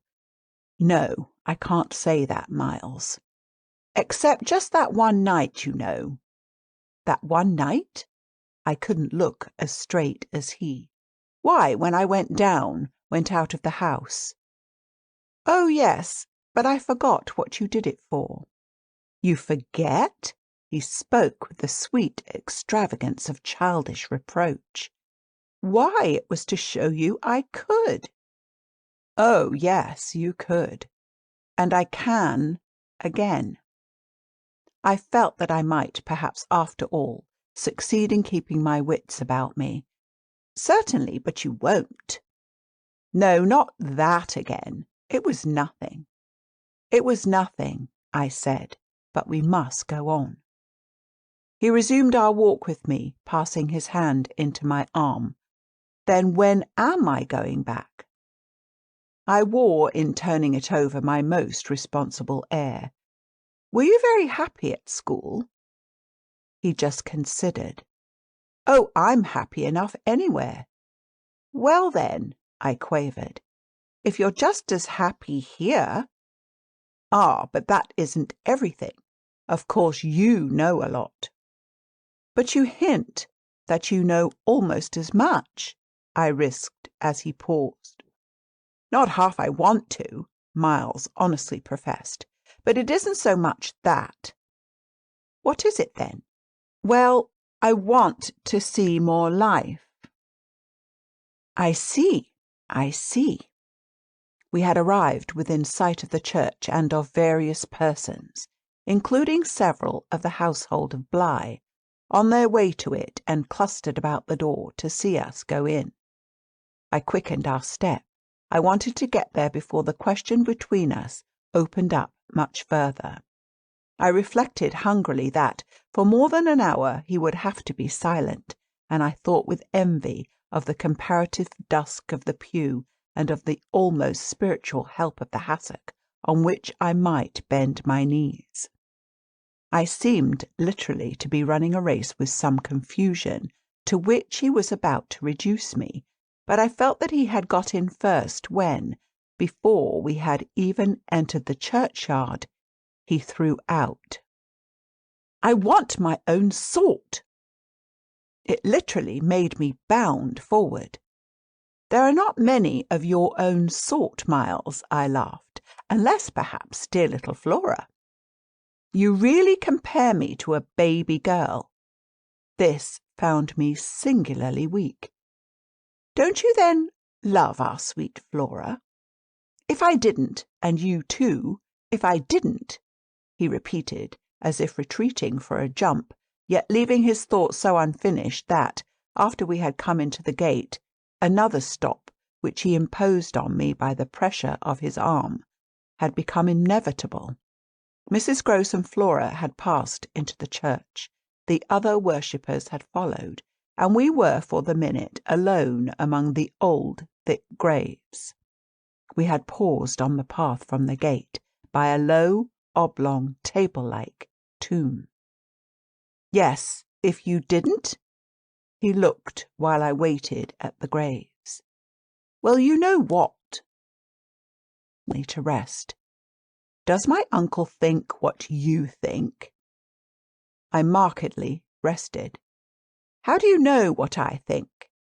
Ah, well, of course I don't, for it strikes me you never tell me, but I mean, does he know? Know what, Miles? Why, the way I'm going on. I perceived quickly enough that I could make to this inquiry no answer that would not involve something of a sacrifice of my employer, yet it appeared to me that we were all, at Bly, sufficiently sacrificed to make that venial. I don't think your uncle much cares. Miles, on this, stood looking at me. Then don't you think he can be made to? In what way? Why, by his coming down. But who'll get him to come down? I will, the boy said with extraordinary brightness and emphasis. He gave me another look, charged with that expression, and then marched off alone into church. End of chapter 14. Chapter 15. The business was practically settled from the moment I never followed him. It was a pitiful surrender to agitation, but my being aware of this had somehow no power to restore me. I only sat there on my tomb and read into what my little friend had said to me the fullness of its meaning. By the time I had grasped the whole of which I had also embraced, for absence, the pretext that I was ashamed to offer my pupils and the rest of the congregation such an example of delay.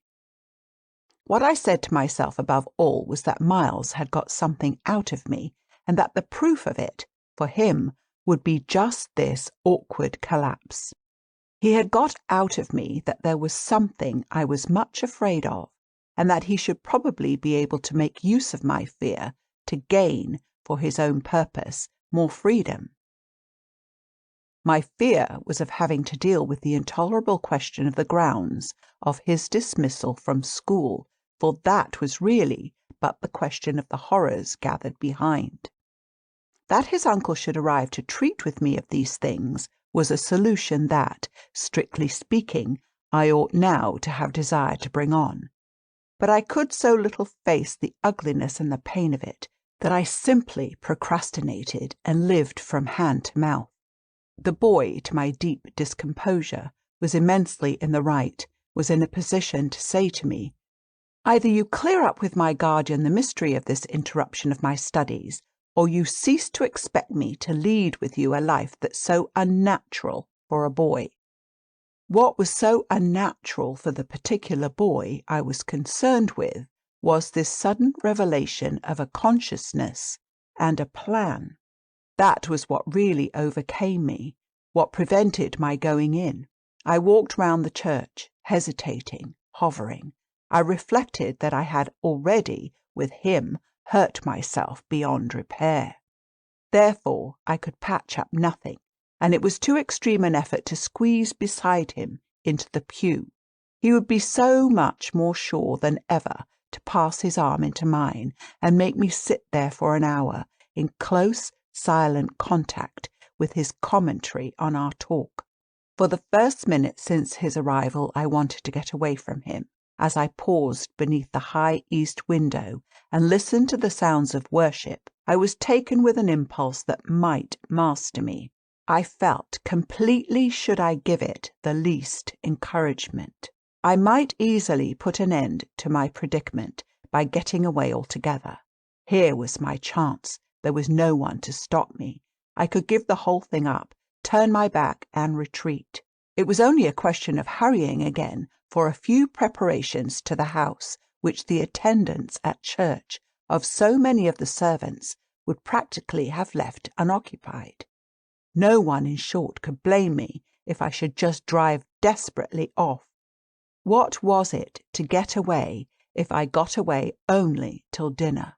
That would be in a couple of hours, at the end of which I had the acute prevision my little pupils would play at innocent wonder about my non-appearance in their train. "What did you do, you naughty, bad thing? Why in the world, to worry us so, and take our thoughts off too, don't you know? Did you desert us at the very door?" I couldn't meet such questions, nor, as they asked them, their false little lovely eyes. Yet it was all so exactly what I should have to meet, that, as the prospect grew sharp to me, I at last let myself go. I got so far as the immediate moment was concerned. Away. I came straight out of the churchyard and, thinking hard, retraced my steps through the park. It seemed to me that by the time I reached the house I had made up my mind I would fly. The Sunday stillness, both of the approaches and of the interior, in which I met no one, fairly excited me with a sense of opportunity.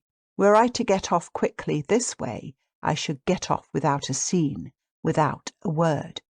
My quickness would have to be remarkable, however, and the question of a conveyance was the great one to settle.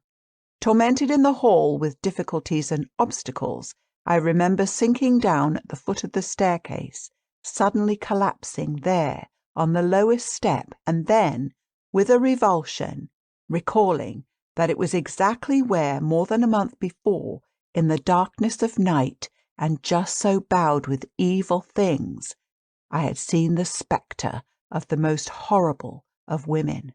At this I was able to straighten myself. I went the rest of the way up. I made in my bewilderment for the schoolroom, where there were objects belonging to me that I should have to take, but I opened the door to find again, in a flash, my eyes unsealed. In the presence of what I saw, I reeled straight back upon my resistance. Seated at my own table in clear noonday light, I saw a person whom, without my previous experience, I should have taken at the first blush for some housemaid who might have stayed at home to look after the place, and who, availing herself of rare relief from observation, and of the schoolroom table and my pens, inks, and paper, had applied herself to the considerable effort of a letter to her sweetheart. There was an effort in the way that, while her arms rested on the table, her hands, with evident weariness, supported her head. But at the moment I took this in, I had already become aware that, in spite of my entrance, her attitude strangely persisted. Then it was, with the very act of its announcing itself, that her identity flared up in a change of posture. She rose, not as if she had heard me, but with an indescribable grand melancholy of indifference and detachment, and within a dozen feet of me stood there as my vile predecessor. Dishonoured and tragic, she was all before me, but even as I fixed and, for memory, secured it, the awful image passed away. Dark as midnight in her black dress, her haggard beauty, and her unutterable woe, she had looked at me long enough to appear to say that her right to sit at my table was as good as mine to sit at hers. While these instants lasted, indeed, I had the extraordinary chill of feeling that it was I who was the intruder. It was as a wild protest against it that, actually addressing her, "You terrible, miserable woman," I heard myself break into a sound that, by the open door, rang through the long passage and the empty house. She looked at me as if she heard me, but I had recovered myself and cleared the air. There was nothing in the room the next minute but the sunshine and a sense that I must stay. End of chapter 15. Chapter 16. I had so perfectly expected that the return of my pupils would be marked by a demonstration that I was freshly upset at having to take into account that they were dumb about my absence. Instead of gaily denouncing and caressing me, they made no allusion to my having failed them, and I was left for the time, on perceiving that she too said nothing, to study Mrs. Groce's odd face. I did this to such purpose that I made sure they had in some way bribed her to silence. A silence that, however, I would engage to break down on the first private opportunity. This opportunity came before tea. I secured 5 minutes with her in the housekeeper's room, where, in the twilight, amid a smell of lately baked bread, but with the place all swept and garnished, I found her sitting in pained placidity before the fire. So I see her still, so I see her best, facing the flame from her straight chair in the dusky, shining room, a large, clean image of the put away of drawers closed and locked and rest without a remedy. Oh, yes, they asked me to say nothing and to please them so long as they were there. Of course I promised, but what had happened to you? I only went with you for the walk, I said. I had then to come back to meet a friend. She showed her surprise. A friend? You? Oh, yes, I have a couple, I laughed. But did the children give you a reason? For not alluding to your leaving us? Yes, they said you would like it better. Do you like it better? My face had made her rueful. No, I like it worse. But after an instant I added, did they say why I should like it better? No, Master Miles only said, we must do nothing but what she likes. I wish indeed he would. And what did Flora say? Miss Flora was too sweet. She said, oh, of course, of course. And I said the same. I thought a moment. You were too sweet. Too. I can hear you all. But nonetheless, between Miles and me, it's now all out. All out? My companion stared. But what, miss? Everything. It doesn't matter. I've made up my mind. I came home, my dear, I went on, for a talk with Miss Jessel. I had, by this time, formed the habit of having Mrs. Groce literally well in hand in advance of my sounding that note, so that even now, as she bravely blinked under the signal of my word, I could keep her comparatively firm. A talk? Do you mean she spoke? It came to that. I found her, on my return, in the schoolroom. And what did she say? I can hear the good woman still, and the candour of her stupefaction. That she suffers the torments. It was this, of a truth, that made her, as she filled out my picture, gape. Do you mean, she faltered, of the lost, of the damned, and that's why, to share them? I faltered myself with the horror of it, but my companion, with less imagination, kept me up. To share them? She wants Flora. Mrs. Groce might, as I gave it to her, fairly have fallen away from me had I not been prepared. I still held her there to show I was. As I've told you, however, it doesn't matter, because you've made up your mind. But to what? To everything. And what do you call everything? Why, sending for their uncle. Oh, miss, in pity do, my friend broke out.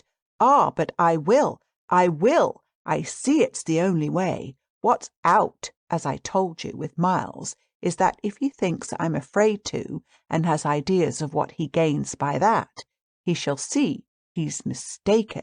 Yes, his uncle shall have it here from me on the spot, and before the boy himself, if necessary, that if I'm prepared to be reproached with having done nothing again about more school— Yes, miss, my companion pressed me. Well, there's that awful reason. There were now clearly so many of these for my poor colleague that she was excusable for being vague. But a which? Why, the letter from his old place. You show it to the master? I ought to have done so on the instant. "Oh, no," said Mrs. Grose with decision. "I'll put it before him," I went on inexorably, "that I can't undertake to work the question on behalf of a child who has been expelled. For we've never in the least known what," Mrs. Grose declared. "For wickedness, for what else, when he's so clever and beautiful and perfect? Is he stupid? Is he untidy? Is he infirm? Is he ill-natured? He's exquisite, so it can be only that, and that would open up the whole thing. After all," I said, "it's their uncle's fault. If he left here such people, he didn't really in the least know them. The fault's mine." She had turned quite pale. "Well, you shan't suffer," I answered. "The children shan't," she emphatically returned. I was silent a while. We looked at each other. "Then what am I to tell him?" "You needn't tell him anything. I'll tell him." I measured this. "Do you mean you'll write?" Remembering she couldn't, I caught myself up. "How do you communicate?" "I tell the bailiff. He writes." "And should you like him to write our story?" My question had a sarcastic force that I had not fully intended, and it made her, after a moment, inconsequently break down. The tears were again in her eyes. "Ah, miss, you write." "Well, tonight," I at last answered, and on this we separated. End of chapter 16. Chapter 17. I went so far in the evening as to make a beginning. The weather had changed back. A great wind was abroad, and beneath the lamp in my room, with Flora at peace beside me, I sat for a long time before a blank sheet of paper and listened to the lash of the rain and the batter of the gusts. Finally I went out, taking a candle. I crossed the passage and listened a minute at Miles's door. What, under my endless obsession, I had been impelled to listen for was some betrayal of his not being at rest, and I presently caught one, but not in the form I had expected. His voice tinkled out, "I say, you there, come in." It was a gaiety in the gloom. I went in with my light and found him in bed, very wide awake, but very much at his ease. "Well, what are you up to?" he asked with a grace of sociability, in which it occurred to me that Mrs. Grose, had she been present, might have looked in vain for proof that anything was out. I stood over him with my candle. "How did you know I was there?" "Why, of course I heard you. Did you fancy you made no noise? You're like a troop of cavalry." He beautifully laughed. "Then you weren't asleep?" "Not much. I lie awake and think." I had put my candle designedly a short way off, and then, as he held out his friendly old hand to me, had sat down on the edge of his bed. "What is it," I asked, "that you think of?" "What in the world, my dear, but you?" "Ah, the pride I take in your appreciation doesn't insist on that. I had so far rather you slept." "Well, I think also, you know, of this queer business of ours." I marked the coolness of his firm little hand. "Of what queer business, Miles?" "Why, the way you bring me up and all the rest." I fairly held my breath a minute, and even from my glimmering taper there was light enough to show how he smiled up at me from his pillow. "What do you mean by all the rest?" "Oh, you know, you know." I could say nothing for a minute, though I felt, as I held his hand, and our eyes continued to meet, that my silence had all the air of admitting his charge, and that nothing in the whole world of reality was perhaps at that moment so fabulous as our actual relation. "Certainly you shall go back to school," I said, "if it be that that troubles you. But not to the old place. We must find another, a better. How could I know it did trouble you, this question, when you never told me so, never spoke of it at all?" His clear, listening face, framed in its smooth whiteness, made him for the minute as appealing as some wistful patient in a children's hospital, and I would have given, as the resemblance came to me, all I possessed on earth really to be the nurse or the sister of charity who might have helped to cure him. Well, even as it was, I perhaps might help. Do you know you've never said a word to me about your school? I mean the old one. Never mentioned it in any way. He seemed to wonder. He smiled with the same loveliness. But he clearly gained time. He waited. He called for guidance. Haven't I? It wasn't for me to help him. It was for the thing I had met. Something in his tone and the expression of his face, as I got this from him, set my heart aching with such a pang as it had never yet known. So unutterably touching was it to see this little brain puzzled, and his little resources taxed to play under the spell laid on him, a pot of innocence and consistency. No, never from the hour you came back.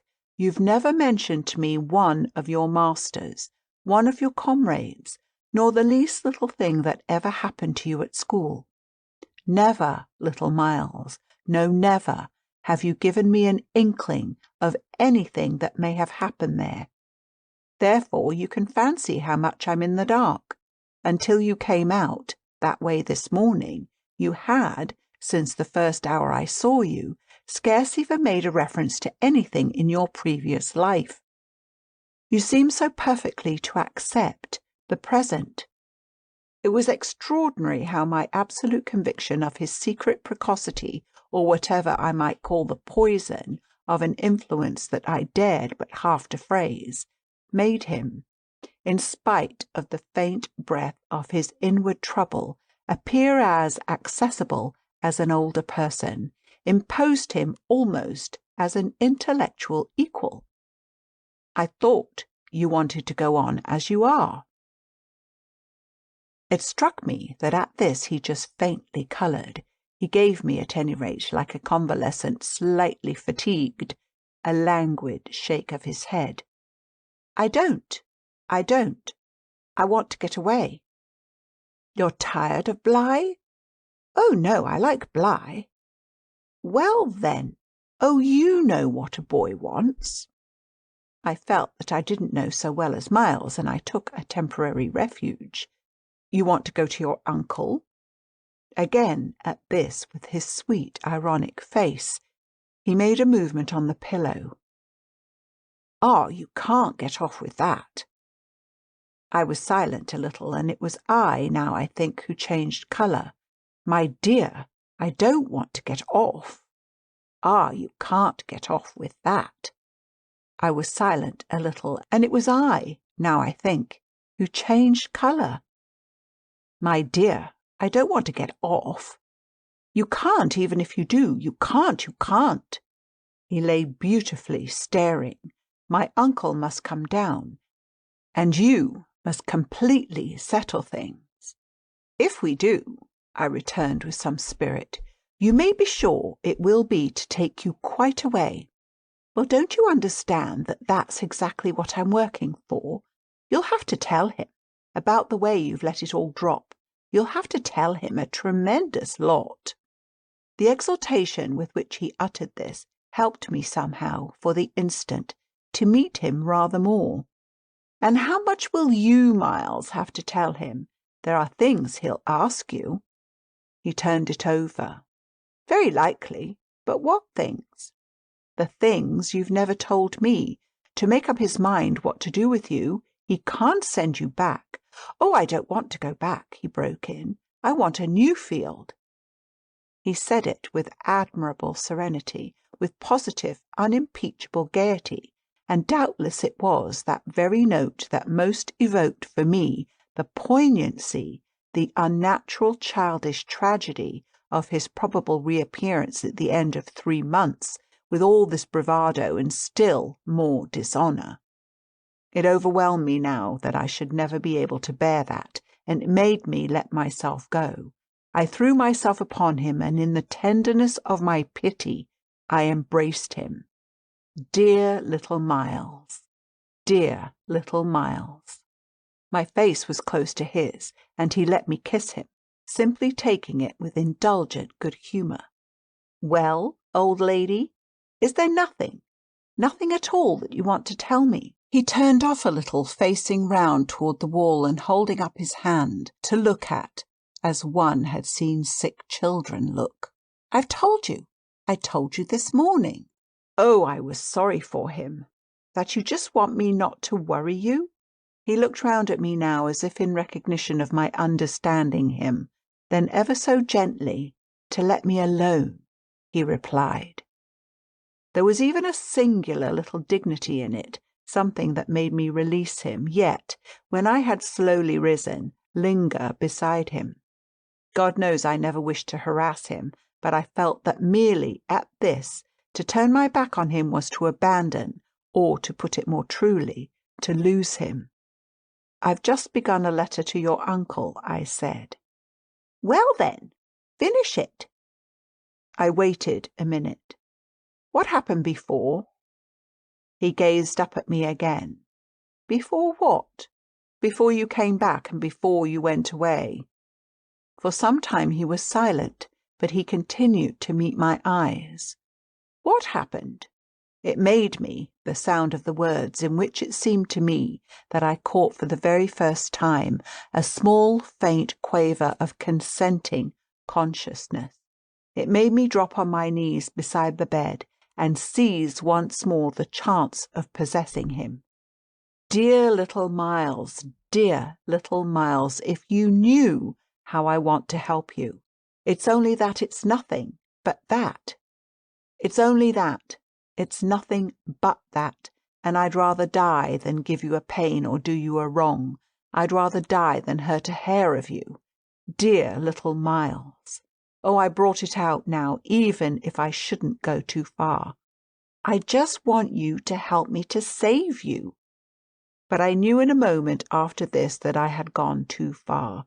The answer to my appeal was instantaneous, but it came in the form of an extraordinary blast and chill, a gust of frozen air, and a shake of the room as great as if, in the wild wind, the casement had crashed in. The boy gave a loud, high shriek, which, lost in the rest of the shock of sound, might have seemed, indistinctly, though I was so close to him, a note either of jubilation or of terror. I jumped to my feet again and was conscious of darkness, so for a moment we remained, while I stared about me and saw that the drawn curtains were unstirred and the window tight. "Why, the candle's out!" I then cried. "It was I who blew it, dear," said Miles. End of chapter 17. Chapter 18. The next day after lessons, Mrs. Grose found a moment to say to me quietly, "Have you written, miss?" "Yes, I've written." But I didn't add, for the hour, that my letter, sealed and directed, was still in my pocket. There would be time enough to send it before the messenger should go to the village. Meanwhile, there had been, on the part of my pupils, no more brilliant, more exemplary morning. It was exactly as if they had both had a heart to gloss over any recent little friction. They performed the dizziest feats of arithmetic, soaring quite out of my feeble range, and perpetrated, in higher spirits than ever, geographical and historical jokes. It was conspicuous, of course, in Miles in particular, that he appeared to wish to show how easily he could let me down. This child, to my memory, really lives in a setting of beauty and misery that no words can translate. There was a distinction all his own in every impulse he revealed. Never was a small natural creature to the uninitiated eye all frankness and freedom, a more ingenious, a more extraordinary little gentleman. I had perpetually to guard against the wonder of contemplation into which my initiated view betrayed me, to check the irrelevant gaze and discouraged sigh in which I constantly both attacked and renounced the enigma of what such a little gentleman could have done that deserved a penalty. Say that, by the dark prodigy I knew, the imagination of all evil had been opened up to him. All the justice within me ached for the proof that it could ever have flowered into an act. He had never, at any rate, been such a little gentleman as when, after our early dinner on this dreadful day, he came round to me and asked if I shouldn't like him, for half an hour, to play to me. David playing to Saul could never have shown a finer sense of the occasion. It was literally a charming exhibition of tact, of magnanimity, and quite tantamount to his saying outright, "The true knights we love to read about never push an advantage too far. I know what you mean now. You mean that, to be let alone yourself and not followed up, you'll cease to worry and spy upon me, won't keep me so close to you, will let me go and come." Well, I come, you see, but I don't go. There'll be plenty of time for that. I do really delight in your society, and I only want to show you that I contended for a principle. It may be imagined whether I resisted this appeal or failed to accompany him again, hand in hand, to the schoolroom. He sat down at the old piano and played as if he had never played, and if there are those who think he had better have been kicking a football, I can only say that I wholly agree with them. For at the end of a time that under his influence I had quite ceased to measure, I started up with a strange sense of having literally slept at my post. It was after luncheon and by the schoolroom fire, and yet I hadn't really in the least slept. I had only done something much worse. I had forgotten. Where, all this time, was Flora? When I put the question to Miles, he played on a minute before answering, and then could only say, "Why, my dear, how do I know?" breaking, moreover, into a happy laugh, which, immediately after, as if it were a vocal accompaniment, he prolonged into incoherent, extravagant song.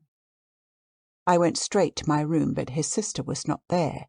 Then, before going downstairs, I looked into several others. As she was nowhere about, she would surely be with Mrs. Grose, whom, in the comfort of that theory, I accordingly proceeded in quest of. I found her where I had found her the evening before, but she met my quick challenge with blank, scared ignorance.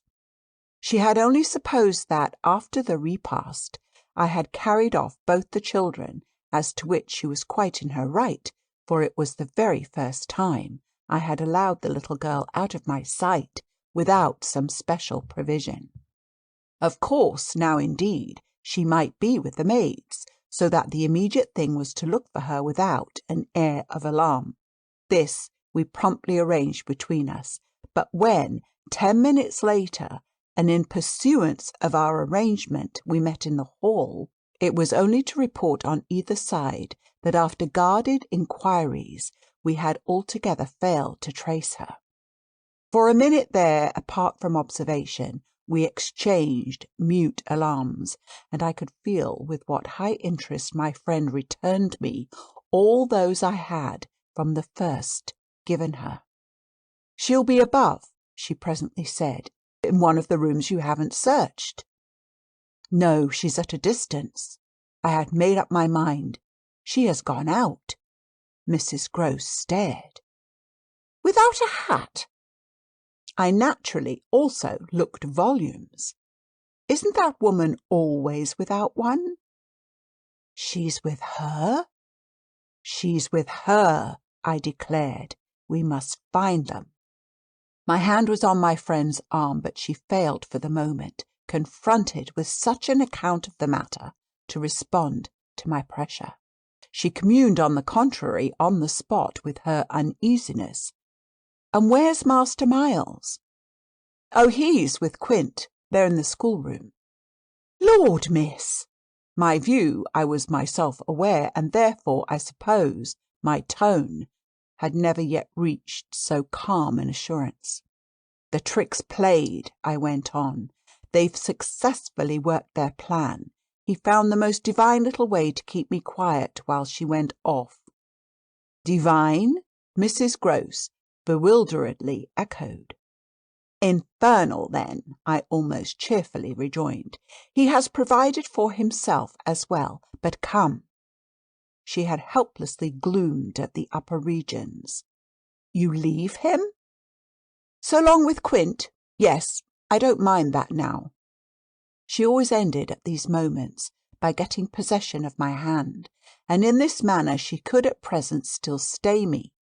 But after gasping an instant at my sudden resignation, "Because of your letter?" she eagerly brought out.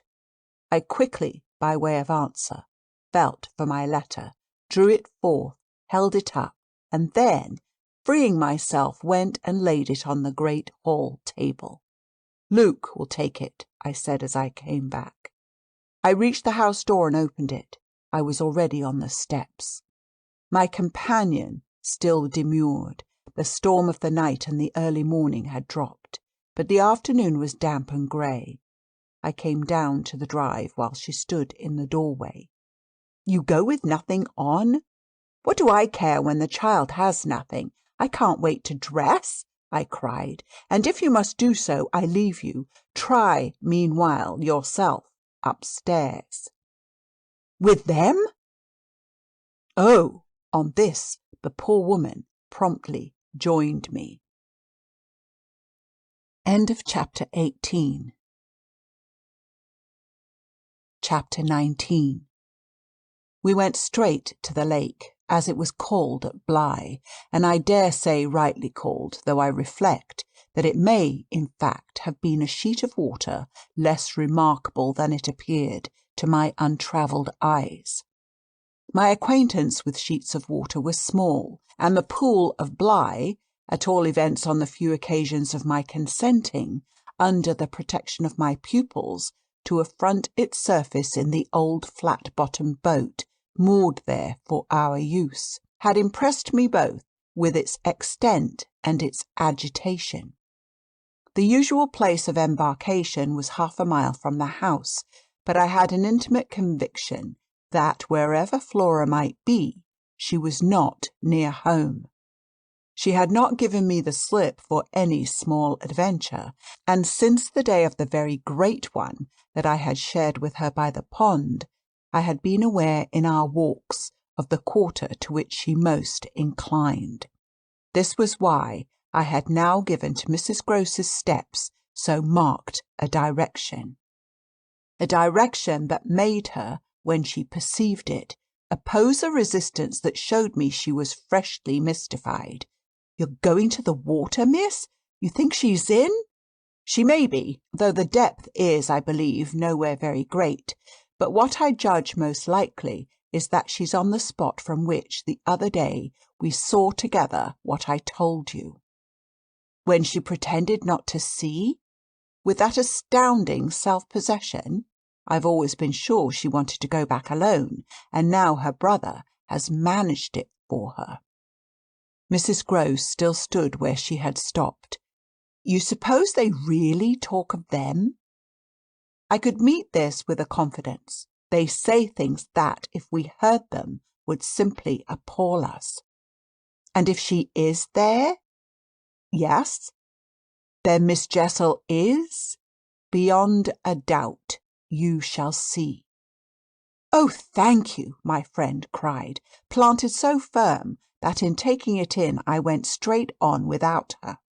By the time I reached the pool, however, she was close behind me, and I knew that, whatever to her apprehension might befall me, the exposure of my society struck her as her least danger. She exhaled a moan of relief as we at last came in sight of the greater part of the water, without a sight of the child. There was no trace of Flora on that nearer side of the bank, where my observation of her had been most startling, and none on the opposite edge, where, save for a margin of some 20 yards, a thick copse came down to the water. The pond, oblong in shape, had a width so scant compared to its length that, with its ends out of view, it might have been taken for a scant river. We looked at the empty expanse, and then I felt the suggestion of my friend's eyes. I knew what she meant, and I replied with a negative headshake. No, wait! She has taken the boat. My companion stared at the vacant mooring place, and then again across the lake. Then where is it? Our not seeing it is the strongest of proofs. She has used it to go over, and then has managed to hide it. All alone? That child? She's not alone, and at such times she's not a child. She's an old woman. I scanned all the visible shore while Mrs. Grose took again, into the queer element I offered her, one of her plunges of submission. Then I pointed out that the boat might perfectly be in a small refuge formed by one of the recesses of the pool, an indentation masked for the hither side by a projection of the bank and by a clump of trees growing close to the water. But if the boat's there, where on earth's she? My colleague anxiously asked. That's exactly what we must learn, and I started to walk further. By going all the way round? Certainly, far as it is.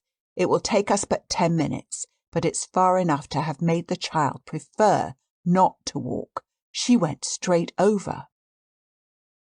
Laws! Cried my friend again. The chain of my logic was ever too much for her.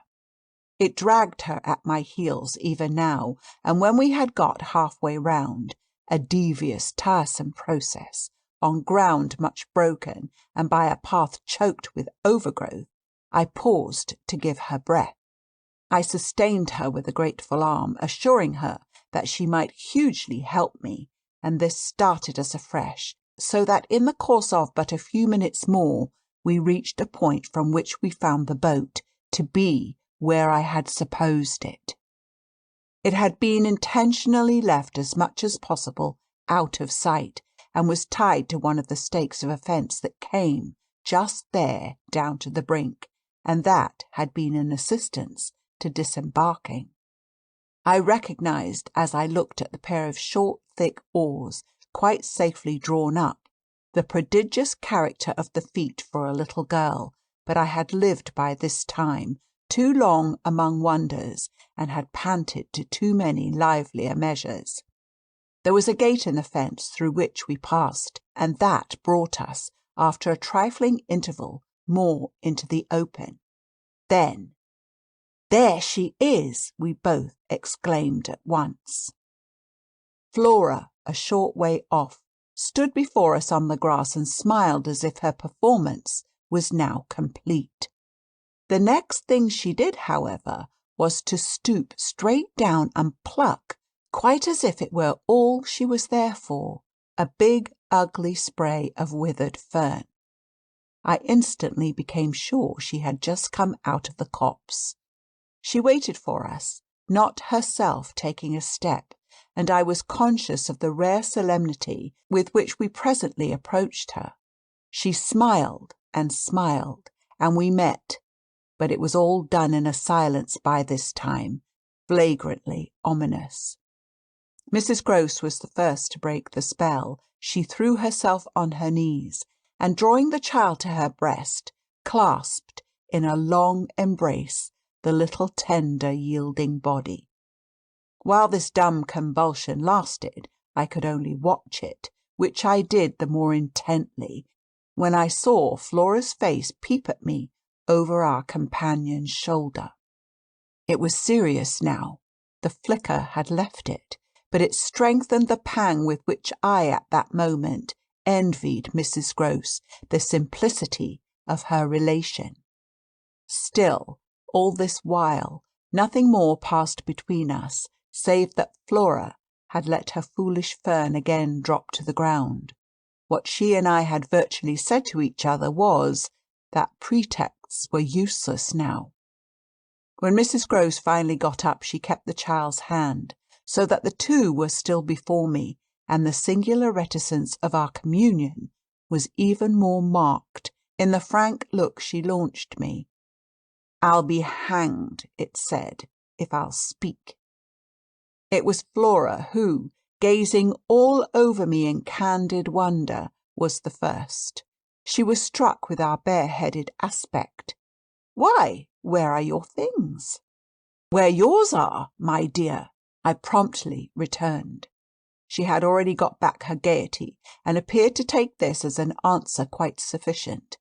"And where's Miles?" she went on. There was something in the small valour of it that quite finished me. These 3 words from her were, in a flash, like the glitter of a drawn blade, the jostle of the cup that my hand for weeks and weeks had held high and full to the brim, that now, even before speaking, I felt overflow in a deluge. "I'll tell you if you'll tell me," I heard myself say, then heard the tremor in it, which it broke. "Well, what?" Mrs. Grose's suspense blazed at me, but it was too late now, and I brought the thing out handsomely. "Where, my pet, is Miss Jessel?" End of chapter 19. Chapter 20. Just as in the churchyard with Miles, the whole thing was upon us. Much as I had made of the fact that this name had never once, between us, been sounded, the quick, smitten glare with which the child's face now received it fairly likened my breach of the silence to the smash of a pane of glass. It added to the interposing cry, as if to stay the blow, that Mrs. Grose at the same instant uttered over my violence, the shriek of a creature scared, or rather wounded, which in turn, within a few seconds, was completed by a gasp of my own. I seized my colleague's arm. "She's there! She's there!" Miss Jessel stood before us on the opposite bank, exactly as she had stood the other time, and I remember, strangely, as the first feeling now produced in me, my thrill of joy at having brought on a proof. She was there, and I was justified. She was there, and I was neither cruel nor mad. She was there for poor, scared Mrs. Grose, but she was there most for Flora, and no moment of my monstrous time was perhaps so extraordinary as that in which I consciously threw out to her, with the sense that, pale and ravenous demon as she was, she would catch and understand it, an inarticulate message of gratitude. She rose erect on the spot my friend and I had lately quitted, and there was not, in all the long reach of her desire, an inch of her evil that fell short. This first vividness of vision and emotion were things of a few seconds, during which Mrs. Grose's dazed blink across to where I pointed struck me as a sovereign sign that she too at last saw, just as it carried my own eyes precipitately to the child. The revelation then of the manner in which Flora was affected startled me in truth far more than it would have done to find her also merely agitated, for direct dismay was of course not what I had expected. Prepared and on her guard as our pursuit had actually made her, she would repress every betrayal, and I was therefore shaken on the spot by my first glimpse of the particular one for which I had not allowed. To see her, without a convulsion of her small pink face, not even feign to glance in the direction of the prodigy I announced, but only, instead of that, turn at me an expression of hard, still gravity, an expression absolutely new and unprecedented, and that appeared to read and accuse and judge me. This was a stroke that somehow converted the little girl herself into the very presence that could make me quail. I quailed, even though my certitude that she thoroughly saw was never greater than at that instant, and in the immediate need to defend myself, I called it passionately to witness. "She's there, you little unhappy thing. There, and you see her as well as you see me."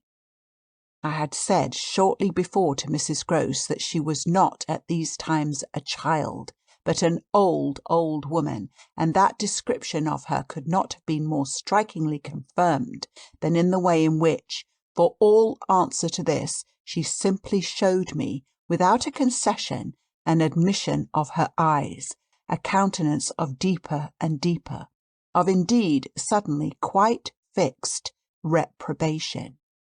I was by this time, if I can put the whole thing at all together, more appalled at what I may properly call her manner than at anything else, though it was simultaneously with this that I became aware of having Mrs. Grose also, and very formidably, to reckon with. My elder companion the next moment, at any rate, blotted out everything but her own flushed face and her loud, shocked protest. A burst of high disapproval. "What a dreadful turn, to be sure, miss! Where on earth do you see anything?" I could only grasp her more quickly yet, for even while she spoke, the hideous plain presence stood undimmed and undaunted. It had already lasted a minute, and it lasted while I continued, seizing my colleague, quite thrusting her at it, and presenting her to it, to insist with my pointing hand. "You don't see her exactly as we see? You mean to say you don't now? Now? She's as big as a blazing fire. Only look, dearest woman, look." She looked, even as I did, and gave me, with her deep groan of negation, repulsion, compassion, the mixture with her pity of her relief at her exemption, a sense, touching to me even then, that she would have backed me up if she could.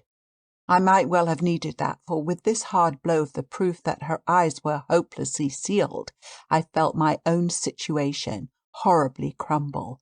I saw my livid predecessor press from her position on my defeat, and I was conscious, more than all, of what I should have from this instant to deal with in the astounding little attitude of Flora. Into this attitude Mrs. Grose immediately and violently entered, breaking, even while there pierced through my sense of ruin a prodigious private triumph, into breathless reassurance. "She isn't there, little lady, and nobody's there, and you never see nothing, my sweet. How can poor Miss Jessel, when poor Miss Jessel's dead and buried? We know, don't we, love?" And she appealed, blundering in to the child. "It's all a mere mistake and a worry and a joke, and we'll go home as fast as we can." Our companion on this had responded with a strange quick primness of propriety, and they were again with Mrs. Grose on her feet, united, as it were, in pained opposition to me. Flora continued to fix me with her small mask of reprobation, and even at that minute I prayed God to forgive me for seeming to see that, as she stood there holding tight to our friend's dress, her incomparable childish beauty had suddenly failed, had quite vanished. I've said it already. She was hideously hard. She had turned common and almost ugly. "I don't know what you mean. I see nobody. I see nothing. I never have. I think you're cruel. I don't like you." Then after this deliverance, which might have been that of a vulgarly pert little girl in the street, she hugged Mrs. Grose more closely and buried in her skirts the dreadful little face. In this position she produced an almost furious wail. "Take me away! Take me away! Oh, take me away from her!" "From me!" I panted. From you!" she cried. Even Mrs. Gross looked across at me dismayed, while I had nothing to do but communicate again with the figure that, on the opposite bank, without a movement, as rigidly still as if catching, beyond the interval, our voices, was as vividly there for my disaster as it was not there for my service. The wretched child had spoken exactly as if she had got from some outside source each of her stabbing little words, and I could therefore, in the full despair of all I had to accept, but sadly shake my head at her. If I had ever doubted, all my doubt would at present have gone. I've been living with the miserable truth, and now it has only too much closed round me. Of course I've lost you. I've interfered, and you've seen, under her dictation, with which I faced over the pool again, our infernal witness. The easy and perfect way to meet it. I've done my best, but I've lost you. Goodbye. For Mrs. Gross I had an imperative, an almost frantic, go, go, before which, in infinite distress, but mutely possessed of the little girl and clearly convinced, in spite of her blindness, that something awful had occurred, and some collapse engulfed us, she retreated, by the way we had come, as fast as she could move. Of what first happened when I was left alone I had no subsequent memory. I only knew that at the end of, I suppose, a quarter of an hour, an odorous dampness and roughness, chilling and piercing my trouble, had made me understand that I must have thrown myself on my face on the ground, and given way to a wildness of grief. I must have lain there long and cried and sobbed, for when I raised my head, the day was almost done. I got up and looked a moment through the twilight at the grey pool and its blank, haunted edge, and then I took, back to the house, my dreary and difficult course. When I reached the gate in the fence, the boat, to my surprise, was gone, so that I had a fresh reflection to make on Flora's extraordinary command of the situation. She passed that night by the most tacit, and I should add, were not the words so grotesque a false note, the happiest of arrangements with Mrs. Gross. I saw neither of them on my return, but, on the other hand, as by an ambiguous compensation, I saw a great deal of Miles. I saw, I can use no other phrase, so much of him that it was as if it were more than it had ever been. No evening I had passed at Bly had the portentous quality of this one, in spite of which, and in spite also of the deeper depths of consternation that had opened beneath my feet, there was literally in the ebbing actual an extraordinarily sweet sadness. On reaching the house I had never so much as looked for the boy. I had simply gone straight to my room to change what I was wearing, and to take in at a glance much material testimony to Flora's rupture. Her little belongings had all been removed.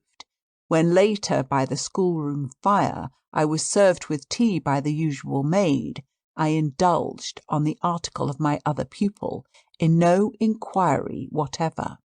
He had his freedom now. He might have it to the end. Well, he did have it, and it consisted, in part at least, of his coming in at about 8 o'clock and sitting down with me in silence. On the removal of the tea things I had blown out the candles and drawn my chair closer. I was conscious of a mortal coldness, and felt as if I should never again be warm. So when he appeared, I was sitting in the glow with my thoughts. He paused a moment by the door, as if to look at me, then, as if to share them, came to the other side of the hearth and sank into a chair. We sat there in absolute stillness, yet he wanted, I felt, to be with me. End of chapter 20. Chapter 21.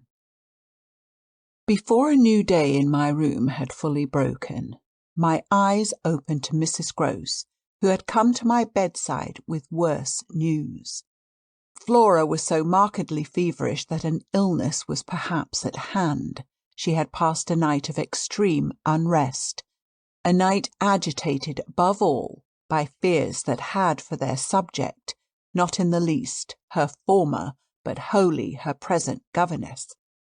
It was not against the possible re-entrance of Miss Jessel on the scene that she protested. It was conspicuously and passionately against mine. I was promptly on my feet, of course, with an immense deal to ask, the more that my friend had discernibly now girded her loins to meet me once more. This I felt as soon as I had put to her the question of her sense of the child's sincerity as against my own. She persists in denying to you that she saw or has ever seen anything? My visitor's trouble truly was great. Ah, miss, it isn't a matter on which I can push her, yet it isn't either, I must say, as if I much needed to. It has made her, every inch of her, quite old. Oh, I see her perfectly from here. She resents, for all the world like some high little personage, the imputation on her truthfulness, and, as it were, her respectability. Miss Jessel, indeed. She! Ah, she's respectable, the chit. The impression she gave me there yesterday was, I assure you, the very strangest of all. It was quite beyond any of the others. I did put my foot in it. She'll never speak to me again. Hideous and obscure as it all was, it held Mrs. Grose briefly silent. Then she granted my point with a frankness which, I made sure, had more behind it. I think indeed, miss, she never will. She do have a grand manner about it. And that manner, I summed it up, is practically what's the matter with her now. Oh, that manner I could see in my visitor's face, and not a little else besides. She asks me every 3 minutes if I think you're coming in. I see. I too, on my side, had so much more than worked it out. Has she said to you since yesterday, except to repudiate her familiarity with anything so dreadful, a single other word about Miss Jessel? Not one, miss, and of course you know, my friend added, I took it from her by the lake, that just then and there at least, there was nobody. Rather, and naturally you take it from her still. I don't contradict her. What else can I do? Nothing in the world. You're the cleverest little person to deal with. They've made them, their two friends, I mean, still cleverer even than nature did, for it was wondrous material to play on. Flora has now her grievance, and she'll work it to the end. Yes, miss, but to what end? Why, that of dealing with me to her uncle. She'll make me out to him the lowest creature. I winced at the fair show of the scene in Mrs. Grose's face. She looked for a minute as if she sharply saw them together. And him who thinks so well of you. He has an odd way, it comes over me now, I laughed, of proving it. But that doesn't matter. What Flora wants, of course, is to get rid of me. My companion bravely concurred. Never again to so much as look at you. So that's what you've come to me now for, I asked, is to speed me on my way? Before she had time to reply, however, I had her in check. I've a better idea the result of my reflections. My going would seem the right thing, and on Sunday I was terribly near it. Yet that won't do. It's you who must go. You must take Flora. My visitor at this did speculate. But where in the world? Away from here, away from them. Away, even, most of all now, from me, straight to her uncle. Only to tell on you? No, not only. To leave me, in addition, with my remedy. She was still vague. And what is your remedy? Your loyalty, to begin with, and then Miles's. She looked at me hard. Do you think he won't, if he has the chance, turn on me? Yes, I venture still to think it. At all events, I want to try. Get off with his sister as soon as possible, and leave me with him alone. I was amazed myself at the spirit I had still in reserve, and therefore, perhaps, a trifle the more disconcerted at the way in which, in spite of this fine example of it, she hesitated. There's one thing, of course, I went on. They mustn't, before she goes, see each other for 3 seconds. Then it came over me that, in spite of Flora's presumable sequestration from the instant of her return from the pool, it might already be too late. Do you mean, I anxiously asked, that they have met? At this she quite flushed. Ah, miss, I'm not such a fool as that. If I've been obliged to leave her 3 or 4 minutes, it has been each time with one of the maids, and at present, though she's alone, she's locked in safe, and yet, there were too many things. And yet what? Well, are you so sure of the little gentleman? I'm not sure of anything but you, but I have, since last evening, a new hope. I think he wants to give me an opening. I do believe that, poor little exquisite wretch, he wants to speak. Last evening in the firelight and the silence he sat with me for 2 hours, as if it were just coming. Mrs. Grose looked hard through the window at the grey gathering day. And did it come? No, though I waited and waited, I confess it didn't, and it was without a breach of the silence or so much as a faint allusion to his sister's condition and absence that we at last kissed for good night. All the same, I continued, I can't, if her uncle sees her, consent to his seeing her brother without my having given the boy, and most of all because things have got so bad, a little more time. My friend appeared on this ground more reluctant than I could quite understand. What do you mean by more time? Well, a day or 2, really, to bring it out. He'll then be on my side, of which you see the importance. If nothing comes, I shall only fail, and you will at the worst have helped me by doing, on your arrival in town, whatever you may have found possible. So I put it before her, but she continued for a little so inscrutably embarrassed that I came again to her aid. Unless, indeed, I wound up, you really want not to go. I could see it in her face at last clear itself. She put out her hand to me as a pledge. I'll go this morning. I wanted to be very just. If you should wish still to wait, I would engage she shouldn't see me. No, it's the place itself. She must leave it. She held me a moment with heavy eyes, then brought out the rest. Your idea's the right one. I myself, miss. Well, I can't stay. The look she gave me with it made me jump at possibilities. You mean that, since yesterday, you have seen... She shook her head with dignity. I've heard. Heard? From that child. Horrors. There, she sighed with tragic relief. On my honour, miss, she says things. But at this evocation she broke down. She dropped with a sudden sob upon my sofa, and, as I have seen her do before, gave way to all the grief of it. It was quite in another manner that I, for my part, let myself go. Oh, thank God! She sprang up again at this, drying her eyes with a groan. Thank God? It so justifies me. It does that, miss. I couldn't have desired more emphasis, but I just hesitated. She's so horrible? I saw my colleague scarce knew how to put it. Really shocking. And about me? About you, miss, since you must have it. It's beyond everything. For a young lady, and I can't think wherever she must have picked up the appalling language she applied to me. I can then. I broke in with a laugh that was doubtless significant enough. It only, in truth, left my friend still more grave. Well, perhaps I ought to also, since I've heard some of it before. Yet I can't bear it. The poor woman went on while, with the same movement, she glanced on my dressing table at the face of my watch.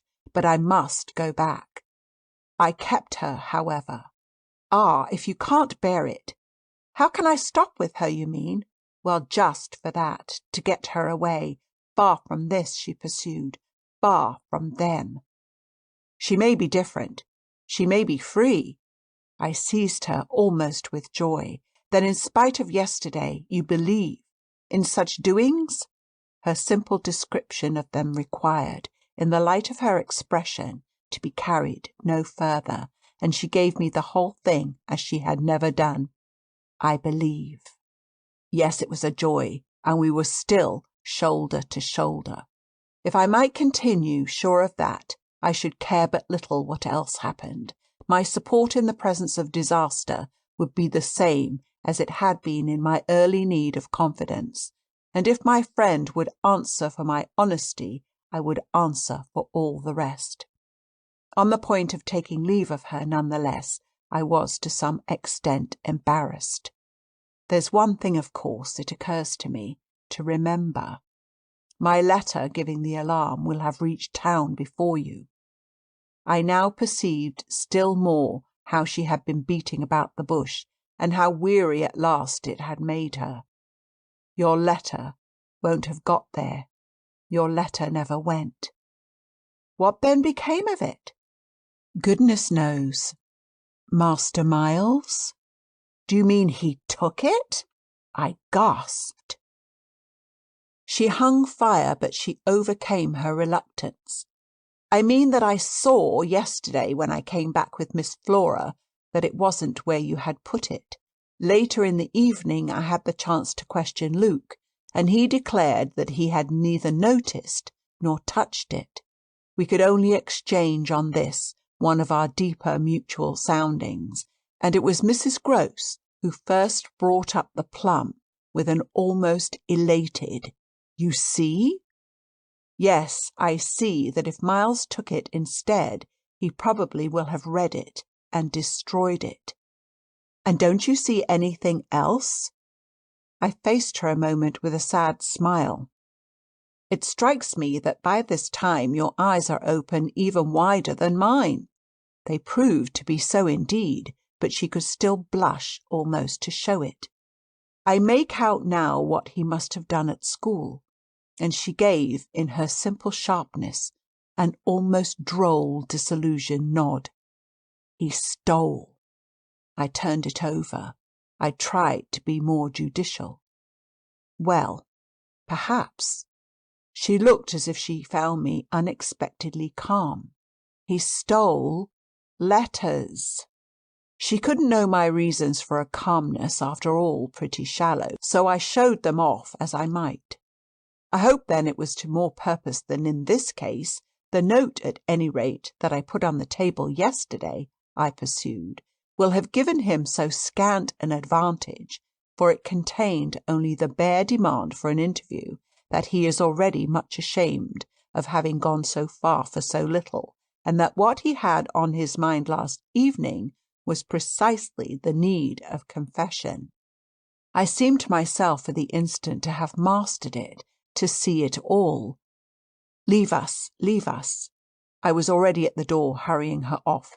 I'll get it out of him. He'll meet me. He'll confess. If he confesses, he's saved. And if he's saved, then you are. The dear woman kissed me on this, and I took her farewell. I'll save you without him, she cried as she went.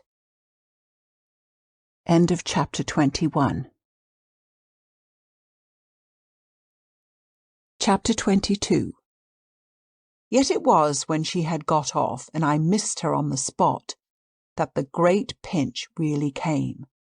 If I had counted on what it would give me to find myself alone with Miles, I speedily perceived, at least, that it would give me a measure. No hour of my stay, in fact, was so assailed with apprehensions as that of my coming down to learn that the carriage containing Mrs. Gross and my younger pupil had already rolled out of the gates. Now I said to myself, face to face with the elements, and for much of the rest of the day, while I fought my weakness, I could consider that I had been supremely rash.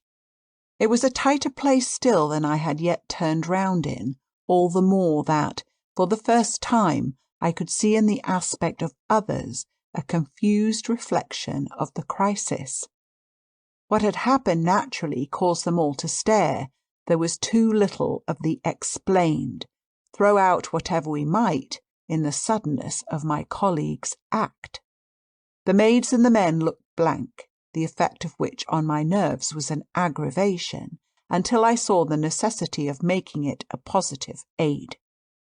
It was precisely, in short, by just clutching the helm that I avoided total wreck, and I dare say that, to bear up at all, I became that morning very grand and very dry. I welcomed the consciousness that I was charged with much to do, and I caused it to be known as well that, left thus to myself, I was quite remarkably firm. I wandered with that manner for the next hour or two all over the place, and looked, I have no doubt, as if I were ready for any onset. So, for the benefit of whom it might concern, I paraded with a sick heart. The person it appeared least to concern proved to be till dinner little Miles himself. My perambulations had given me meanwhile no glimpse of him, but they had tended to make more public the change taking place in our relation as a consequence of his having at the piano the day before kept me, in Flora's interest, so beguiled and befooled. The stamp of publicity had, of course, been fully given by her confinement and departure, and the change itself was now ushered in by our non-observance of the regular custom of the schoolroom. He had already disappeared when, on my way down, I pushed open his door, and I learned below that he had breakfasted in the presence of a couple of the maids with Mrs. Gross and his sister. He had then gone out, as he said, for a stroll, than which nothing, I reflected, could better have expressed his frank view of the abrupt transformation of my office. What he would not permit this office to consist of was yet to be settled. There was a queer relief at all events, I mean for myself in especial, in the renouncement of one's pretension. If so much had sprung to the surface, I scarce put it too strongly in saying that what had perhaps sprung highest was the absurdity of our prolonging the fiction that I had anything more to teach him. It sufficiently struck out that, by tacit little tricks, in which even more than myself he carried out the care for my dignity, I had had to appeal to him to let me off straining to meet him on the ground of his true capacity.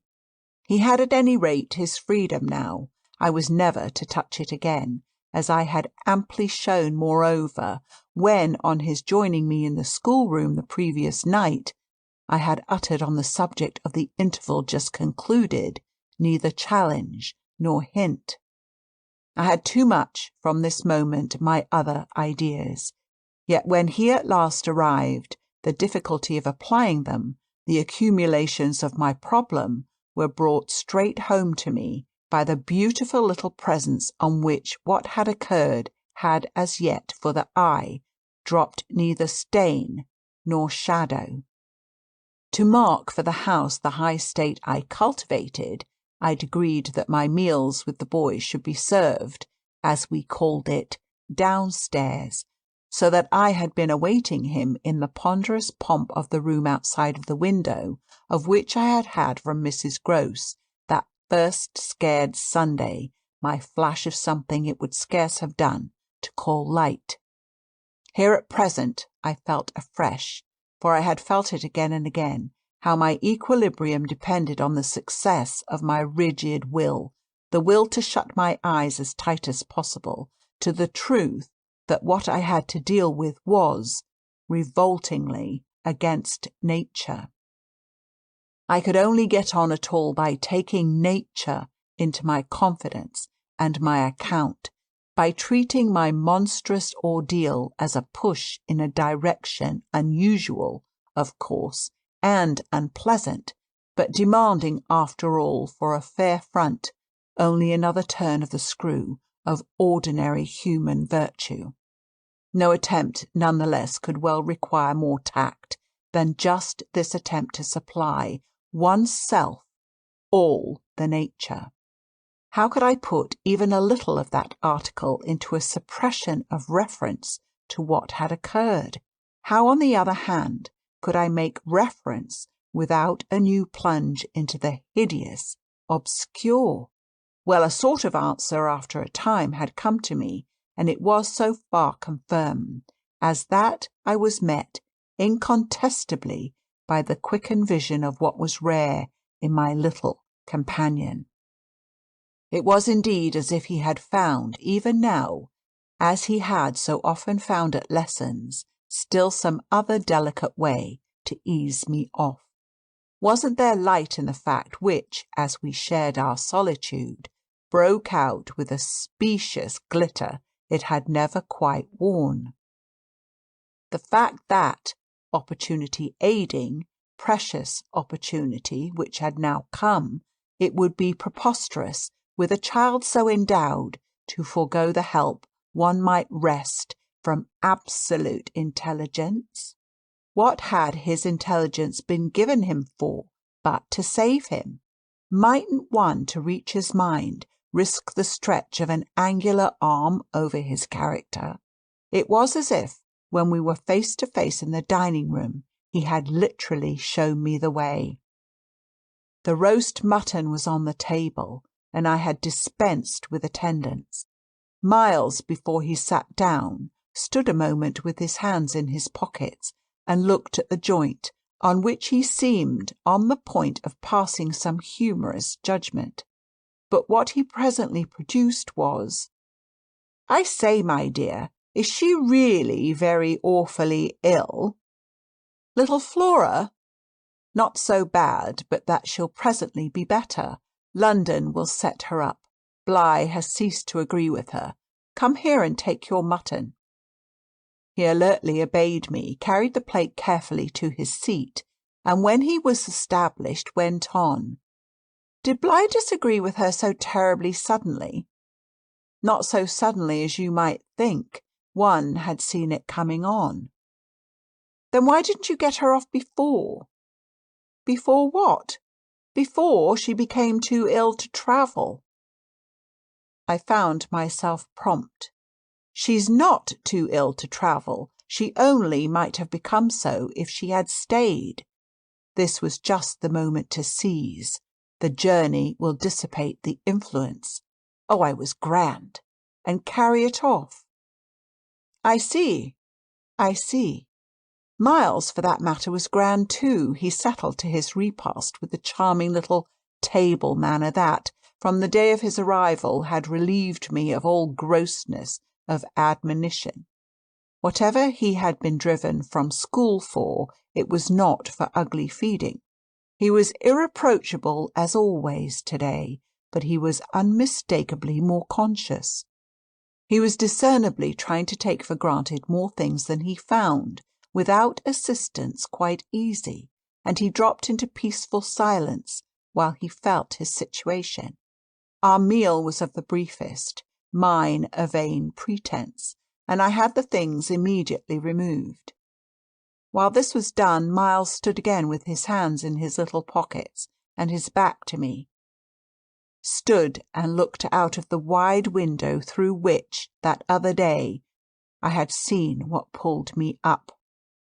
We continued silent while the maid was with us, as silent, it whimsically occurred to me, as some young couple who, on their wedding journey at the inn, feel shy in the presence of the waiter. He turned round only when the waiter had left us. Well, so we're alone. End of chapter 22. Chapter 23. Oh, more or less. I fancy my smile was pale. Not absolutely. We shouldn't like that, I went on. No, I suppose we shouldn't. Of course we have the others.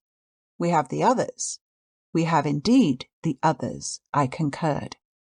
Yet even though we have them, he returned, still with his hands in his pockets and planted there in front of me, they don't much count, do they? I made the best of it, but I felt one. It depends on what you call much. Yes, with all accommodation, everything depends.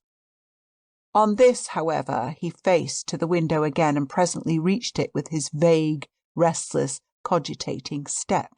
He remained there a while with his forehead against the glass, in contemplation of the stupid shrubs I knew and the dull things of November. I had always my hypocrisy of work, behind which now I gained the sofa. Steadying myself with it there as I had repeatedly done at those moments of torment that I have described as the moments of my knowing the children to be given to something from which I was barred, I sufficiently obeyed my habit of being prepared for the worst. But an extraordinary impression dropped on me as I extracted a meaning from the boy's embarrassed back, none other than the impression that I was not barred now. This inference grew in a few minutes to sharp intensity, and seemed bound up with the direct perception that it was positively he who was. The frames and squares of the great window were a kind of image, for him, of a kind of failure. I felt that I saw him, at any rate, shut in or shut out. He was admirable, but not comfortable. I took it in with a throb of hope. Wasn't he looking through the haunted pane for something he couldn't see? And wasn't it the first time in the whole business that he had known such a lapse? The very first. I found it a splendid portent. It made him anxious, though he watched himself. He had been anxious all day, and even while in his usual sweet little manner he sat at table, had needed all his small, strange genius to give it a gloss. When he at last turned round to meet me, it was almost as if this genius had succumbed. Well, I think I'm glad Bligh agrees with me. You would certainly seem to have seen, these 24 hours, a good deal more of it than for some time before, I hope, I went on bravely, that you've been enjoying yourself. Oh, yes, I've been ever so far, all round about, miles and miles away. I've never been so free. Had he really a manner of his own, and I could only try to keep up with him? Well, do you like it? He stood there smiling. Then at last he put into 2 words, "Do you?" More discrimination than I had ever heard 2 words contain. Before I had time to deal with that, however, he continued, as if with the sense that this was an impertinence to be softened. Nothing could be more charming than the way you take it, for of course if we're alone together, now it's you that are alone most, but I hope, he threw in, you don't particularly mind. Having to do with you? I asked. My dear child, how can I help minding? Though I've renounced all claim to your company, you're so beyond me, I at least greatly enjoy it. What else should I stay on for? He looked at me more directly, and the expression of his face, graver now, struck me as the most beautiful I had ever found in it. You stay on just for that? Certainly. I stay on as your friend, and from the tremendous interest I take in you, till something can be done for you that may be more worth your while. That needn't surprise you. My voice trembled so that I felt it impossible to suppress the shake. Don't you remember how I told you when I came and sat on your bed the night of the storm that there was nothing in the world I wouldn't do for you? Yes, yes. He, on his side, more and more visibly nervous, had a tone to master but he was so much more successful than I that, laughing out through his gravity, he could pretend we were pleasantly jesting. Only that, I think, was to get me to do something for you. It was partly to get you to do something, I conceded. But you know you didn't do it. Oh, yes, he said with the brightest superficial eagerness. You wanted me to tell you something. That's it. Out. Straight out. What you have on your mind, you know. Ah, then is that what you stayed over for? He spoke with a gaiety through which I could still catch the finest little quiver of resentful passion, but I can't begin to express the effect upon me of an implication of surrender, even so faint. It was as if what I had yearned for had come at last only to astonish me.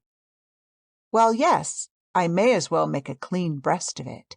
It was precisely for that. He waited so long that I supposed it for the purpose of repudiating the assumption on which my action had been founded. But what he finally said was, Do you mean now? Here? There couldn't be a better place or time. He looked round him uneasily, and I had the rare, the queer impression of the very first symptom I had seen in him of the approach of immediate fear. It was as if he were suddenly afraid of me, which struck me indeed as perhaps the best thing to make him. Yet in the very pang of the effort I felt it vain to try sternness, and I heard myself the next instant so gentle as to be almost grotesque. You want so to go out again? Awfully. He smiled at me heroically, and the touching little bravery of it was enhanced by his actually flushing with pain. He had picked up his hat, which he had brought in, and stood twirling it in a way that gave me, even as I was just nearly reaching port, a perverse horror of what I was doing. To do it in any way was an act of violence, for what did it consist of but the obtrusion of the idea of grossness and guilt on a small, helpless creature who had been for me a revelation of the possibilities of beautiful intercourse? Wasn't it base to create for a being so exquisite a mere alien awkwardness? I suppose I now read into our situation a clearness it couldn't have had at the time, for I seemed to see our poor eyes already lighted with some spark of a prevision of the anguish that was to come. So we circled about with terrors and scruples, like fighters not daring to close. But it was for each other we feared that kept us a little longer suspended and unbruised. I'll tell you everything, Miles said. I mean, I'll tell you anything you like. You'll stay on with me, and we shall both be all right, and I will tell you I will. But not now. Why not now? My insistence turned him from me and kept him once more at his window, in a silence during which, between us, you might have heard a pin drop. Then he was before me again with the air of a person for whom, outside, someone who had frankly to be reckoned with was waiting. I have to see Luke. I had not yet reduced him to quite so vulgar a lie, and I felt proportionately ashamed. But horrible as it was, his lies made up my truth. I achieved thoughtfully a few loops of my knitting. Well then, go to Luke and I'll wait for what you promise. Only, in return for that, satisfy before you leave me one very much smaller request. He looked as if he felt he had succeeded enough to be able still a little to bargain. Very much smaller? Yes, a mere fraction of the whole. Tell me. Oh, my work preoccupied me, and I was off-hand.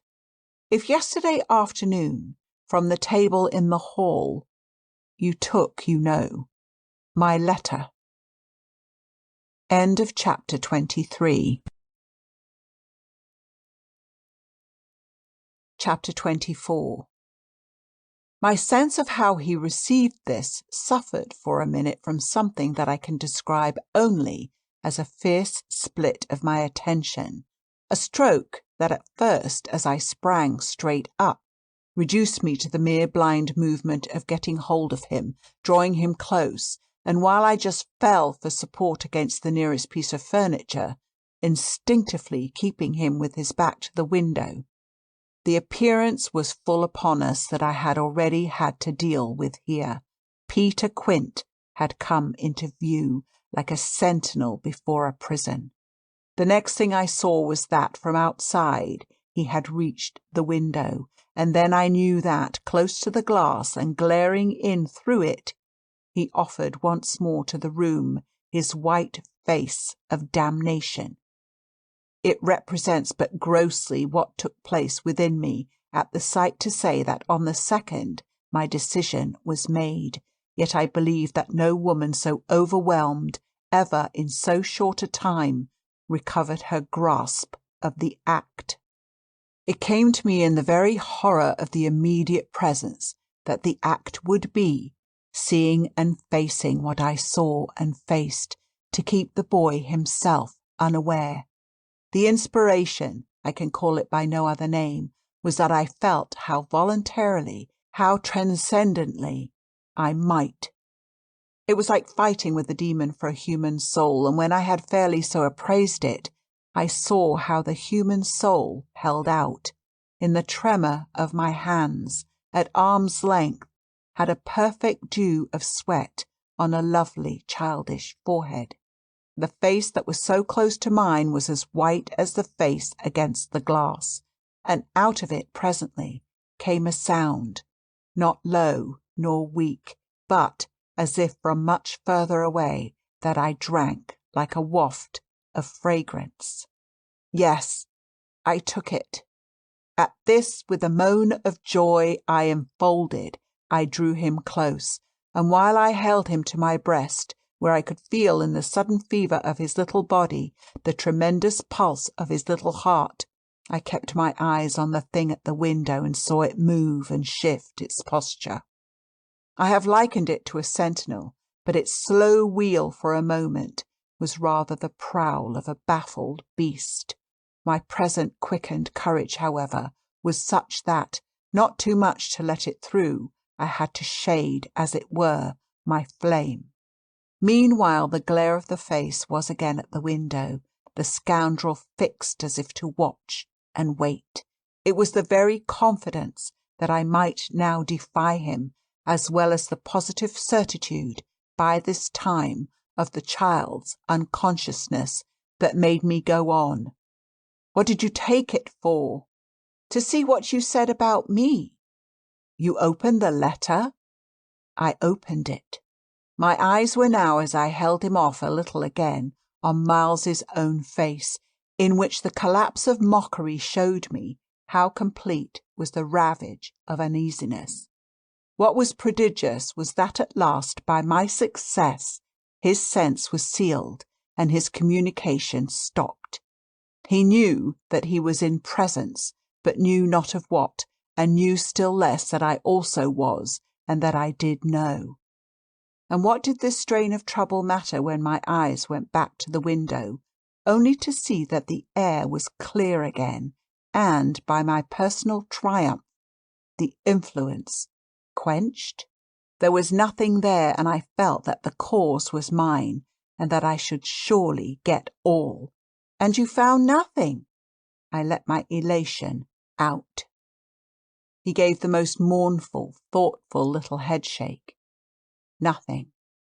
Nothing, nothing, I almost shouted in my joy.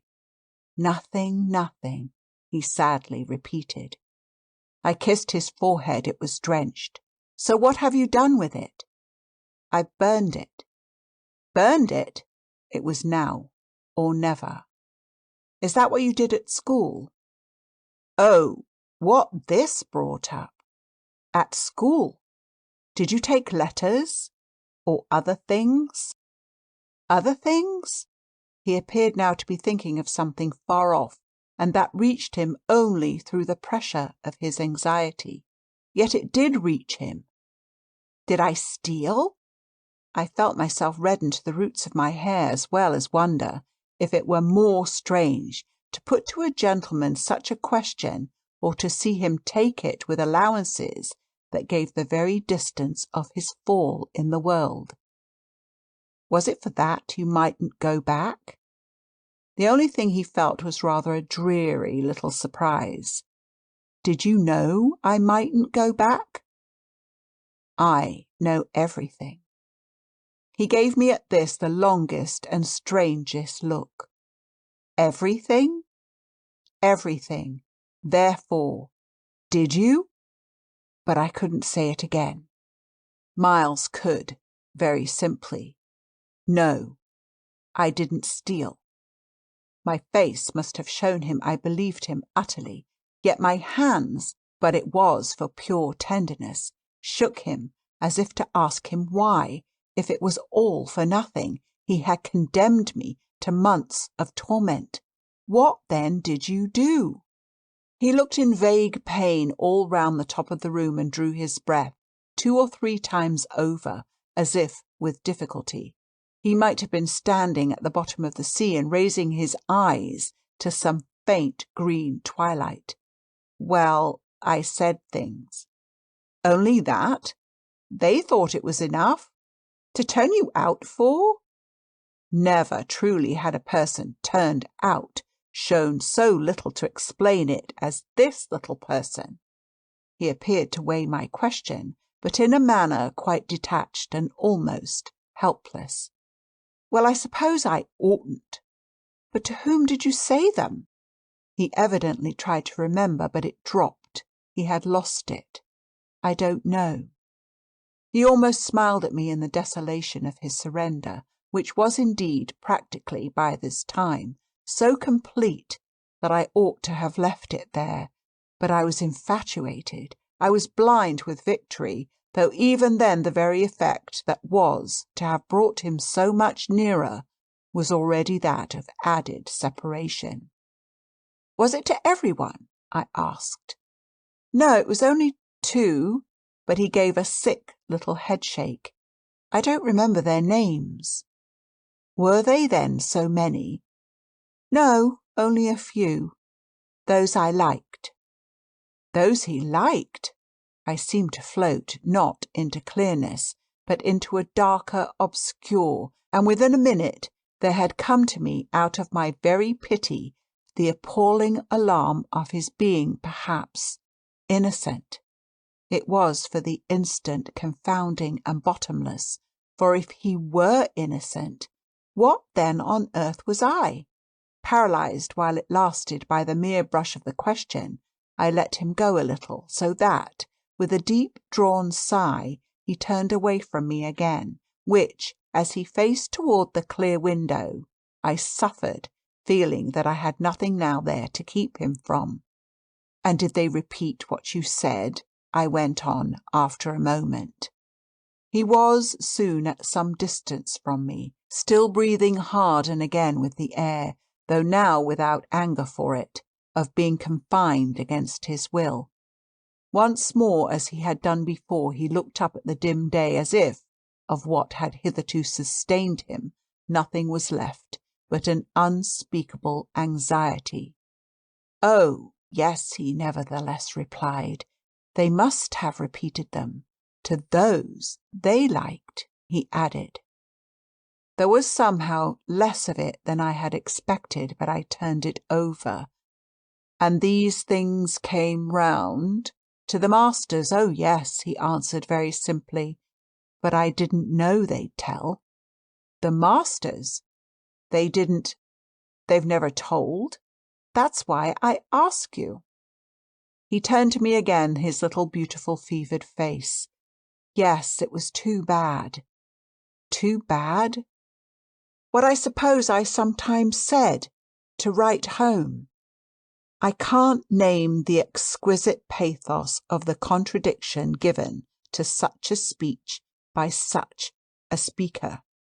I only know that the next instant I heard myself throw off with homely force, "Stuff and nonsense!" But the next after that I must have sounded stern enough. What were these things?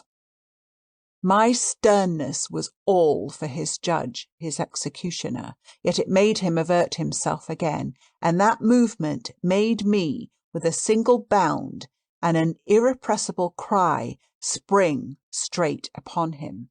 For there again against the glass, as if to blight his confession and stay his answer, was the hideous author of our woe, the white face of damnation.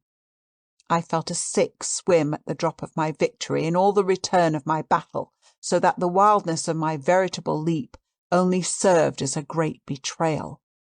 I saw him from the midst of my act meet it with a divination, and on the perception that even now he only guessed, and that the window was still to his own eyes free, I let the impulse flame up to convert the climax of his dismay into the very proof of his liberation.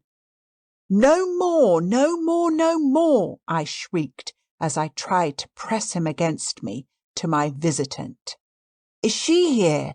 Miles panted as he caught with his sealed eyes the direction of my words. Then as his strange "she" staggered me, and with a gasp I echoed it, "Miss Jessel! Miss Jessel!" he, with a sudden fury, gave me back. I seized, stupefied, his supposition, some sequel to what we had done to Flora, but this made me only want to show him that it was better still than that. "It's not Miss Jessel, but it's at the window, straight before us. It's there, the coward horror, there for the last time." At this, after a second in which his head made the movement of a baffled dog's on a scent, and then gave a frantic little shake for air and light, he was at me in a white rage, bewildered, glaring vainly over the place and missing wholly, though it now, to my sense, filled the room like the taste of poison, the wide, overwhelming presence. "It's he!" I was so determined to have all my proof that I flashed into ice to challenge him. "Who do you mean by he?" "Peter Quint, you devil!" His face gave again, round the room, its convulsed supplication. "Where?" They are in my ears still, his supreme surrender of the name, and his tribute to my devotion. What does he matter now, my own? What will he ever matter? I have you. I launched at the beast, but he has lost you forever. Then for the demonstration of my work. "There, there," I said to Miles. But he had already jerked straight round, stared, glared again, and seen but the quiet day. With the stroke of the loss I was so proud of, he uttered the cry of a creature hurled over an abyss, and the grasp with which I recovered him might have been that of catching him in his fall. I caught him. Yes, I held him. It may be imagined with what a passion. But at the end of a minute, I began to feel what it truly was that I held. We were alone with the quiet day, and his little heart, dispossessed, had stopped. Recording by Sandra Cullum. End of The Turn of the Screw by Henry James. We hope you enjoyed tonight's sleep audiobook. If you liked this audiobook and want to listen to more, please check out our channel at Sleep Audiobooks. And if you prefer to listen to each story individually, they will also be uploaded to our secondary channel at Sleep Chapters. You can access our entire catalog of bedtime story audiobooks through our web app, which can be found at sleepaudiobooks.com. There, you will also find our suite of sleep tools, including a complimentary Better Sleep Quick Guide if you sign up to our mailing list. Links are in the description below. All likes, comments, and especially subscribing help this channel grow so that we can reach more night owls in our quest to help as many people sleep easier so they can live their lives more fully during the day. We appreciate your support, and wish you a very excellent night's sleep. This is Sleep Audiobooks.